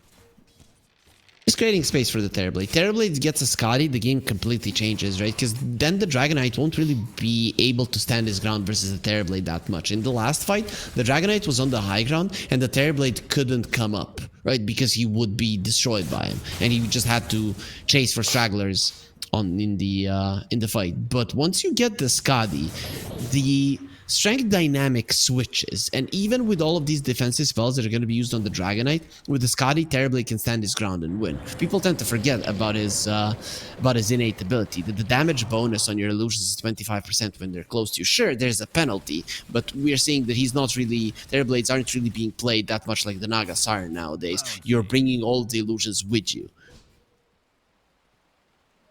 Yeah, but that also means that the Shadow Demon will be able to steal him soon. The Grimstroke will be able to steal him soon. He's going for his Aghanim Scepter. Shadow Demon is building his own Ags, which of course is going to be a break against the Huskar.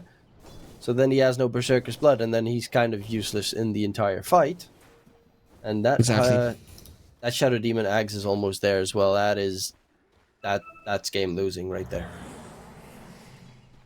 I think the break though doesn't go through BKB, so while you're BKB'd, you are broken but doesn't work, so at least it's gonna be working. He has to keep that BKB for the Demonic Purge. There's no other way around it. Yeah, but even having 2 charges for Demonic Cleanse is just so much value. So far, man, if you look at it, sure, he got the shard, but... Oh, wait, who else got the shard? The Sven got one, and he's nowhere near the farm of the Shadow Demon. And no, Sven needs the boots of bearing this game. They've got pretty nasty slows on the side of IHC. And you need to Demonic be able to Purge keep is the chasing. one that you definitely want to have the boots of bearing against. Interesting that he's not finishing it up. I mean, Vlad's is pretty huge, right? You do have a Terrorblade and a Huskar, and both of them are going to be benefiting immensely from that one. I'm really loving the Ember Sprayed items, though. He bought a shard very early. It's a new shard. Every time an enemy hero dies in the vicinity, he gets a new Fire Remnant, right? And we have been seeing just how much DK wants this Ember Sprayed, because he pokes and does way too much damage in a fight, and then you want to finish him off, or at least make him uncomfortable to come close. Whilst if he is... A lot of heroes are dying in fights, he gets extra remnants, he's going to be able to dance around even more. Well, Roche number 2 is up. So that should be a quick Roche take coming in for the side of TK. And with the banner, I mean, you could go high ground, though I would probably not do that without any kills on your side. You'd still get rinsed. This Timber Saw is getting pretty huge. He has a Guardian Greaves now to stay alive a little bit better. Doing Shiva's Guard for more healing reduction against the Huskar. Smoke is coming. They want to fight. I mean, with this Aegis, you're probably going towards the bottom lane. But even if you get the Aegis, I think with a good smoke and good positioning, IHC might even decide to fight. I would. Yeah, they know that, of course, they will be a little bit wounded here in the area. Ooh, baited by the Ember Spirit Silence. There's going to be the BKB thrown out from among Dia. He can't get on top of a target. He's looking for enemies, but they're just running away. Ace throws out the Soul Bind quickly. They will lose. The Huskar will be able to rejoin the fight. Timbersaw, can they control him? No. Pops the BKB, Timber Chain out of there. Blue Split's used. They're looking for targets to hold in place. Are You Happy coming in from behind? Gets the root onto the Terrorblade. He now needs to find a good Sunder target. Gets it off onto Fortune Soul, who is not really taking any damage. He's too strong. Disruption save. Chris is now surrounded by enemies. His entire team is dead, and JG is left alone. Will go for the TP out, but lifted up and finished off. Will be the team fight victory from TK, and yeah, that was the disruption there to make sure the Huskar can get the damage in, but they just run away. They kite the hell out of this Huskar. They don't care, and this is what I was talking about. You know that the enemies are in the pit. You are coming from an angle that you are happy with, and you force out him to use that BKB early on. Okay, they really wanted the Wisdom Rune, and it's not going to be allowed. 11, did he? No, he's not the one with the Yules. Nicely done by PMA. He's going to live as well. But overall, what is happening there in those fights? You would assume that the Terrorblade with the Scotty would be able to stand his ground versus the Dragon Knight, especially after a Solid Thunder being used. But that's the Demonic Cleanse and the Ink Swell coming into play. Of course, not the Ink Swell there, but you have so many things that are going to be able to protect the Dragon Knight, the Guardian Greaves as well, the auras on the side of IHC are just better in this game. You look at the other side, what do they have? Only Guardian Greaves on the Brewmaster. Here, we have Demonic Cleanse, we have the Ink Swell with the Shard, we have Guardian Greaves as well, coming out from the Timbersaw, and, well, of course, Dragon Knight is naturally tanky now with the Bloodthorn. And Huskar, Terrorblade, whoever gets caught and stunned, they're just gonna get demolished in seconds. Yeah, the big change-up might be the Aghanim Scepter on the Huskar, but he might need to get also a Blink Dagger to get on top of his enemies. There's going to be a quick kill onto Ace. And Kishka as well got hit by the Orchid Silence, but they want to go back in as a response with the buyback coming out from Ace, looking for Krish. But this might be a little bit problematic. Krish, can he stay alive so he can get the Sunder off? No, he is dead. Mamangdaya pops the BKB, goes for the immediate TP out, but is dead as a secondary. Bruce Blitz even used. JG is going to be hunted. And JG is not going to be able to disengage. Yeah, he's just going to get controlled up. That's going to be all 3 cores on TK dead. And it even started off well with the Terrorblade dodging the Dragon Tail, but that is the thing. You dodge the Dragon Tail, you had to do it if you're to survive. And then you do not have the Manta to remove the Bloodthorn. This Bloodthorn really does change the game quite a lot. TK, after that kind of a laning stage, they needed to snowball. They needed to be in control of this game for the majority of it, and it just didn't happen. And all of this comes back to those 2 Huskar deaths. right? You pick the Huskar to win the lane, you want the lane, but you need to stay ahead. Do you see Huskar being ahead? No, he's behind the Ember Spirit, and that cannot be allowed. Yeah, it's getting a little bit problematic. They will have Metamorphosis once they respawn. Actually already going in, but Castaway, Sven is dead. No buyback available. PMA is on the run as well. Oof. Now they'll fight without the Sven auras, if they want to at least defend their bottom set of racks. It's still very dangerous to stay here on the high ground. You have a lead that kind of feels insurmountable. Let's see if they want to risk it. And yeah, well, the answer is yes. Honestly, I don't like if they lose, they can only lose one set of racks because they're still tier 2 mid, tier 2 top. It's not too problematic. Leap in onto Fortune Soul. Soulbind in response. There's the disruption save coming out onto Fortune Soul. The DK is taking a lot of damage here. Leap forward. Fortune Soul. Is he going to die? No, he's armor toggling his way out of there. And he gets away on the DK. Krish surrounded by enemies. And you're pretty much looking at game It looks over. Yep. And Ranger trying to run away, but very heavily slowed thanks to the Demonic Purge. Killed off. And you might as well look for... Okay, they're not going to go for tier 4s. But this game looks, yeah, pretty much done. Fortune Soul, too perfect on the toggles. Not only that, I mean, it is kind of allowed by his supports. You get jumped by the Huskar, instant disruption, then Demonic Cleanse, Inkswell, all of those things, removing the Spirit Vessel charges from you, making the armlet toggle relatively easy. That last one, he could have died, but at that point, even if he loses his life, the fight is over. You won it. You might not be able to push as much, but you're definitely having a good time. Oh, beautiful, my lord. Beautiful that spell damage. usage. 11 on the Timber Saw.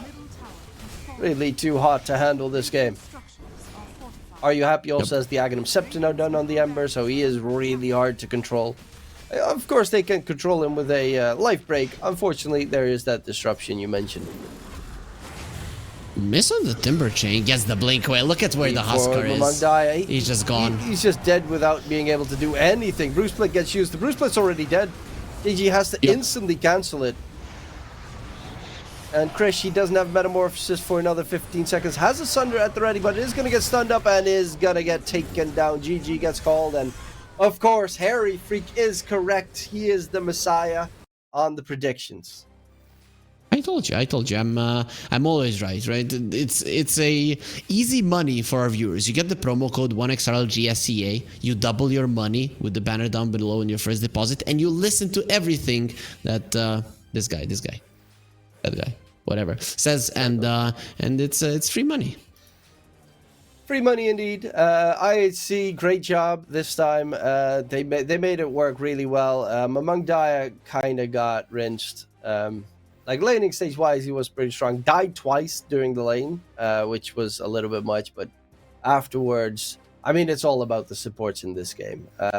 Grimstroke plus Shadow Demon, they could not do a single thing on Team TK. Yeah, you needed to be, considering that you didn't have backline catch, you needed to be significantly ahead to be able to fight a Dragon Knight that is so buffed up by the supports behind him, right? And that's why maybe I would have preferred the Sven carry, because with this movement speed, sometimes you see him currently in meta find angles, but when you went for this Terrorblade carry, it just put even more emphasis onto this Huskar having to play a perfect game. And, well, he didn't, so Mamang Daya, he asked for the last pick, he didn't deliver, but I have to say, it was a tough game to win. Yeah, and of course, hindsight's 2020, there were too many counters for him. Demonic Purge, Timbersaw. You also had, Shadow Demon and Grimstroke, both against Terrorblade, which was a weird choice to go for the Terrorblade core into those two heroes. But yeah, IHC, great job, and it's good for the group at least, because that means that they do make it a 1-1 score and keeps the group interesting, because now Blind Owl Esports is the only one that hasn't lost yet. Yep, haven't lost yet, but they can lose because the next series is theirs. We're going to take like a 15-minute break, and then we're going to be back with the last series of the day.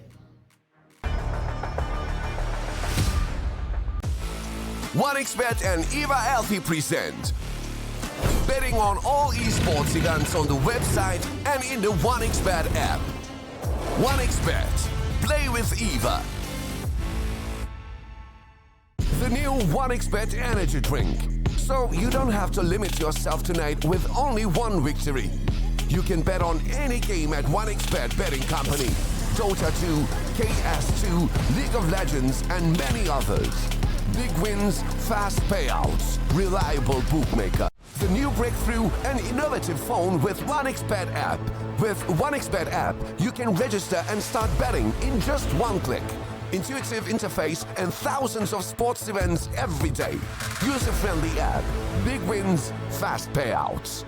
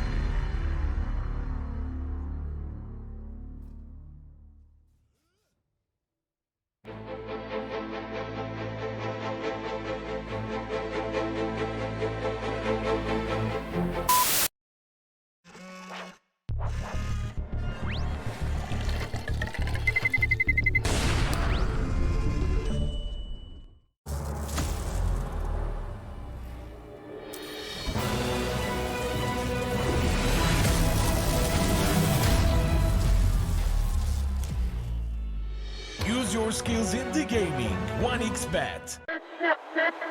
Respect from 1xBet. Respect from 1xBet. Respect from 1xBet. Respect from 1xBet. Respect from 1xBet. Respect from 1xBet. Respect. Respect from 1xBet. Respect from 1xBet. Respect from 1xBet. Respect.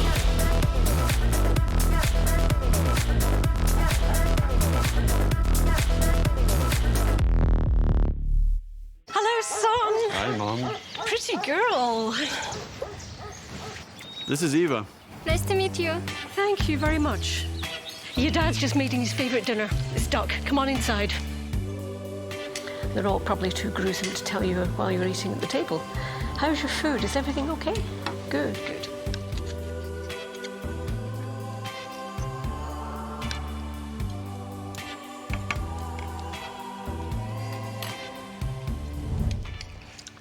You seem to know each other. Yeah.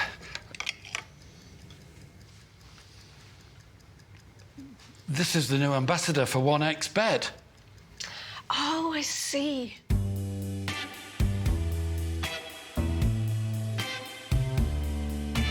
Everyone felt good when Eva Elfie became the new ambassador of 1xBet.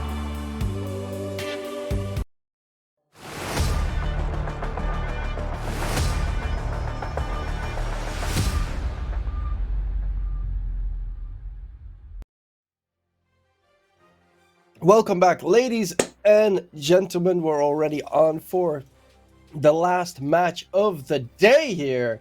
And it's going to be a doozy because there is one team that, of course, could take and hold on to the top spot solo. That's Blind Owl Esports. They'll be taking on the Immortal, who have been dropped 0-2 yesterday. So, well, what are your thoughts on this upcoming matchup, Harry? I think Blind Owl are coming in as the favorites. You could say they're coming in as probably the heavy favorites, right? I wasn't super impressed by IHC in the previous series overall. I know they won game 2, but I wasn't super impressed by their gameplay. And they beat the Immortal relatively easily in 2 games. I think Blind Owl Esports, even though they played versus Carstensz, were the let's say the cleanest team of them all, apart from some deaths of their carry in the laning stage. So I think they should have a pretty good shot at winning this one 2-0. Okay. Yeah, I mean, player-wise, they are a lot more known on Blind Owl Esports. Used to be Myth Avenue Gaming, Neon. Like, they come from all different aspects in that roster a little bit, but they are a full Filipino team. Here we have the Immortal. They are a little bit of a mix of Filipinos and players from Myanmar. Ivan, Insane, Momo, Ren, and ZR. Any outlying players in this roster for you?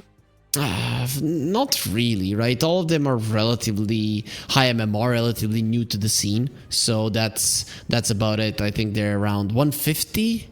All of them, if I'm not mistaken, somewhere around those lines, right? So we can expect them to at least play the laning stage really well. But when it comes to movements in the game, that's where they're really lacking. And it's normal when you have newish players who don't even have Wikipedia pages, that haven't really been in the scene, is that they are not as efficient in competitive games as they are in pubs. The only one that has a Wikipedia page of their team is Insane, the mid laner, and the last time he played competitively was in Team Veteran in 2021, so that's already 3 years ago that his last competitive appearance was. So I took a little bit of a break in that regard, but they are going to be up against Blind Owl Esports, who kind of, well, they all have their Wikipedia page and they've all played in a pretty big list of teams in the past. Yeah, Karma, Ken, Rupido, Boomy, and Grims. I mean, these guys are these guys are very well known, right? And that's why they're gonna have more experience in competitive gameplay. That's why their movements are gonna be more crisp. That's why I do favor them. But they're playing versus a team that is a good Dota team, right? So if you make enough mistakes, you can very easily lose. So I would like for them to get it together and play their best Dota. If that's the case, Blind Owl should get the victory. Yeah, normally that's the case, but you know, these kind of games can get a little bit pubby sometimes, and then a bad pick could cost you severely. So let's get into the draft. Every single team tends to first ban Monkey right now. What's up with all the Monkey removals? Dude, he is... The amount of vision that he gives is just dumb. You are solid in the laning stage. You are still good at killing couriers. The only nerf that you received is that you're slightly slower, and people are getting used to it. It's slightly slower in jumping around the map, right? And it's a flexible pick. Right? So there's so many reasons to go for him. People nowadays go for an Ember because he's strong in the first phase, and there's no flexibility with him. Monkey King is probably just as, plus add flexibility to it, add scaling from position 4, career killing. I mean, there's so many reasons that this hero is good. The Simian Stride is just dumb sometimes. Okay. The more you know, the more you know. Yeah. I just always, he feels like a squish ball, but as a pulse 4, it's just nasty to play up against. Other bans, Broodmother, very early Broodmother ban by Blind Owl Esports. The other ones make a bunch of sense. Weaver as well. He's kind of obnoxious in this basket. I've seen a lot of when one team picks Weaver, the other team goes for the Morph, so that you can just turn into the Weaver and essentially be a better Weaver at that stage. Yep, you're a Weaver that does more damage, or you pick a Rubik versus the Weaver or the Jakiro. And Rubik has been in the meta, I think, only because of those two heroes. And this hero has been in the meta for quite a long time. That's the Darkseer, right? So I'm curious now to see if the Immortal are going to be directly targeting this Darkseer, especially with the first pick. But I wouldn't mind like an Ember pick, because it's instantly a deny pick from Blind Owl Esports, because the Ember benefits from the Iron Shell, from the Surge as well. But no, they go for the Clockwork. Okay, so they are directly countering the Darkseer in the lane, because it's very, very hard to play versus a Clockwork and a strong core in lane. I think at this point you have to ban out the Troll if you're Blind Owl Esports. It's also a good deny pick, because Clockwork Darkseer is a disgusting lane to deal with almost always. So making sure that they can't go for it themselves. You normally want some, you know, melee hero to go with the Darkseer, like Nyx Assassin could be a possibility that has been making its mark as of late. Obviously, you're playing against Clockwork, so you got to be a little bit careful there, because Clockwork, if it's a position 5, he just battery assaults you down very easily. Yep. The Clockwork is also good versus most of the pairings that go with the Darkseer, right? Here we see the Ursa and the Troll ban, because the Clockwork Ursa or Clockwork Troll, no matter what you have as your 4, especially if it's a melee hero, you're gonna get demolished, right? So they even ban out the Spirit Breaker despite having a Clockwork. It's still such a nasty hero, man. It's better not to do it. And there's the SF. This is most likely gonna be our safe lane. So it's a really good lane. Clockwork Shadow Fiend. Right click SF right now is looking incredibly powerful as well. Yep. As is the magic damage version. So I love the fact that it's so incredibly flexible towards the mid position in case it's needed. Hell, even mid laners tend to go for the right click build, depending on what the enemy goes for. Because if they have like a bunch of BKB heroes, then SF magic damage feels a little bit lackluster sometimes. Okay. Yep. I mean, that's a hero that doesn't really care about Clockwork that much because you outrun him. I expected this. I expected the potential position 4 to be arranged, right? Because there's a Clockwork SF. And if you go to melee there, you come together. Like, we have double Iron Shell. You get put into the cogs and the SF just raises you down. You don't want to allow that to happen. The Hoodwink is one of those who can move around the trees and actually be annoying to the Clockwork, pull him away, not allow the cogs to trap the Darkseer, and somewhat secure his lane. There's still a chance of this being a 5 Hoodwink, but generally, I would assume that you want to help the Darkseer a bit, and this hero is quite good at doing so. Do you expect the Sven to be a position 5 or a safe lane this time? It's hard to say at this point. I'm a big fan of a Sven carry in general, and I think if you get on top of the SF, it's a huge deal. But Clockwork is kind of annoying, right? He forces you to buy a BKB. Your movement speed is not going to be good enough to deal with that one. And a lot of the Svens nowadays, they want to skip the 10 BKB. seconds remaining. Yeah, that's also kind of what my thought process is. The Clockwork makes it a little bit dicey to play Sven safe lane. Timbersaw makes it twice as scary to play safe lane Sven as well. So they might just convert this to a position 5, get maybe a nice range core added in the mix. Which ones are nicely available? Well, let's see what they played yesterday on Blind Owl Esports, because Morphling would be good here. Yeah, that would actually be a really good pick for Blind Owl Esports. You turn into a Timbersaw, you can kill him, you might suffer in the lane a bit, but that's generally okay. With the waveform, you can do the finishing hit to the SF and not be afraid of the Death Requiem. They go TA. I don't love it, I don't hate it, but this is something that they like to play. However, yesterday they played it in the mid lane, right? So it's not 100% that this is going to be a safe lane TA. It might also be that flex in this case, specifically because you're up against the Shadow Fiend. If they flex the Shadow Fiend towards mid, then you would put the TA there because TA doesn't really care about SF mid. It can sometimes be good for the SF, right? Especially now when the refraction charges are low. So what you would do is you would slap her 3 times, so you have better range, and then you raise her up. So really good SF players who understand this matchup through and through, especially because of the nerfs to the TA, especially towards that matchup, can do okay-ish, right? So they can even win. But I'm still convinced that this is a safe lane SF anyways. I did read that they got a new patch in for the bug fixes, because I played a pub game and I got really pissed off that I could not see, that my team couldn't see when Roche would respawn, because that was the new change that they added on TA. Yep. You see when Roche respawns, and then they just it didn't work at all. Yeah, that's kind of annoying. The best way for that innate ability to actually work properly is if it's a long Roche respawn, because then right? And the enemies have to wait those 3 minutes, because you don't really know from the start, from when he dies, exactly when he's gonna respawn, right? After 8 minutes, you get to know the exact info, right? Am I correct in that? Yeah, I think that's how it works. That's how it works. You kind of see the Roche timer that the casters see, right? I think that's how it works. Yeah. Okay, because I just had a mark on my screen that it was Roche is up when it was dead, and it was this is a lie. We just killed Roche. How does this work? But it might be working that way. I'll have to play some more games with a TA on my team. Pangolier last pick though. Seconds remaining. Interesting. Don't love choice. it. So, yeah, no, it looks like a Timber versus Pango match of mid then. Very rarely do people send the Timber mid.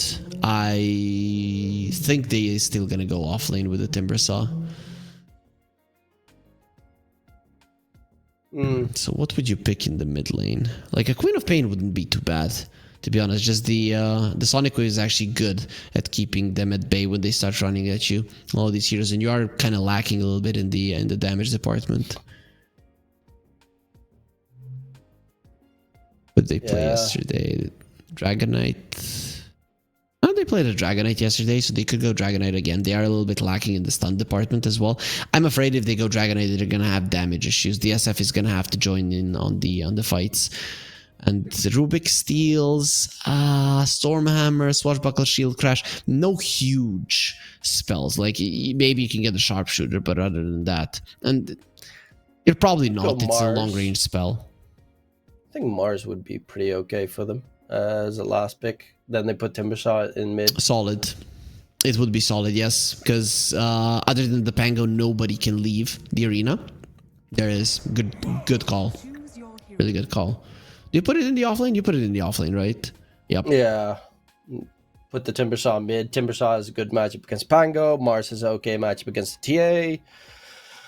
I like Immortals draft. I think it's pretty solid. I'm a little bit worried about Blind Owl's draft because they have 2 stuns. Well, Pangolier 3 stuns technically, but it does feel like you can, especially Timbersaw, can just run around the team fight the entire time. Doesn't really care about bushwhacks most of the time, for instance, and will be able to chop a lot of heads with an aggressive mid Timbersaw this game. So I'm going with the Immortal, even though I know Blind Owl Esports are better, but I like the Dire draft. I agree with you. The Dire draft looks amazing. It really is great. You have good laning setups, you have team fight, you have damage, you have vision, you have initiation. Pretty much anything a team would want. Tower taking potential, it is there. Here's the thing, though. You mentioned Blind Owl Esports. We know that they're a better team. And this is the type of a lineup with which a better team would do really, really well, right? Because you have ways to shove out the waves without showing. You have ways to burst people down. You have ways to create chaos in a fight. And you have a vision-giving hero in the TA. So, plus, it is a lineup that tends to snowball. The only problem I had with Blind Owl Esports with their gameplay yesterday is that Akari was dying in the lane multiple times, right? And if they get that in order, I think they're getting this one easy. So I think I'm staying with the favorites. I don't think the Immortal draft is that much better and that easy to execute that they're gonna be able to outperform Blind Owl. Yeah, no, I can see what you're saying. I'm just a little bit worried about damage output from Blind Owl. I think a lot's going to come down to like Hoodwink, how well he can scale into a damage dealer. And that arena just feels so massive, this game. It's just good lockdown. You hold them in, you throw a Requiem nearby, Timbersaw going in, and everyone is stuck there. It makes a fight pretty rough. But yeah, I can definitely see, a TA, I see it a lot with the PSG. TA 2000 on a TA can single-handedly win a game. That's pretty much what this hero gives, right? If played properly, not only the TA, but the entire team around the TA, it is very hard to beat this hero. No matter what kind of a team you are, no matter what you have in terms of your heroes, TA lineups can be scary, right? Because you shove out the waves really quickly. You're actually pretty solid in lanes. You punish people with low armor, which is most of the lineup of the Immortal, and you take down towers and rush, right? This hero brings everything to the table. Sometimes it can fall flat, but most of the times when you're a better team, it's going to be looking great. It's going to come a lot down to the laning stage, I think. This Timbersaw, like, their lanes are looking pretty nice on the Immortal. TA should be fine for the most part. But a Rubik plus, if you misstep, lift up, drag back, Mars spears you all the way back towards the tower, for instance, it's a problem. I'm actually surprised Rubik went for the stolen spells also have a lower mana cost facet. Yep. I don't see many go get for into that the game? Production? We want to see the game. We want to see the fights. There it is. They were waiting for our cue. This is why I love Relog, man. The production always on point, and the QR code always in the same place for the 1xBet app. But no pauses, no nothing, no fights. We get no action here. There it is. No pauses, no pauses. I jinxed it. Yep. Actually curious, Rubik win rates with... the Frugal Filch has a pretty high pick rate, but win rate's about the same. Yeah, I mean, Rubik facets are meh. Okay, but they don't really change the hero all that much. It's still the same hero, does the same thing, and I think most of the times, if you would get into a 30-minute game, like which facet the Rubik had, I have no idea. Like, did it change something? Probably not. The Arcane Accumulation one can be very interesting. I've seen, like, with Aghanim Scepter, if you get, like, Storm Sip Steel, because you constantly spamming spells, you can get, like, gigantic area of effect spells, which is pretty cool. But most of the time, it's actually very... Like, both of these facets are kind of terrible. Akari's waiting to Akari. smack somebody. They know. Yep. And that's... a nice placement as well from the sentry for 2 reasons. You get the counter ward of the camp, and you make sure Momo doesn't just get hit twice by a nasty meld. That really can hurt. Mars, he might have this big shield, but he's actually a hero with very low armor. Let's start off with the ring of protection. I like this, right? A lot of people recently have been buying great bands. For a Mars, it's just not something that you want to go, and the item doesn't feel as strong nowadays. So I think ring of protection is just the safer choice. So we got 3 interesting lanes. Where do you think we're gonna have most of the fun action? I would say top lane is probably going to be the one, right? Because both of the sides have solid damage output and solid catch as well, right? Plus, SF is very squishy and the Hoodwink is very squishy. So in terms of dying, I'd say that's the one to focus on. Knocking the cogs out is one of the most obnoxious. The power cogs push is one of the most insane. I really love that change, but I also hate it because you can get bounced around like a ping pong table the entire time if you're up against a good Clockwork. Yeah, this is the thing. You probably like it only when you're playing it, right? So I actually haven't played Clockwork, like this version of Clockwork, even though I used to play a bunch of Clockwork. When a hero changes too much and they add skill shots, I get spooked. Really? I don't know. You always... I always thought you were like the guy who picks a thing he knows nothing about and just tries it out. I don't know. Oh yeah, I tried that, and then I played lost 8 games in a row on Earth Spirit, and then I just never did that again. You know how so when I started Earth Spirit, I was at that point like 6.57 KMMR, which was pretty high at the time, right? That was like 7 years ago. And I started practicing Earth Spirit on my main account because I do not smurf, I do not break the rules. I lost the first 40, almost 50 games. I was 0-50. I think people hated me so much. Yeah, I just can't. I can't take too much hate. I get sad if I suck too much. And if I know that I can't do anything at that stage anymore in the game. Then you get good, believe me. I do really love the crownful stuff where you're kind of forced to play different heroes. I love that. Okay. Do you have the Venge Arcana? Yeah, I got both Venge and the Skywrath one. I don't even play Skywrath. I barely play Venge, but they're pretty cool. Doesn't matter. Venge Arcana is pretty cool. Skywrath is solid, so I wouldn't mind having those.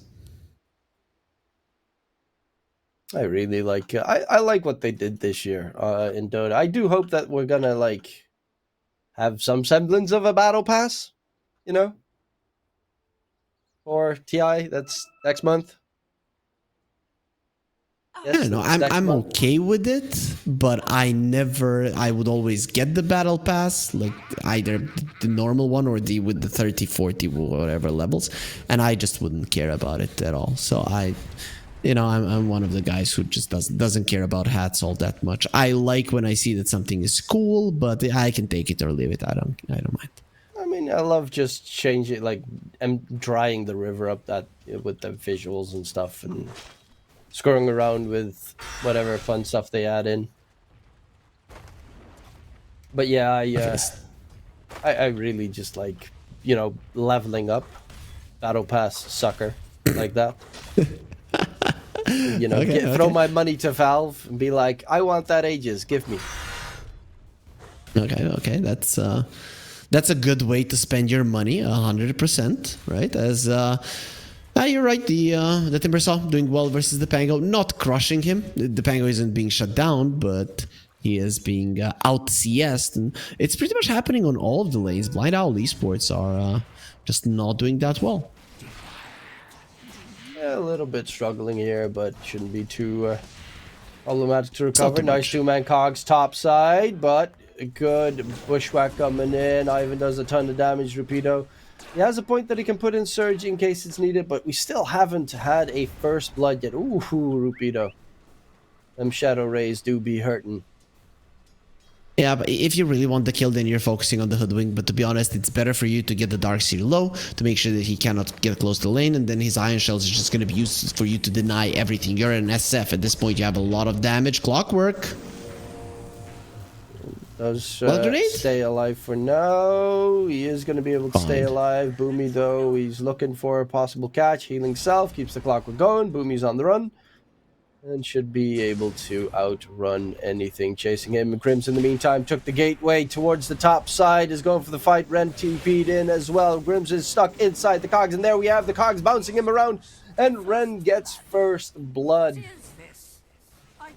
Yep. So, half right on the where the kills are going to be happening, because it is going to be the supports from the bottom lane, one killing the other, but actually it is going to happen in the top lane. So pretty big rotation. Not half right, completely right. It was all in the top lane. Oh, mid lane, Timber saw it. Great Rolling Thunder. He doesn't have Timber Chain, so he has to manually just walk away. But Rolling Thunder is not even going to be able to get him killed. And Insane just walks it off. Yep. Now these two supports are around the mid lane right before the rune. Let's see who's gonna be getting lucky. Well, Grims has Stormhammer available. There's the Chakra. Double damage to be picked up by Grims.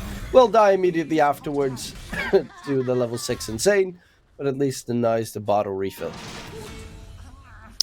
Okay, that's finally Blind Owl getting themselves on the board. They killed the Rubik, but also you talked about the bottle refill. The Clockwork just TPs in and does it for him. Momo, however, 1 versus 1 versus the TA is not going to be doing too well. Even with the point in Bulwark, it's just impossible. Yeah, too little armor against that much armor reduction is problematic here. Vacuumed. Well, we'll be okay. Ivan is waiting for Boomy to walk up. Shadow Rays here with the Battery Assault. They won't chase with the Surge being used. Yep. So many close calls, but very low amount of kills. And there's not going to be any Wisdom Rune stealing shenanigans. Every team will get their own. Momo, bottom lane. There's Grims coming through, but the Bulwark's keeping him alive for the time being. Still has a little bit of heal with the Magic Stick. Is still not dropping, and now Grims is stuck on the wrong side. Rolling Thunder being pump faked by Ken, but Grim should be the one dropping here. Insane still chasing. Rolling Thunder, is he going to actually use it? Or just keep pump faking it until the end of times? It seems to keep him alive, but in comes here from the other side. And Grims is still a goner. Akari, almost still very low in HP, and now the Rolling Thunder is going to chase after the Mars. He wants him. Got him. Ooh, tried to sidestep it, but unfortunately will not be carried. Lucky Akari though, will get taken down by Insane. Yeah, this is what I was talking about. Akari, yesterday in both of the games, he was overextending heavily, especially during the laning stage, dying once, twice, thrice, even in the lane in the game that they were crushing. This game, they're not crushing Blind Owl, and he's gonna have to take it a bit more seriously because this death was definitely unnecessary for him. We knew that not again. That is the Sven stuck. Walks out of the cogs, lift up, drag back, zap, zap, chop, chop, bye-bye. And Grims, every single time the Clockwork even sees him, he gets taken down. It's so annoying with the Sven. You're such a speedy hero, and suddenly you're inside of the cogs and you cannot move. I mean, we talked about how good the arena is, but cogs are kind of the same. They have the same area. They push you in. Not the same area, a bit of a smaller area, but they push you in. They do damage once you do so. You can also spear to the edge of the cogs. I mean, it's working out for them now, even before the Mars gets level 6, because they have a similar spell that's really a counter to most of the Blind Owl Esports heroes. The multitude of catches, Darkseer. There are a lot about movement speed with the Sven with the Darkseer, and LTA, of course, will eventually get a Blink Dagger to get out. Bango can get out. Hoodwink. Sharpshooter, you could get an edge on the hook shot, but I mean, you don't want to go for a 4-staff, but you probably need to get a 4-staff on the Hoodwink. The Sven is not going to be able to buy it in his lifetime. The thing is, that the expanded armature, the cogs, they push you in from all sides. They are active also from the inside. So the force staff doesn't help you that much. Okay, that's a good usage of the spells. Is it enough for a kill though? Yeah, Ivan tries to scare them off with the Requiem of Souls. Nice lift up from Ren. Keeps Ken away. Requiem gets used. Completely wasted in the process. Rolling Thunder is going to continue. Ivan wanted to get knocked up down the high ground. Oh, can't get up there. But in return, Grimm's, hey. It's a freebie for Insane. Gets slowed down. And Insane get the kill. Oh, gets a little bit spooked here. And Grimm's actually manages to get himself out of trouble. Here, same story. Not a single kill occurs. Nobody dies. Literally nobody dies. I guess it's very scary to go up the high ground versus Iron Shells because you can get stunned once and be surrounded by 3 heroes and just die. And on the other side of Blind Owl Esports, you start running towards the SF, get double, triple raised, and suddenly you also lost one of your heroes. Plus, the Rolling Thunder was used from quite far away, and he got hit. He hit the cogs and then got back one of them that were hit, so or kicked. Oh, what a lift just in time. He does have a haste rune, so we'll be able to get away, but they just kill off Boomy in the back end. So it looks like they're all targeting the Pangolier, but they kill off a quick little hoodwink for their troubles. And Momo bottom lane is in trouble. He's going to get hunted. Ken still with that haste rune chasing after the Mars. He's got the arena. He's going to go for the TP attempt. Does he get the TP away? Yes, in time. And the gank even fails to boot. Grimm's made a mistake there. He didn't go for the Warcry. If he went for the Warcry for the extra movement speed, he gets there in time. He thought it was fine. The Pango even used the beautiful swashbuckle, making sure that the Mars cannot hide in the tree. So he could have been even further. But Grimm's, he dropped the ball. And he did have the mana for it, right? It's not like, oh, I'm not going to have the mana if I use it. He just decided, made a conscious decision not to get there faster. Well, then right now it's going to be the Dire side looking to catch Akari themselves. They've got some pretty aggressive bottom lane observer wards, but this gets scanned out, so Akari should know that they're coming in his direction. Is going to immediately go for the TP and will TP to safety. Beautiful. That's really well done. He knew something was up. I mean, you see that there's nobody in the mid lane, nobody in the top lane, and your teammates are playing quite aggressively. And despite none of the towers being taken down, this is one of those situations where we mentioned that Blind Owl Esports, they have a lineup that without much commitment can shove in the waves. That is always going to give you so much info about what's going to happen on the map.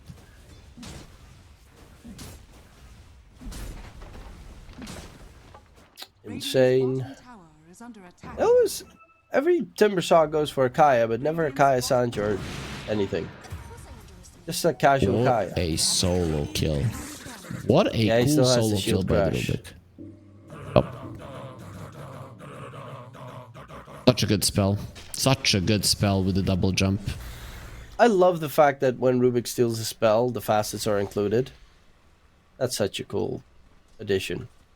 If it wouldn't be that way, it would take away from the Rubik of being this supreme grade magician, wizard, whatever, right? So whatever you do, he has to do it better. Well, it makes sense. He doesn't get talents, at least. Yeah, I guess. Right, they should add that as well. Come on, make Rubik the GOAT again. Okay, then he would actually be broken. Because there are some talents that you just wouldn't want to pick against the Rubik. Oh, speaking of which, top lane, they're looking for a gank. And Ren is very much dead. Oh. He steals the shield crash, so he gets a little absorption shield, trying to run away. Yeah, he's actually surviving for quite some time to try and wait until his team gets there. Still no healing notes he could have used. I can't believe nobody TP'd.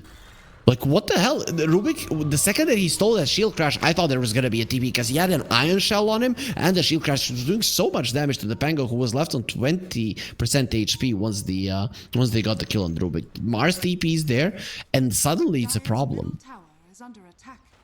Yeah, Mars has not... I don't think he's used a single arena so far this game. Nope. really should get a little bit more action coming out from the Mars, especially when they're playing that incredibly deep. Clockwork does finally have his level 6, so I think that might be the reason why they didn't want to do it. So without the hook shot, it gets pretty hard to control them in the fight. This is what I was talking about, though. The Immortal, they're... Ken, he's fine. Ren is really good on the telekinesis catches on Ken. Yep, looking beautiful. His performance has been great. So, in terms of individual performance, laning and stuff, the Immortal are fine. But now they don't want to go for plays before the blink on the Mars. They don't want to go for plays before the hook shot on the Clockwork. You're just giving opportunities for opponents to come back into the game. Well, they do throw out the arena onto Akari. A lot of damage being thrown out. Do they have enough to kill him? Iron Shell stolen by Ren, but they now need to run away. Hook shot just for defensive purposes. And they lack damage. Without the Timber Saw, without the SF, they have very limited damage. Yep, and you use the arena for that. Right, so the first arena does nothing, and it's gonna be... Now you're gonna get the blink and not have the arena. This is what I was talking about. Just...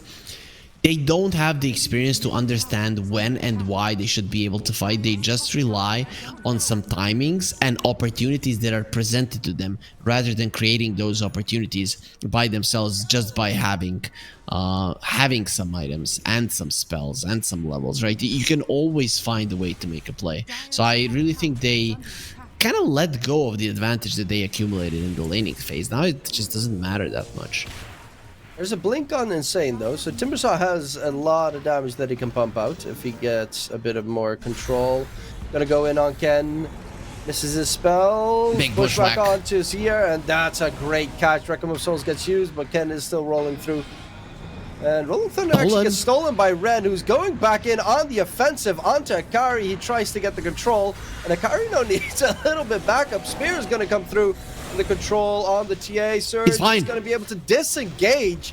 Rapido with the vacuum. He's got those Iron Shell damage buffers coming through. They can't run because of the wall. But yeah, they're completely stuck. Ivan's going to get slowed down. Momo has the arena, doesn't want to use it right now. Finally throws it out, but it's already a little bit too late. In comes the Deso hit from the TA to blow up Insane, and Momo on the run away. Goes back in on the blink there. Bit wonders why he wants to re-engage, because he's just going to get chased down and finished off. God's Rebuke. TA's going to die. Spear. TA gets taken out. Ren is single-handedly carrying them this game. Like, that's the only reason that this game is close. Yep. That fight could have been a 5-0 if Ren didn't steal the right spells, especially there at the end with the shield crash, Rolling Thunder throughout the fight.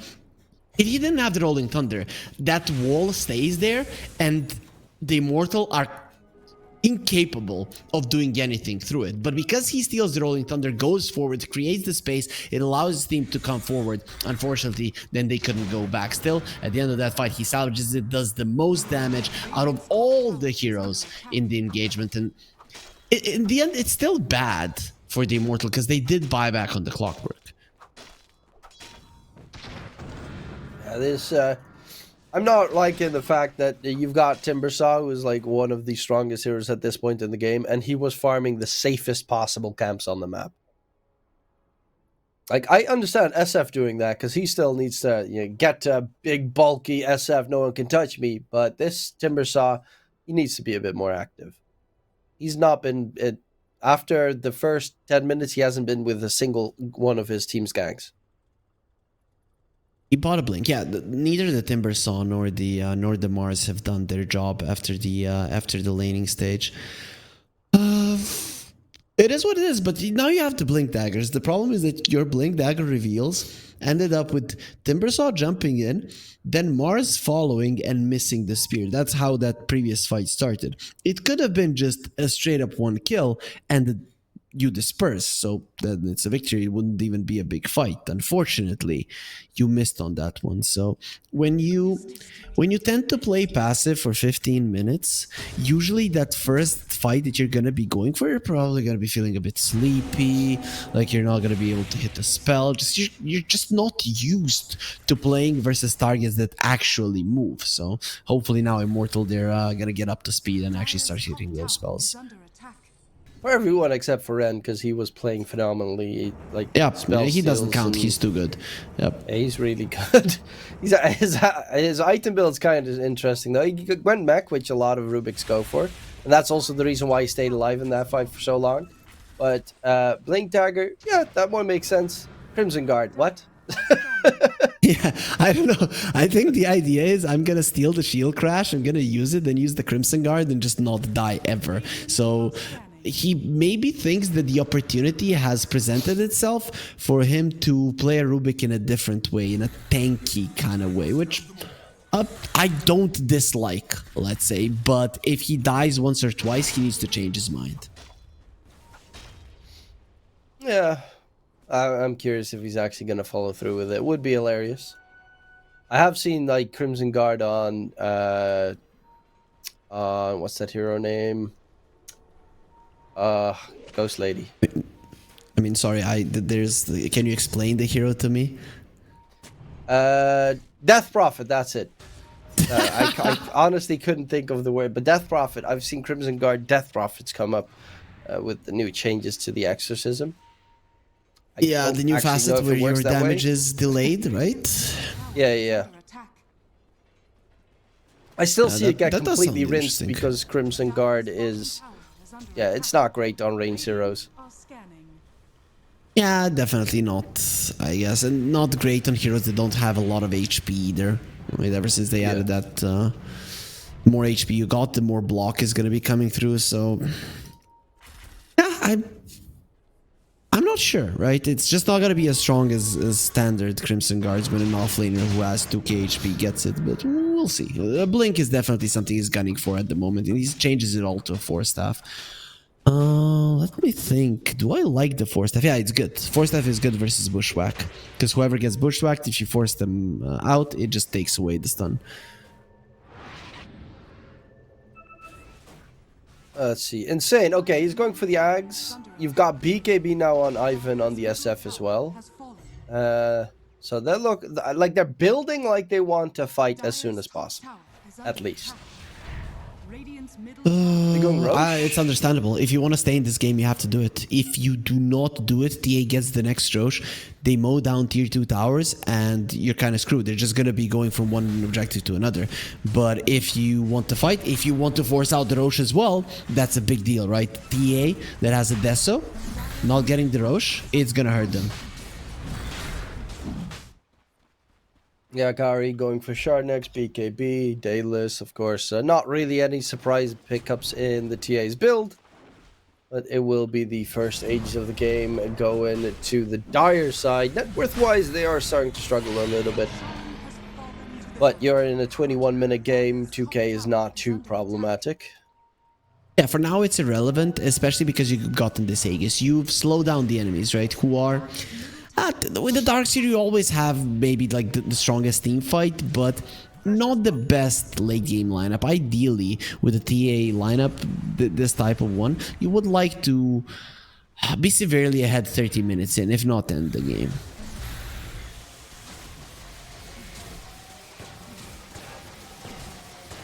There they are, moment grabbing the Tormentor.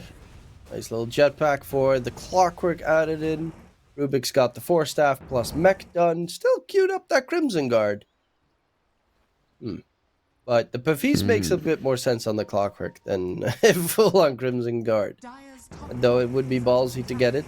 Ivan in mid has the Aegis, has the BKB. Not really a nice target to kill without TA nearby. I'm still not getting this. SFs, right-click SFs, still not getting the Feast of Souls. Is the spell really that bad? Let's check out what Dota 2 Pro Tracker says. Radiant's middle tower has I mean, nobody even picks it up, so I don't know if you're even gonna be getting some stats, and if you're gonna be getting the right stats, even, right? It has a 35% pick rate with a 40, actually negative win rate. is under attack.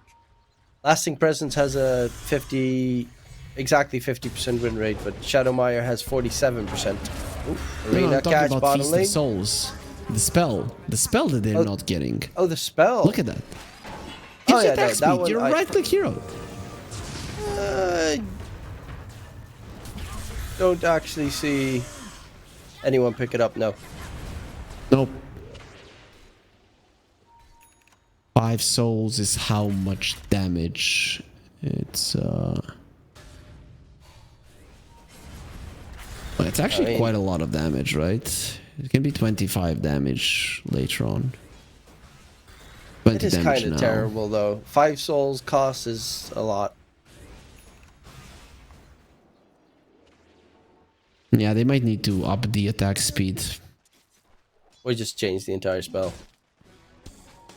Because you just don't want It's a to good lose idea. souls. Under attack. Radiant's bottom tower is under attack. This Aegis really is changing the dynamic of the game. If the TA had the Aegis, this would just be the side of Blind Owls getting towers. Momo is going to get Rolling Thunder stun locked pretty nicely. Momo dropping low. There's going to be a Akari with the kill. BKB usage, Boom is nice still alive. vacuum, and they're continuing in for more. Ivan loses his first life. Insane has the Aghanim Scepter going up, but now they're going to be able to surround Ivan. Goes for the TP out of there, but he is dead very quickly. And yeah, that dynamic change of the ages means nothing in the face of Akari TA. Yeah, it's different, right? Because the Immortal, they were going for a push, right? And then that allows the side of Blind Owl Esports to fight that one. They actually gave up on the tier 2 on top and decided to protect this one in the bottom. And it was all set up by Boomy, right? Because he survived for such a long period of time, baited the enemies in super deep, and that's why the vacuum wall came out. And this is what I was talking about. The strongest team fighter in this game, probably in Dota in general, is always going to be the Darkseer. And it's just insane. Imagine you create an SF illusion, the minus armor is there, and then on top of that you have the TA. You're never TPing next to him. Also, I like that they stopped chasing the Timber and just surrounded the SF, right? Because you would have assumed he wants to go for a BKB TP out, but if you're surrounding him with multiple heroes with minus armor, there's no way that a hero as squishy as an SF would be able to do it. Yeah, this game is getting out of control pretty quickly. It was another one of those situations where they went for the push, which I'm okay with, but then they did it when Mars's arena was on cooldown. Just wait those 20 seconds. He's gonna have Aegis at that point anyway. Oh, insane. Timbersaw needs to get out. Nice But there's the knockout. arena jump onto Rupido. Can they get anything onto the Darkseer? He is very tanky. He's got the mech as well. Is there any damage here? Lift up, drag back, push him out. Rupido is still not dropping, and finally they take him down, but it's a 5-man move to try and kill off one Darkseer. Yeah, you have to kill him first, right? At the start of that fight, there was no SF, and the Timbersaw was not next to the Darkseer either. So throughout the duration of the arena, you didn't really do that much damage to the Darkseer. But once the Timbersaw does come over, you can actually bring him down. And you have to. This is your main target. You don't bring down the Darkseer, you probably lose the fight, right? Either the Darkseer or the TA have to die at the start, which is hard to happen, but as we saw earlier, not impossible. Ren is actually going for Crimson Guard. Huh. Unless he uses the Vitality booster for something else, but... And he won't. No, Yeah, you're not buying an ATOS on the Rubik. There's no way. I was thinking maybe He's he committing. goes for the end disc, but yeah, no. Actually, I haven't going seen the name of this skin Vanguard. forever. Well, in a game where you're up against TA, I can see why you would possibly get it. So that you do not get one shot, right? Yeah, pretty much exactly that. So he jumps on you, wastes time. Your team can collapse on him. But to be fair, Ren is staying pretty far out of these engagements most of the time, as a Rubik should. 'Cause otherwise Good you die. positioning, yep, Dire's top tower is for sure. under attack. it's not hard to have good positioning in this game, but it is very costly if you do make a mistake, right? Because you have a Mars to protect you, you have a Timbersaw and the Clockwork. So in general, as the Rubik, you're gonna be even more protected than an SF in this game in general. But one misstep and you lose your life early as a Rubik, it just opens up so many possibilities to Blind Owl Esports. Boomy, gonna get jumped here, but in Like response, there's gonna be the Rubik dragged back into the vacuum wall. There's going to be an attempt on their lives with the arena, but it doesn't really do anything because they have the BKBs. Rupido just got it delivered as well. Insane's trying to disengage. He doesn't have his Aghanim Scepter effect anymore. Needs to try and Timber Chain out of there. Slowed down, is going to get silenced, stunned up, and that Timber Saw, very close to being taken care of, will falter. Akari is dominating right now. And yeah, this is, yeah, they're just better. It's that simple. Better and stronger, and understand which items they need better, right? Because they bought the BKB on the Darkseer, not a super common item. We see it from time to time in this game, definitely necessary, right? You see the arena, you pop the BKB, you get your vacuum wall out, and the fight is just over. Every single fight that we see more than a one-man vacuum wall, it is just gonna be over. Every time. You saw this was the Aghanim Scepter reveal of the Timbersaw, and they just don't care. They ignore him, they allow it to explode, they allow him to do as much damage as he wants. Does not matter. With the BKB, you're relatively safe from the arena, you're relatively safe from the Timbersaw, and once there's no more arena, then you can do whatever you want. Blind Owl Esports, they just have amazing chase. Look at that. Pango, Darkseer, Traps, Bushwhack, it doesn't get better than that. Oh my lord. Akari quickly 3 shots. The Clockwork looking for more. Ivan's on the run. What is this? 5 hits? Against it. That's painful right there. And charging for more. Ren's already dead. Rolling Thunder comes up the high ground. There's a BKB on Momo. Doesn't want to use it. Finally does pop it to try and disengage, but Akari is right on your heels. Arena gets dropped, but Momo is dead. Insane, he's been spotted. Does blink back through the arena. Onto the other side he goes. They are just I mean, tier 2 tower mid, push up the high ground. Nothing really to stop you from clearing this one up. There's no arena for the next fight. And Shadow Fiend doesn't have any, like, blinks to position a Requiem of Souls. Yep. Luckily, at least the SF didn't pop his BKB, right? So he understood that only the TA was chasing him, so he's able to survive there. But if the TA had more refraction charges in terms of right clicks, that would have been a dead SF, right? He lost the refraction charges after the 3rd hit, so the 4th and the 5th really didn't do all that much damage, but they would have killed him for sure. Well, Ken also has the Basher now done, Aghanim Scepter, Diffusal, Shard.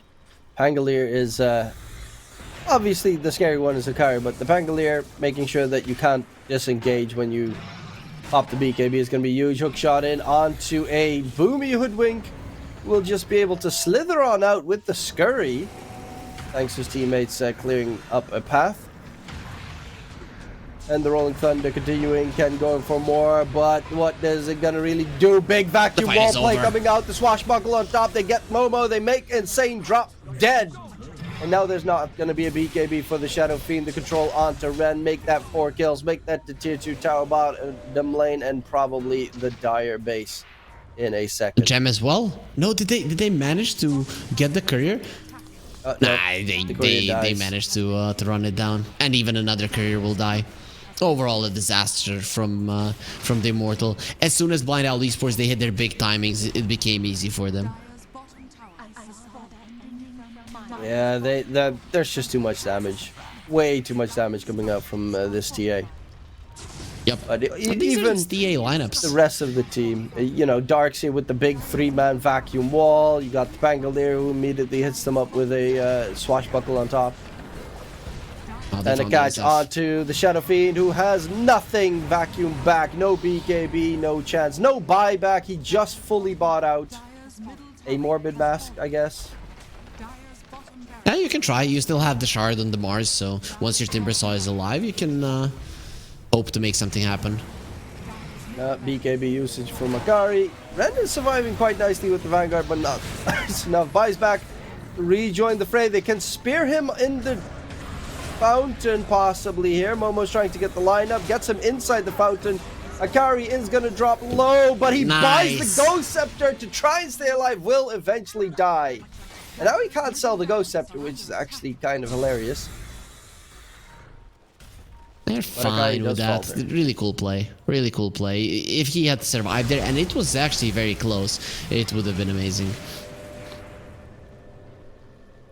But they steal the Tormentor, get the Dark Seer, his little shard, and there's no way to interrupt the TP. So a 30k net with lead here for Blind Owl. All they have to do is wait for TA to be back up, go for Roche, clear the game.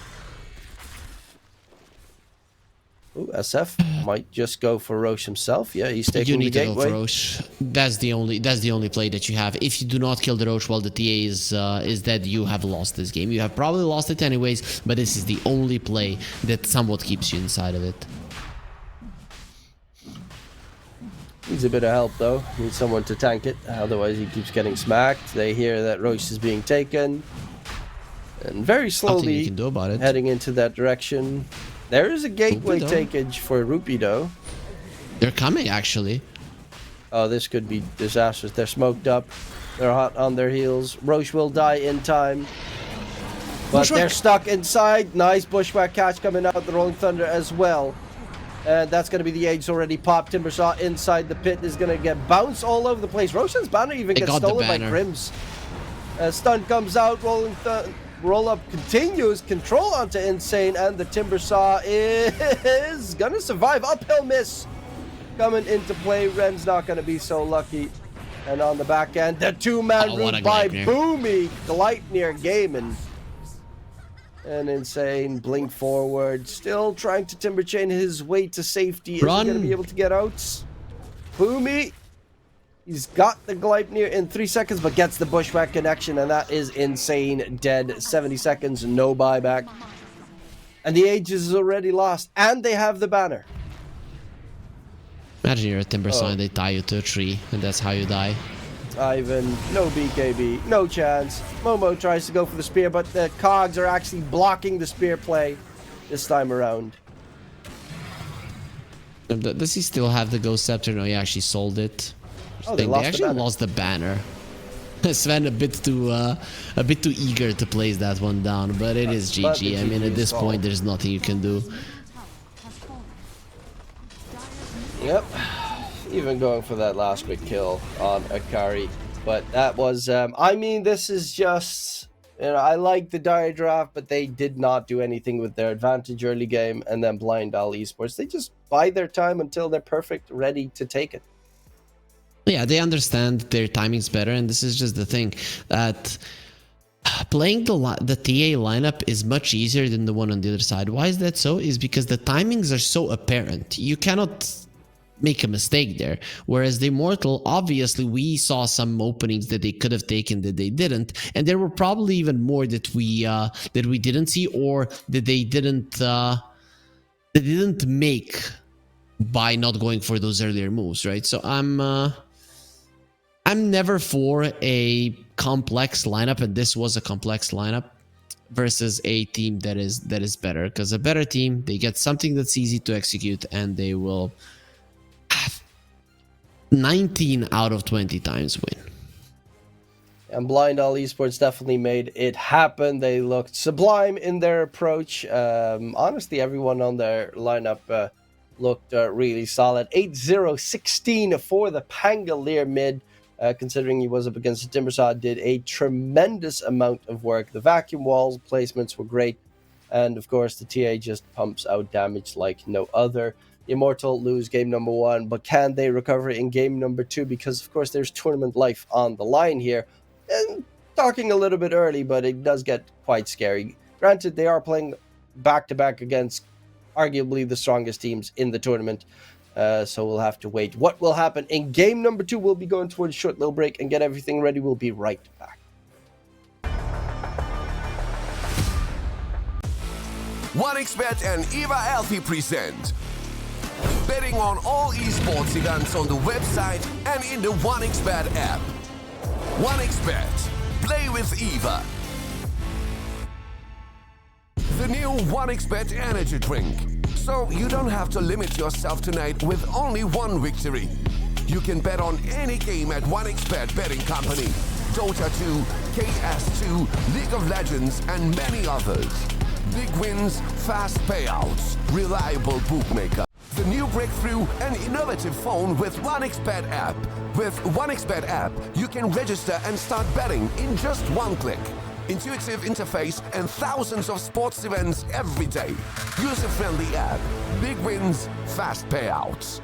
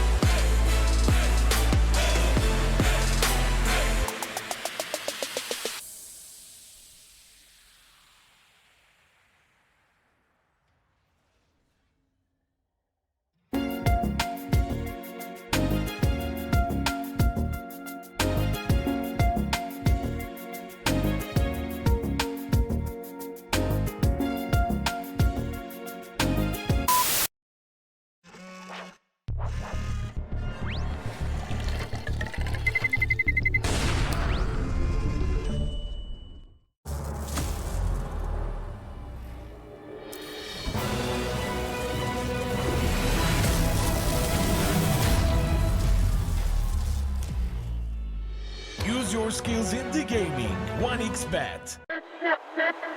Respect from 1xBet. Respect from 1xBet. Respect from 1xBet. Respect from 1xBet. Respect from 1xBet. Respect from 1xBet. Respect. Respect from 1xBet. Respect from 1xBet. Respect from 1xBet. Respect.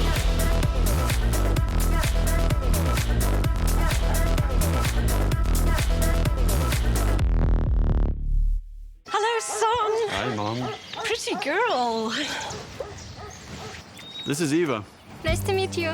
Thank you very much. Your dad's just making his favorite dinner. It's duck. Come on inside. They're all probably too gruesome to tell you while you're eating at the table. How's your food? Is everything okay? Good, good.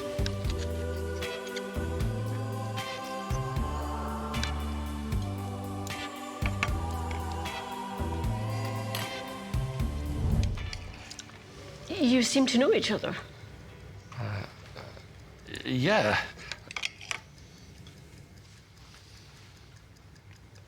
This is the new ambassador for 1xBet. Oh, I see.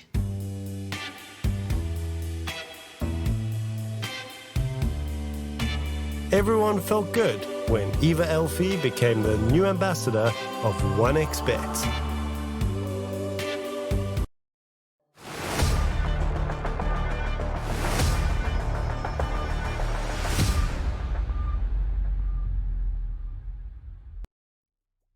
Welcome back, ladies and gentlemen. We are on already for the last match of the day. Blind Owl Esports versus the Immortal Harry Freak. It's been quite a day, some good matches. Do you expect a likely repeat of game number one, though? Well, if you're talking about the result, yes, I do, right? But if you're talking about the way that things went in terms of drafts and lanes and stuff, I would assume that there's gonna be some changes. If I was the Immortal, I'd get rid of the TA, even though it might not be first pick material. It's one of those heroes with which Blind Owl Esports will... I don't know. They're just gonna be able to play the game on their terms and win versus you. At least make it a bit harder for them draft-wise. Yeah, it looked like a pretty good draft from the Immortal, but experience trumps anything really in that case. And Blind Owl Esports, they have a lot to boot and a lot to back them up. We're just waiting a little bit for the draft to start. Are there any specific heroes you would ban immediately in the first phase if you're the Immortal? Not so much. So here's the thing. This is something that weaker teams don't do that I would like for them to do more, right? I know it's hard to recognize that you're the weaker team. It's not easy letting go of your ego. Dota players have a high ego overall. But you need to recognize that the enemies move around the map better than you and recognize your strengths and play off of them. So if you are playing versus a team that is deemed better in terms of map movements, you try to create chaos on the map, right? So it doesn't have to be much about what Blind Owl Esports want to play. You shouldn't pick a well-rounded lineup. Pick a lineup that is one-dimensional and something that you're very good at. Let's say you want to be murdering people, you want to be running them, get the Darkseer Ember, Clockwork, those types of heroes, and jump on them, annihilate them. You want to snowball from the laning stage, try to counter them on every lane. That's a little bit tougher to do. I would probably not go that route, but you get what I mean. Get a pushing lineup. Currently in the meta, I think the best way is the chaos creating one. Pull enemies out of their comfort zone. Don't allow them to choose when and where to take fights. Take fights even when you think that might not be the best one, because it's gonna open potential new fights in 2, 3, 5 minutes, right? That's the type of gameplay that I think you have to go at this point, and especially because the Immortal have shown when it comes to spell usage, when it comes to the laning stage, they're on par with Blind Owl Esports. Yep, but that's where the high MMR pub difference kind of ends, because then it comes down to that team play coordination, as you mentioned, the strats call, the plan of attack that you've got ready, and that's what Blind Owl Esports have over them. But maybe a good draft change could be a game changer for them. They could go for, as you mentioned, like a very heavy dive draft or a mobile draft, because some teams tend to go for like the Underlords, Ember Spirits, just so that they can be everywhere on the map and maybe make a man advantage situation always in their favor. That could be a nice other tool for them to work with. We do see the Shadow Fiend banned out by Blind Owl Esports and the Hoodwink by the Immort. I think the Hoodwink is definitely a good ban. I think Hoodwink right now is still really strong. Yep, she is the hero that, out of all the position 4s, I keep repeating that, usually it doesn't get banned out, and then it's picked, right? So the best out of the heroes that you don't want to ban. But considering that Blind Owl Esports really did have a solid performance on it in the previous game, and it was a very hard hero to catch, despite you having the Mars. Usually the Mars is like the bane of Hoodwink's existence. Then you'd rather get rid of it, and you let the Jakiro go, but you pick up the Rubik, so we're not going to be seeing any ice paths coming out early into the game. Yeah, Rubik. Well, Ren, he played a phenomenal Rubik. I would give him immediate Rubik again. Like, he was by far the star performer on the Immortal side. And against the Jakiro, as you mentioned, Ice Path still great. Macropire still absolutely fantastic. It's some great steals. Counters any possible big ulti cooldown heroes on the opposing side, like Enigma as well, so that you don't want to go for those. And there's even a possible flex potential for Rubik, because they get played a lot in the mid lane as well. Yep, not too bad at all, right? Especially versus a Jakiro. Some people don't want to skill up the Ice Path, no problem. The Dual Breath is also a pretty insane spell to have.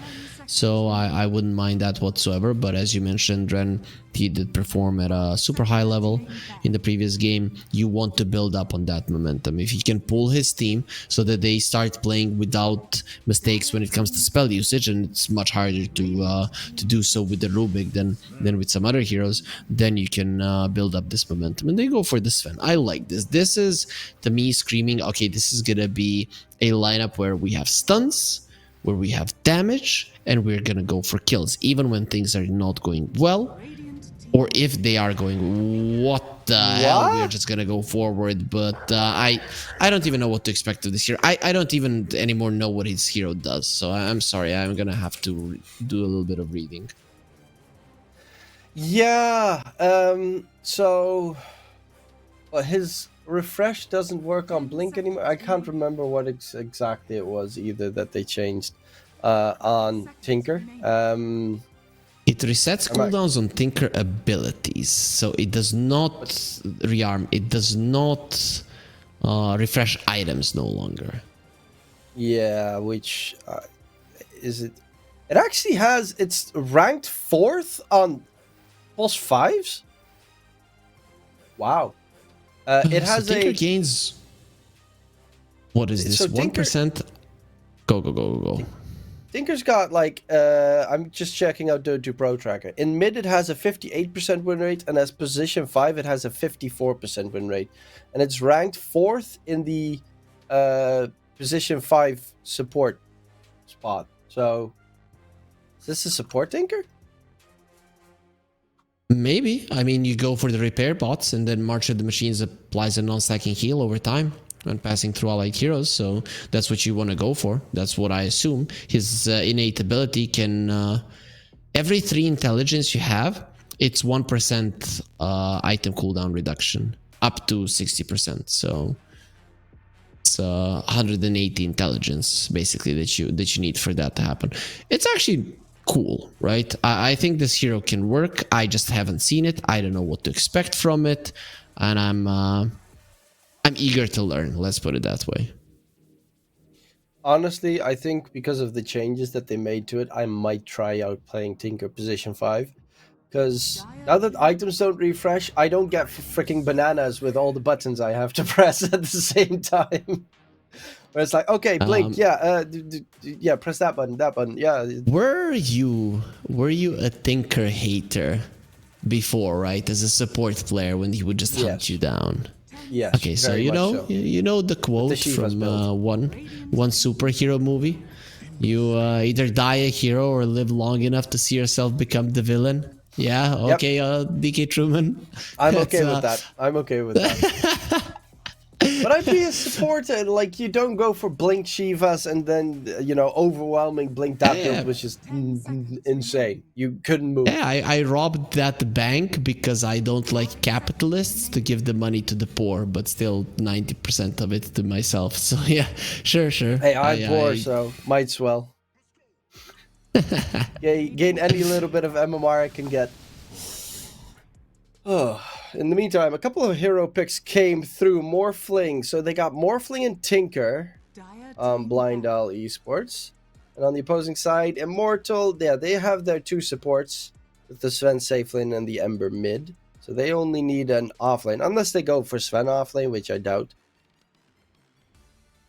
No, it's a carry Sven for sure. This is a good Morphling pick though. You turn into an Ember and you're a counter to him, right? Sleight of his chains and you come over and you kill him.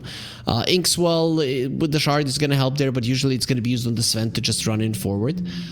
I like what the Immortal have. It is the type of lineup that I was looking for, but Blind Owl Esports response is amazing. I still don't know what to expect from the Tinker, but the other three deal quite well with what the Immortal have to offer. I don't even know what role Tinker's going to be playing this game, so that's kind of 4 or 2. up there. I mean, that's the. He's not going to be a 5, most likely, right? Because you have a Jakiro. Though I don't know if I necessarily love the Jakiro and the Tinker duo. I guess Tinker still contributes a little bit in the burst department, right? You still have the laser, so the question is, do people even take the laser? I guess you do. Like, what are you gonna get? March of the Machines and Defense Matrix in the lane? No, you need a laser. Yep. Mid Tinker is Laser March of the Machines. Position 5 is Laser March of the Machine. Actually, yeah. Mid Tinker gets 1 point in Laser and then maxes a March of the Machines, and so does the Position 5. So they go for it's pretty much exactly the same build. Yep. Okay, Position 5 gets only 1 point in Laser and then March of the Machines plus Defense Matrix. So 1 point Honestly, in he laser to actually secure has the range creep. That, and, it's still blinds, so always nice. Is that Wait. What? Okay, that's a carry troll. Well, could be a 4 morph? Morphling in the... Yep, and the Mid Tinker. Huh. Is this a good 4 Morphling game though? You turn it into an Ember, yeah, why not? I mean, you just spam out Sleight of Fist, you never lose it. I wouldn't mind. You may now select your heroes. This is a weird game. I like your analysis, but the thing is, it really is, and it is actually going to be a support on the. Oh, they're sending the troll mid versus an Ember. That's the thing. Troll crushes the Ember in the mid lane. That is the case, right? So I think the Immortal kind of got baited in this one, right? Because they were thinking, oh, I'm gonna lane the Bristleback into a troll, but Bristleback into a Morphling is actually quite bad because you get his sticks up. They're still not 100% decided, but I think there's no reason not to send the troll versus Insane. Okay, and we have the last couple of choices being made here, and it is going to be a mid morph, unless I'm surprised. Unless they're swapping lanes between them. I'm very surprised, especially because Akari is a big Morphling player. I don't know when I've seen Ken play the Morph, but he's going to go for the flow. So either way, we're going to be seeing this Morphling turning into an Ember, maybe even turning into a Bristleback. Imagine that. You turn into a Bristleback, you reduce the cooldown of the Quill Spray, and it's like you have an Aghanim. You just spam it like a maniac.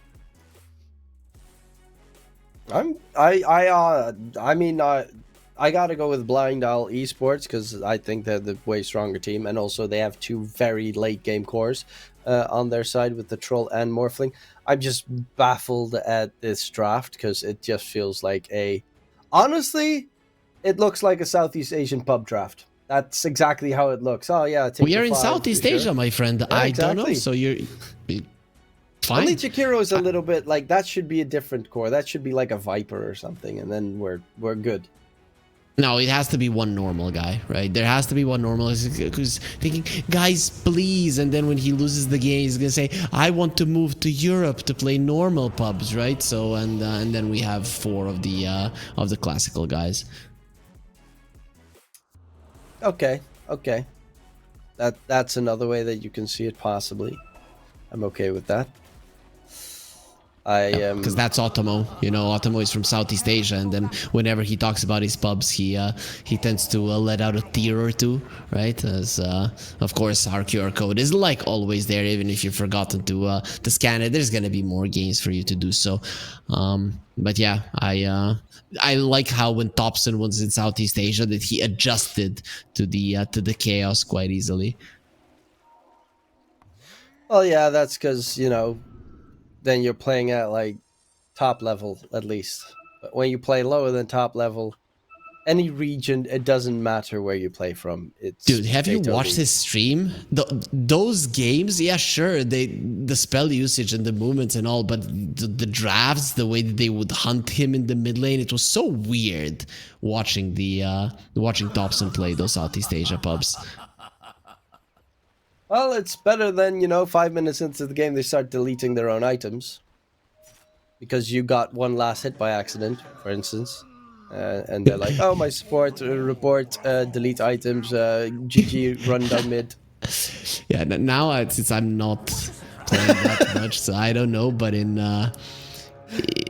That's early. That's used to be high divine, early immortal. That's that stupid level. It used to be that insane. even at the top, right, at the very top, there were players who just straight up from the start destroy their items, right? I mean, you watch, there are even some streamers that tend to do it from time to time, so it's it happens in all brackets. Don't think you can ever get out of the trench. Even at the peak, even, you know, at Mount Everest, there's still the same people.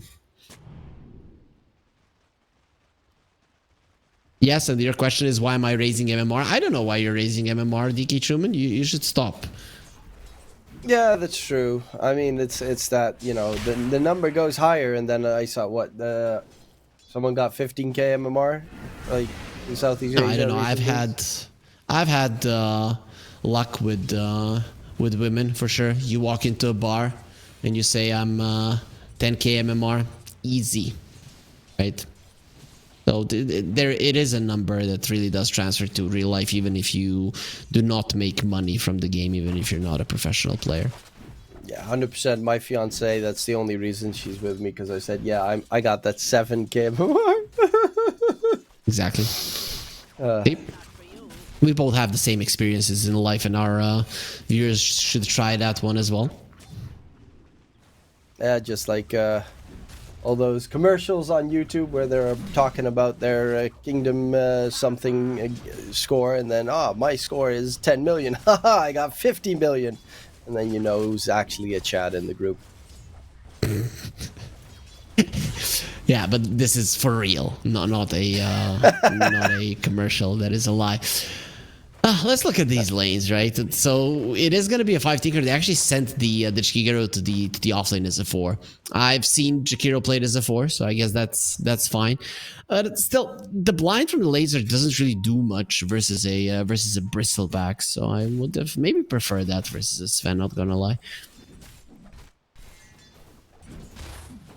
Yeah, Tinker's weird. I like it. He's got a terrible attack animation though, but he's very nice at harassing with that March of the Machines heal that he can use, and with, of course, the magic stick, he can constantly keep spamming. It's not as bad as it looks though, right? He hits a lot earlier before he finishes his charge up, right? It's just that his backswing is bad. Let's put it that way. Yeah, it feels weird. It's kind of like with Weaver. I just hate the attack animation on Weaver so much. This is reminding me, you remember that Warcraft 3 minigame where you would need to dodge the pudges that are coming to kill themselves, and then your dodge, or I'm not sure if it was pudges or whatever, and this Tinker, he lets out the March of the Machines, and then you're trying to pick up as many of these robots as you can, so to heal yourself. It's actually quite cool. I've played a lot of Warcraft 3. Like, I love Warcraft 3 stuff. Old school. Custom games in general. They make some games that are just tremendous. Yep. Like Dota. Like Dota, for instance. One of my favorites. Actually, that's a lie. I played so much Warcraft 3 back in the day. I never played Dota. Really? I don't know why. I always played like Hero Line Wars or Pokemon Defense. That was one of my favorites. Oh. First blood top side. And the one kidnap with lead here already for Blind Owl. Yep. I mean, it's looking quite solid for them. They're winning the mid lane. Okay. They're not winning the mid lane. They're crushing the mid lane. They're doing okay in their safe lane, and they're doing even on top. Plus, with this first blood, it's normal for them to be this far ahead. Is Momo in trouble? He doesn't really have that much mana. Pops a mango, and now Grim's in trouble himself, but he's got level 2 much of the machines coming in. Now he's got to hit all those healing machines. Look at what he's doing. Such a weird little... Cool. Yeah, that's actually pretty cool how you're supposed to play it. But it has such a long cooldown, though. Ren, they're killing Ren. And he gets taken down. And Momo, honestly, he has a lot of last hits, but... Oh, is he gone? Pretty heavily bullied. Okay, he had 70 HP, so he needed 2 hits because of that. Maybe even 3, depending on the procs of the innate stout shield, right? Momo, he's still being dove now. He's dead. He gets taken down while the gateway gets used by Grims towards top. Where, of course, can't help out his teammate. There's going to be the March of the Machines. He's got the defense matrix. This gives a nice status resistance. Ivan is going to get charged up, taken down, and they're immediately looking for the Grimstroke as a secondary target. Will not get any support from his teammates. Yep. 3k net with lead, 5-0. Yeah, I guess Tinker plus 5, the way to go. They had 6 melee creeps and 2 range creeps. And it was impossible. Sven TP'd, had to cancel his TP. GG. That's really bad. That feels really bad, especially that your tower will fall. They're protecting the creeps with the defense matrix, and nothing is happening to the troll, right? He's not being punished. Went for this cornucopia, has the extra regen, extra mana regen as well. It's pretty much perfect for him at this moment. So right now, Blind Owl Esports, they're crushing all 3 of the lanes. Getting in mid, got gone on, but it's a Morphling. If he pays attention, he shouldn't die. And he won't die. Well, the tier 1 tower top lane has already been taken down 6 minutes into the game. That Sven is forced to jungle. Like, He's level 3 Sven man. jungle. If he was at least level 5, so you have 3 points in Great Cleave. Right now, your Cleave does almost nothing, 40%. Nobody cares. Yeah, you're gonna fall behind so far. He's about just a little bit above Grims in terms of net worth. Okay, Akari, they're trying to pressure him at least. Bring in the Grimstroke as well. This is a good play if they can get him. If he finds a kill before he falters would be great. They're even TPing insane towards the bottom lane. But we'll at least have the Fire Remnant back towards mid. They lose Akari, but... I mean... Not really the biggest issue. Well, the Ember wanted to go there to get the kill because he's not doing too well in the mid lane, so you want to get a little bit more farm, and it really does put him in pretty close to the Morphling at this point. Yeah, but Rupido is getting huge in the top lane right now, can cut the creep waves while farming up some jungle camps at the same time. Ooh, double bounty rune as well for good value. And bottom lane, okay, they're not getting...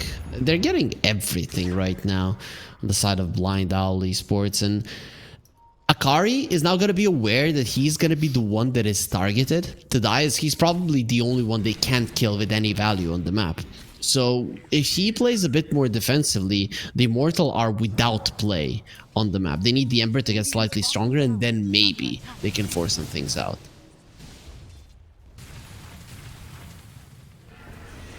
And it's going to be the rune spawning. Haste rune for Zier, so no Pick up for the Morphling, but Boomy in the meantime being chased down. Insane's got dead. the sleight of fist in a second, but he is still very dead. Rapido trying to help out Is in the he? process. He's actually going to get silenced up and does manage to get rid of the silence, but Sierra running away with that haste.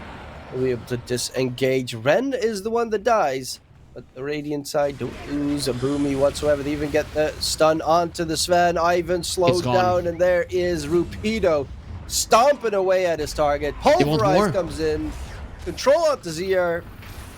Can they kill him He's off? gone. Yes, they can. And that is Rupido with a double kill. 8-1 is the scoreline right now, and Blind Owl is just on a tear. It looked like they were gonna kill the Jakiro and get out, and then the Jakiro survives. You bait the enemy super deep, and you just utilize the immense amount of advantage that you have to get even more. December would love to steal the stack, but he would also love to get some creeps in the mid lane as well, and it's just very hard when you have to make a decision on where to get something, because you're mostly not getting anything at this moment. Look at what the Morphling is doing to him. Even now, he's making sure that every single little creep gets denied. 26 denies on the Morphling is quite problematic. He's a full level ahead of Insane as well. And Ember's not really renowned for being able to kill off a Morphling without the specialized items for it. So Ken should be just perfectly fine in the mid lane. Ivan is now level 5.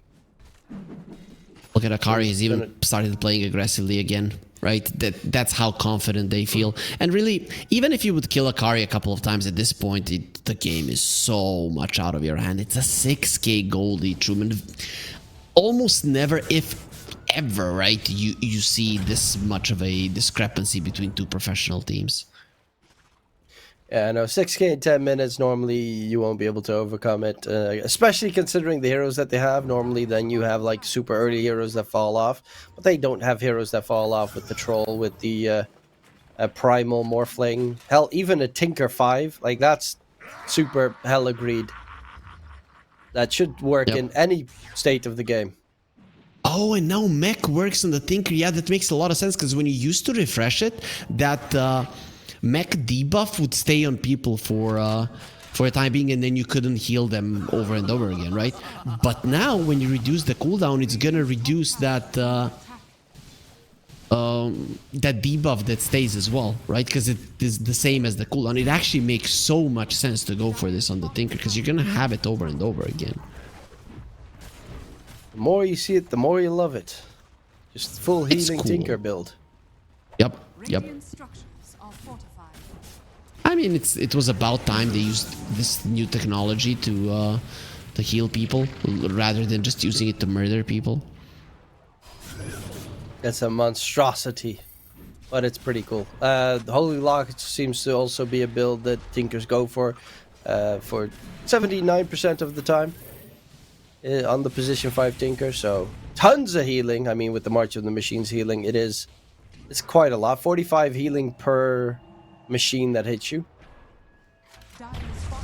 Imagine the how much of a blasphemy this Tinker would be to somebody who used to play Dota, let's say 10 years ago, and now he comes in and he sees this Tinker. Like, what have they done to my boy? Oh. There's the mech coming in play. Nicely done. Insane in trouble. Macropyre as well, and he is dead. There's Ken turning into the Ember, doing Ember things on his opponents. Rubido charging in, who actually got a solo kill on the Sven in the jungle. Ken gets a double kill, but this game is hell over. That's also the fact that in the team fight, you can, you know, March of the Machines, rearm March of the Machines, and just throw out insane amounts of healing. Yep. It's so much, right? You are going to be a little bit lacking on the mana. I don't know if they go for Soul Ring on the Tinker. I guess not, because it doesn't refresh, right? So there's not much reason to do so. You just TP back to base, TP back in with the Keen Conveyance. Dire's middle tower is under attack. I So you always guess. have mana. I don't know. So I like this, but it doesn't feel right. It feels disgusting, I know. It's like when Lifestealer said position 5 was a thing. For like a patch. Where it shouldn't be a thing, but it is. And yeah, it's disgusting. But it works. at which point do Immortals say this is enough, right? Because this is really getting out of hand fast. In 13 minutes in, when you see 86 win probability on Dota Plus in a competitive game, it pretty much means that it is over, right? There were probably some pubs where somebody disconnected, somebody destroyed items or whatever, and you lost. But in this kind of a scenario, I'm having a really hard time. I'm guessing now you have the Axe on the Bristleback, and Momo is the guy that's having a good game. But how is he going to be able to deal with so much on the enemy side? All on his lonesome. I'm not sure, but he has to try. It's all about playing around this Bristleback now, and if that doesn't work, then they're probably just gonna tap out. Yeah, it's not getting any bit easier. Actually, oh yeah, you also later down the line have the shard you can get on Tinker, the Warp Flare. It's actually a really good support tool. Hell, Defense Matrix with 40% status resistance coming into play. God, like most of his tools are support tools right now. Even lasers, like, it gives you a good blind on the enemy. I used to think that it's better to just destroy cheesy heroes in Dota, but then Bowie, who is like a cheesy hero expert, is giving me like, this is what made Dota different from other games, is that you had these heroes that would change the game completely, like the techies, like the Tinker. And I think that era is kind of over, and it's making me sad, because it would force you to understand how to play versus these heroes specifically in some games, and that not being a part of Dota, I think, is a bad thing. Oh, Ren stole attribute shift. Always nice to be a full strength Rubik. Ken in mid in a bit of trouble. Top lane, they get Momo died. Couple of kills all over the place. Ken still trying to man fight up against Ren and Insane. Now he's going to be forced back. In comes Grims with the healing for Ken. Yep, he's going to be brought back to full fairly soon, especially having 12-1 charges. We'll see if he even wants to use those. There it is. Full HP Morphling.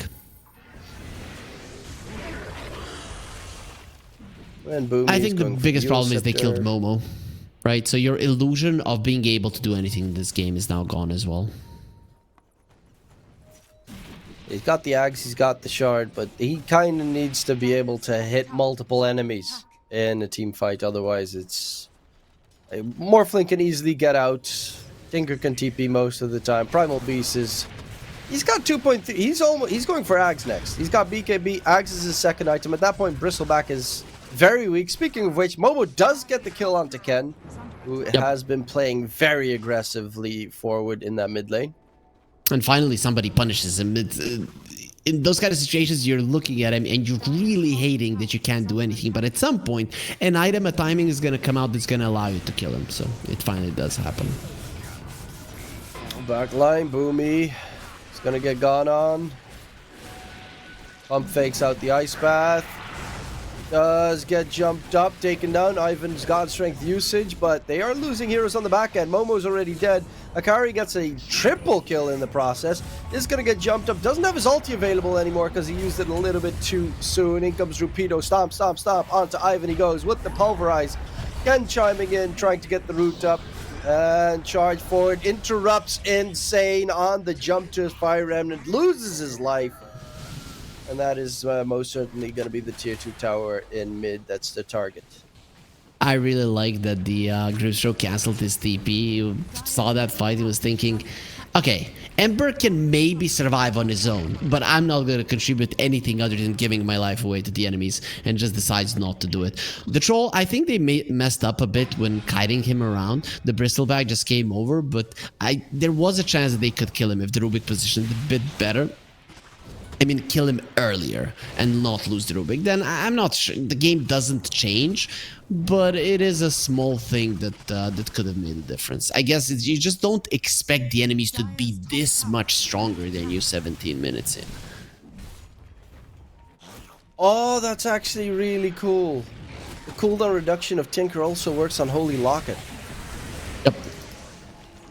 Oh, look at how fast it goes. Yep.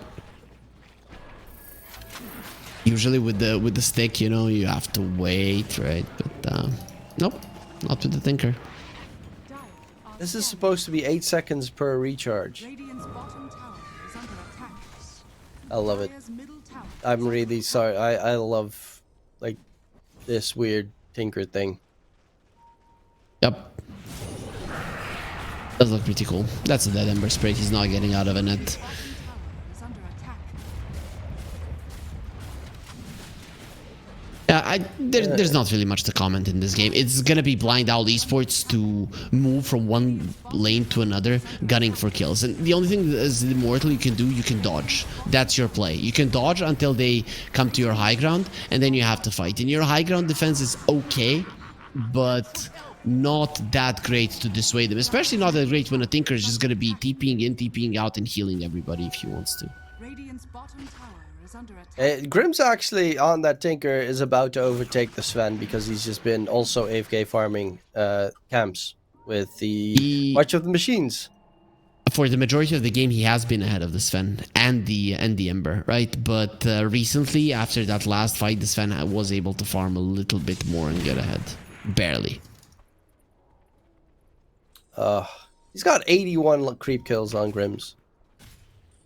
2 kills, 8 assists. I'm loving this. In the meantime, towards mid, route onto Insane. Macropire comes up on top as well. The stolen Macropire by Ren. Let's do a bit of damage, but nowhere near enough. They lose Insane, looking for Sierra. The Grimstroke's in trouble. Ivan, I don't really know why you're even there without God Strength. This is going to get rooted up. Akari with the ulti charging forward for the Sven. There is no Sven stun to be used. Trampled by Ren. Can he do anything? Momo maybe could be a little bit annoying, but for the most part, they'll be able to just heal up thanks to these March of the Machines, just keeping everyone topped up. Morphling has the Octarine. He literally has no cooldown on the Sleight of Fist chains. Every single time he wants to swap into the Ember form, he's gonna Sleight of Fist chain somebody and then just finish them off. It's just way too easy in this game for him. I really like the flow facet on the Morphling. It just makes for a very entertaining gameplay. It's such a weird Morphling build. Octarine Kaya. Yep. But yeah, it's the flow facet is just such a weird one. It's weird and it's interesting all in one. I'm a big fan.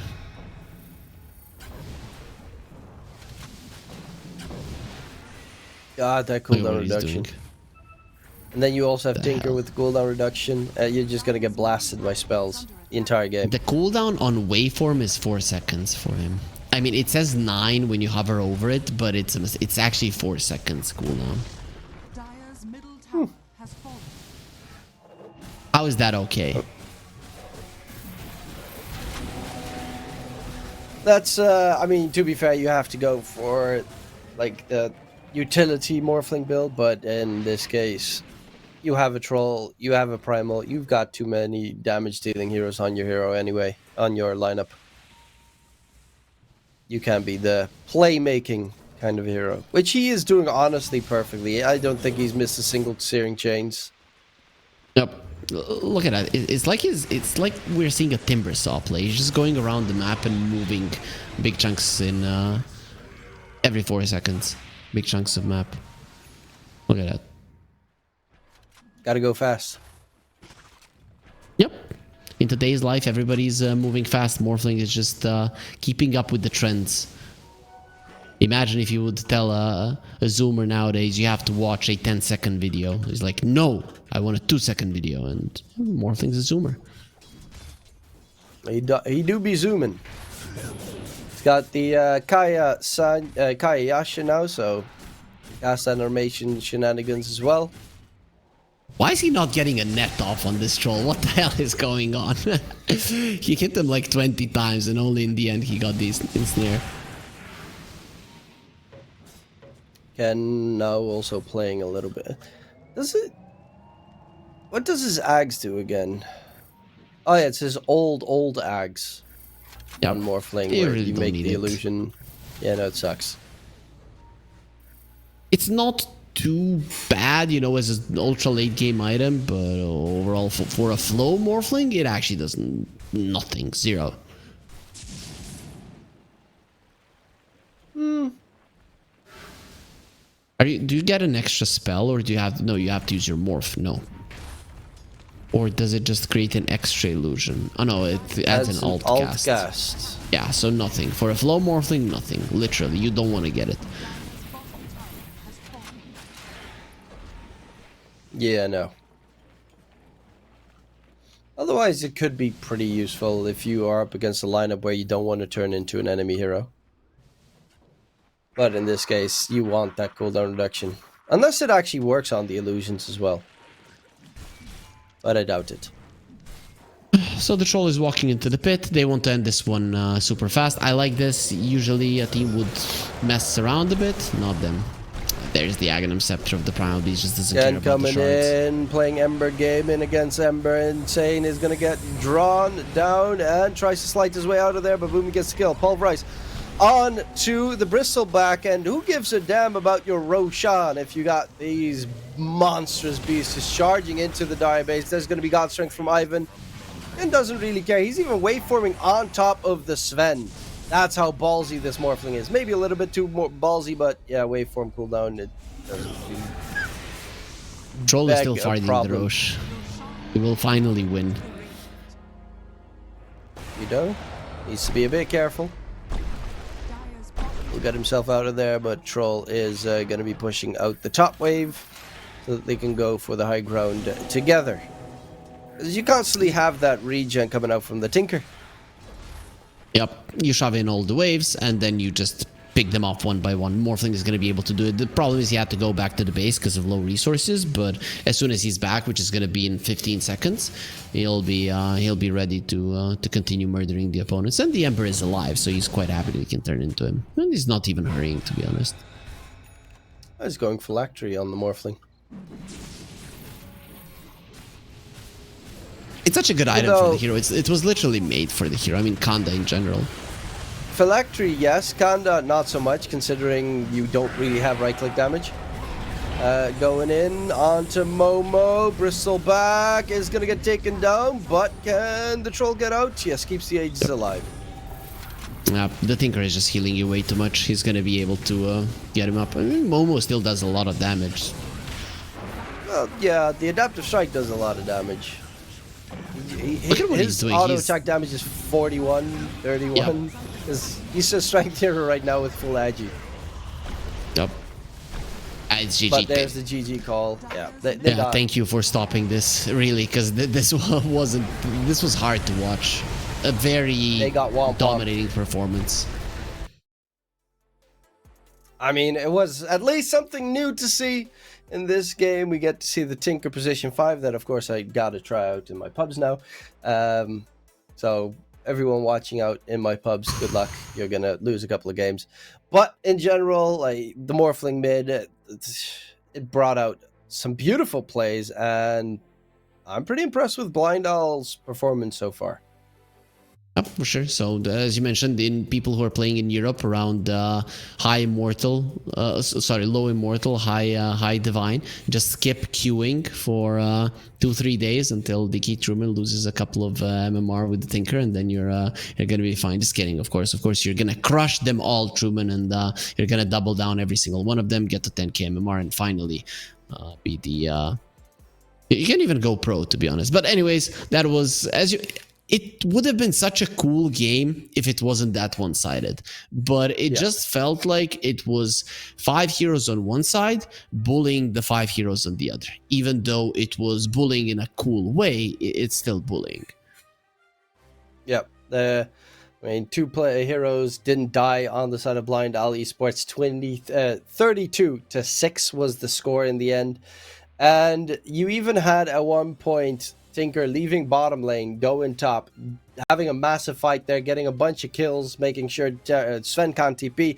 In the meantime, you just had Troll just chilling down bottom lane, continuing to dominate that lane against Bristle. Like, there was nothing the Immortal could do to throw into the Blind Owl's face because they just did not really care at all this game. And I'm pretty impressed with the Morphling performance as well. Like, he was so good playing Ember.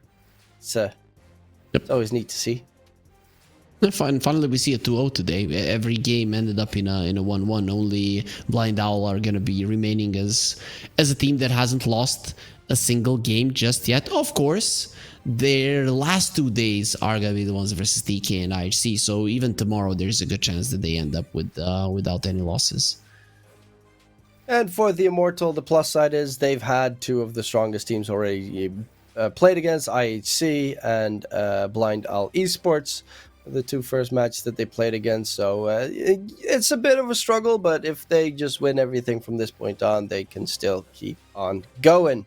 But of course, that does conclude the day, Harry Freak. Can you take us away? Well, no problem. If you, as a guest, DK Truman here, coming to help me, thank you for being here with us, of course. Thank you to Relog at 1xBet for making this all a possibility. Tomorrow we're going to have TK versus the Immortal, Carstensz versus IHC, and Blind Owl Esports versus Manta Esports to end the day. We're going to be back at the same place, same time, 10 CEST. But until then, have a good day and bye-bye. One chance. One dream. One match. One energy. One fight. One aim. One action. One hope. 1xBet.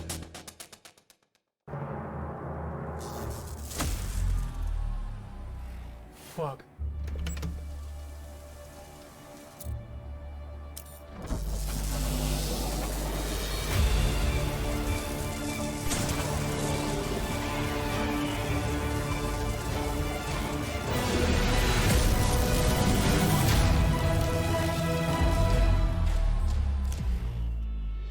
Use your skills in the gaming. 1xBet.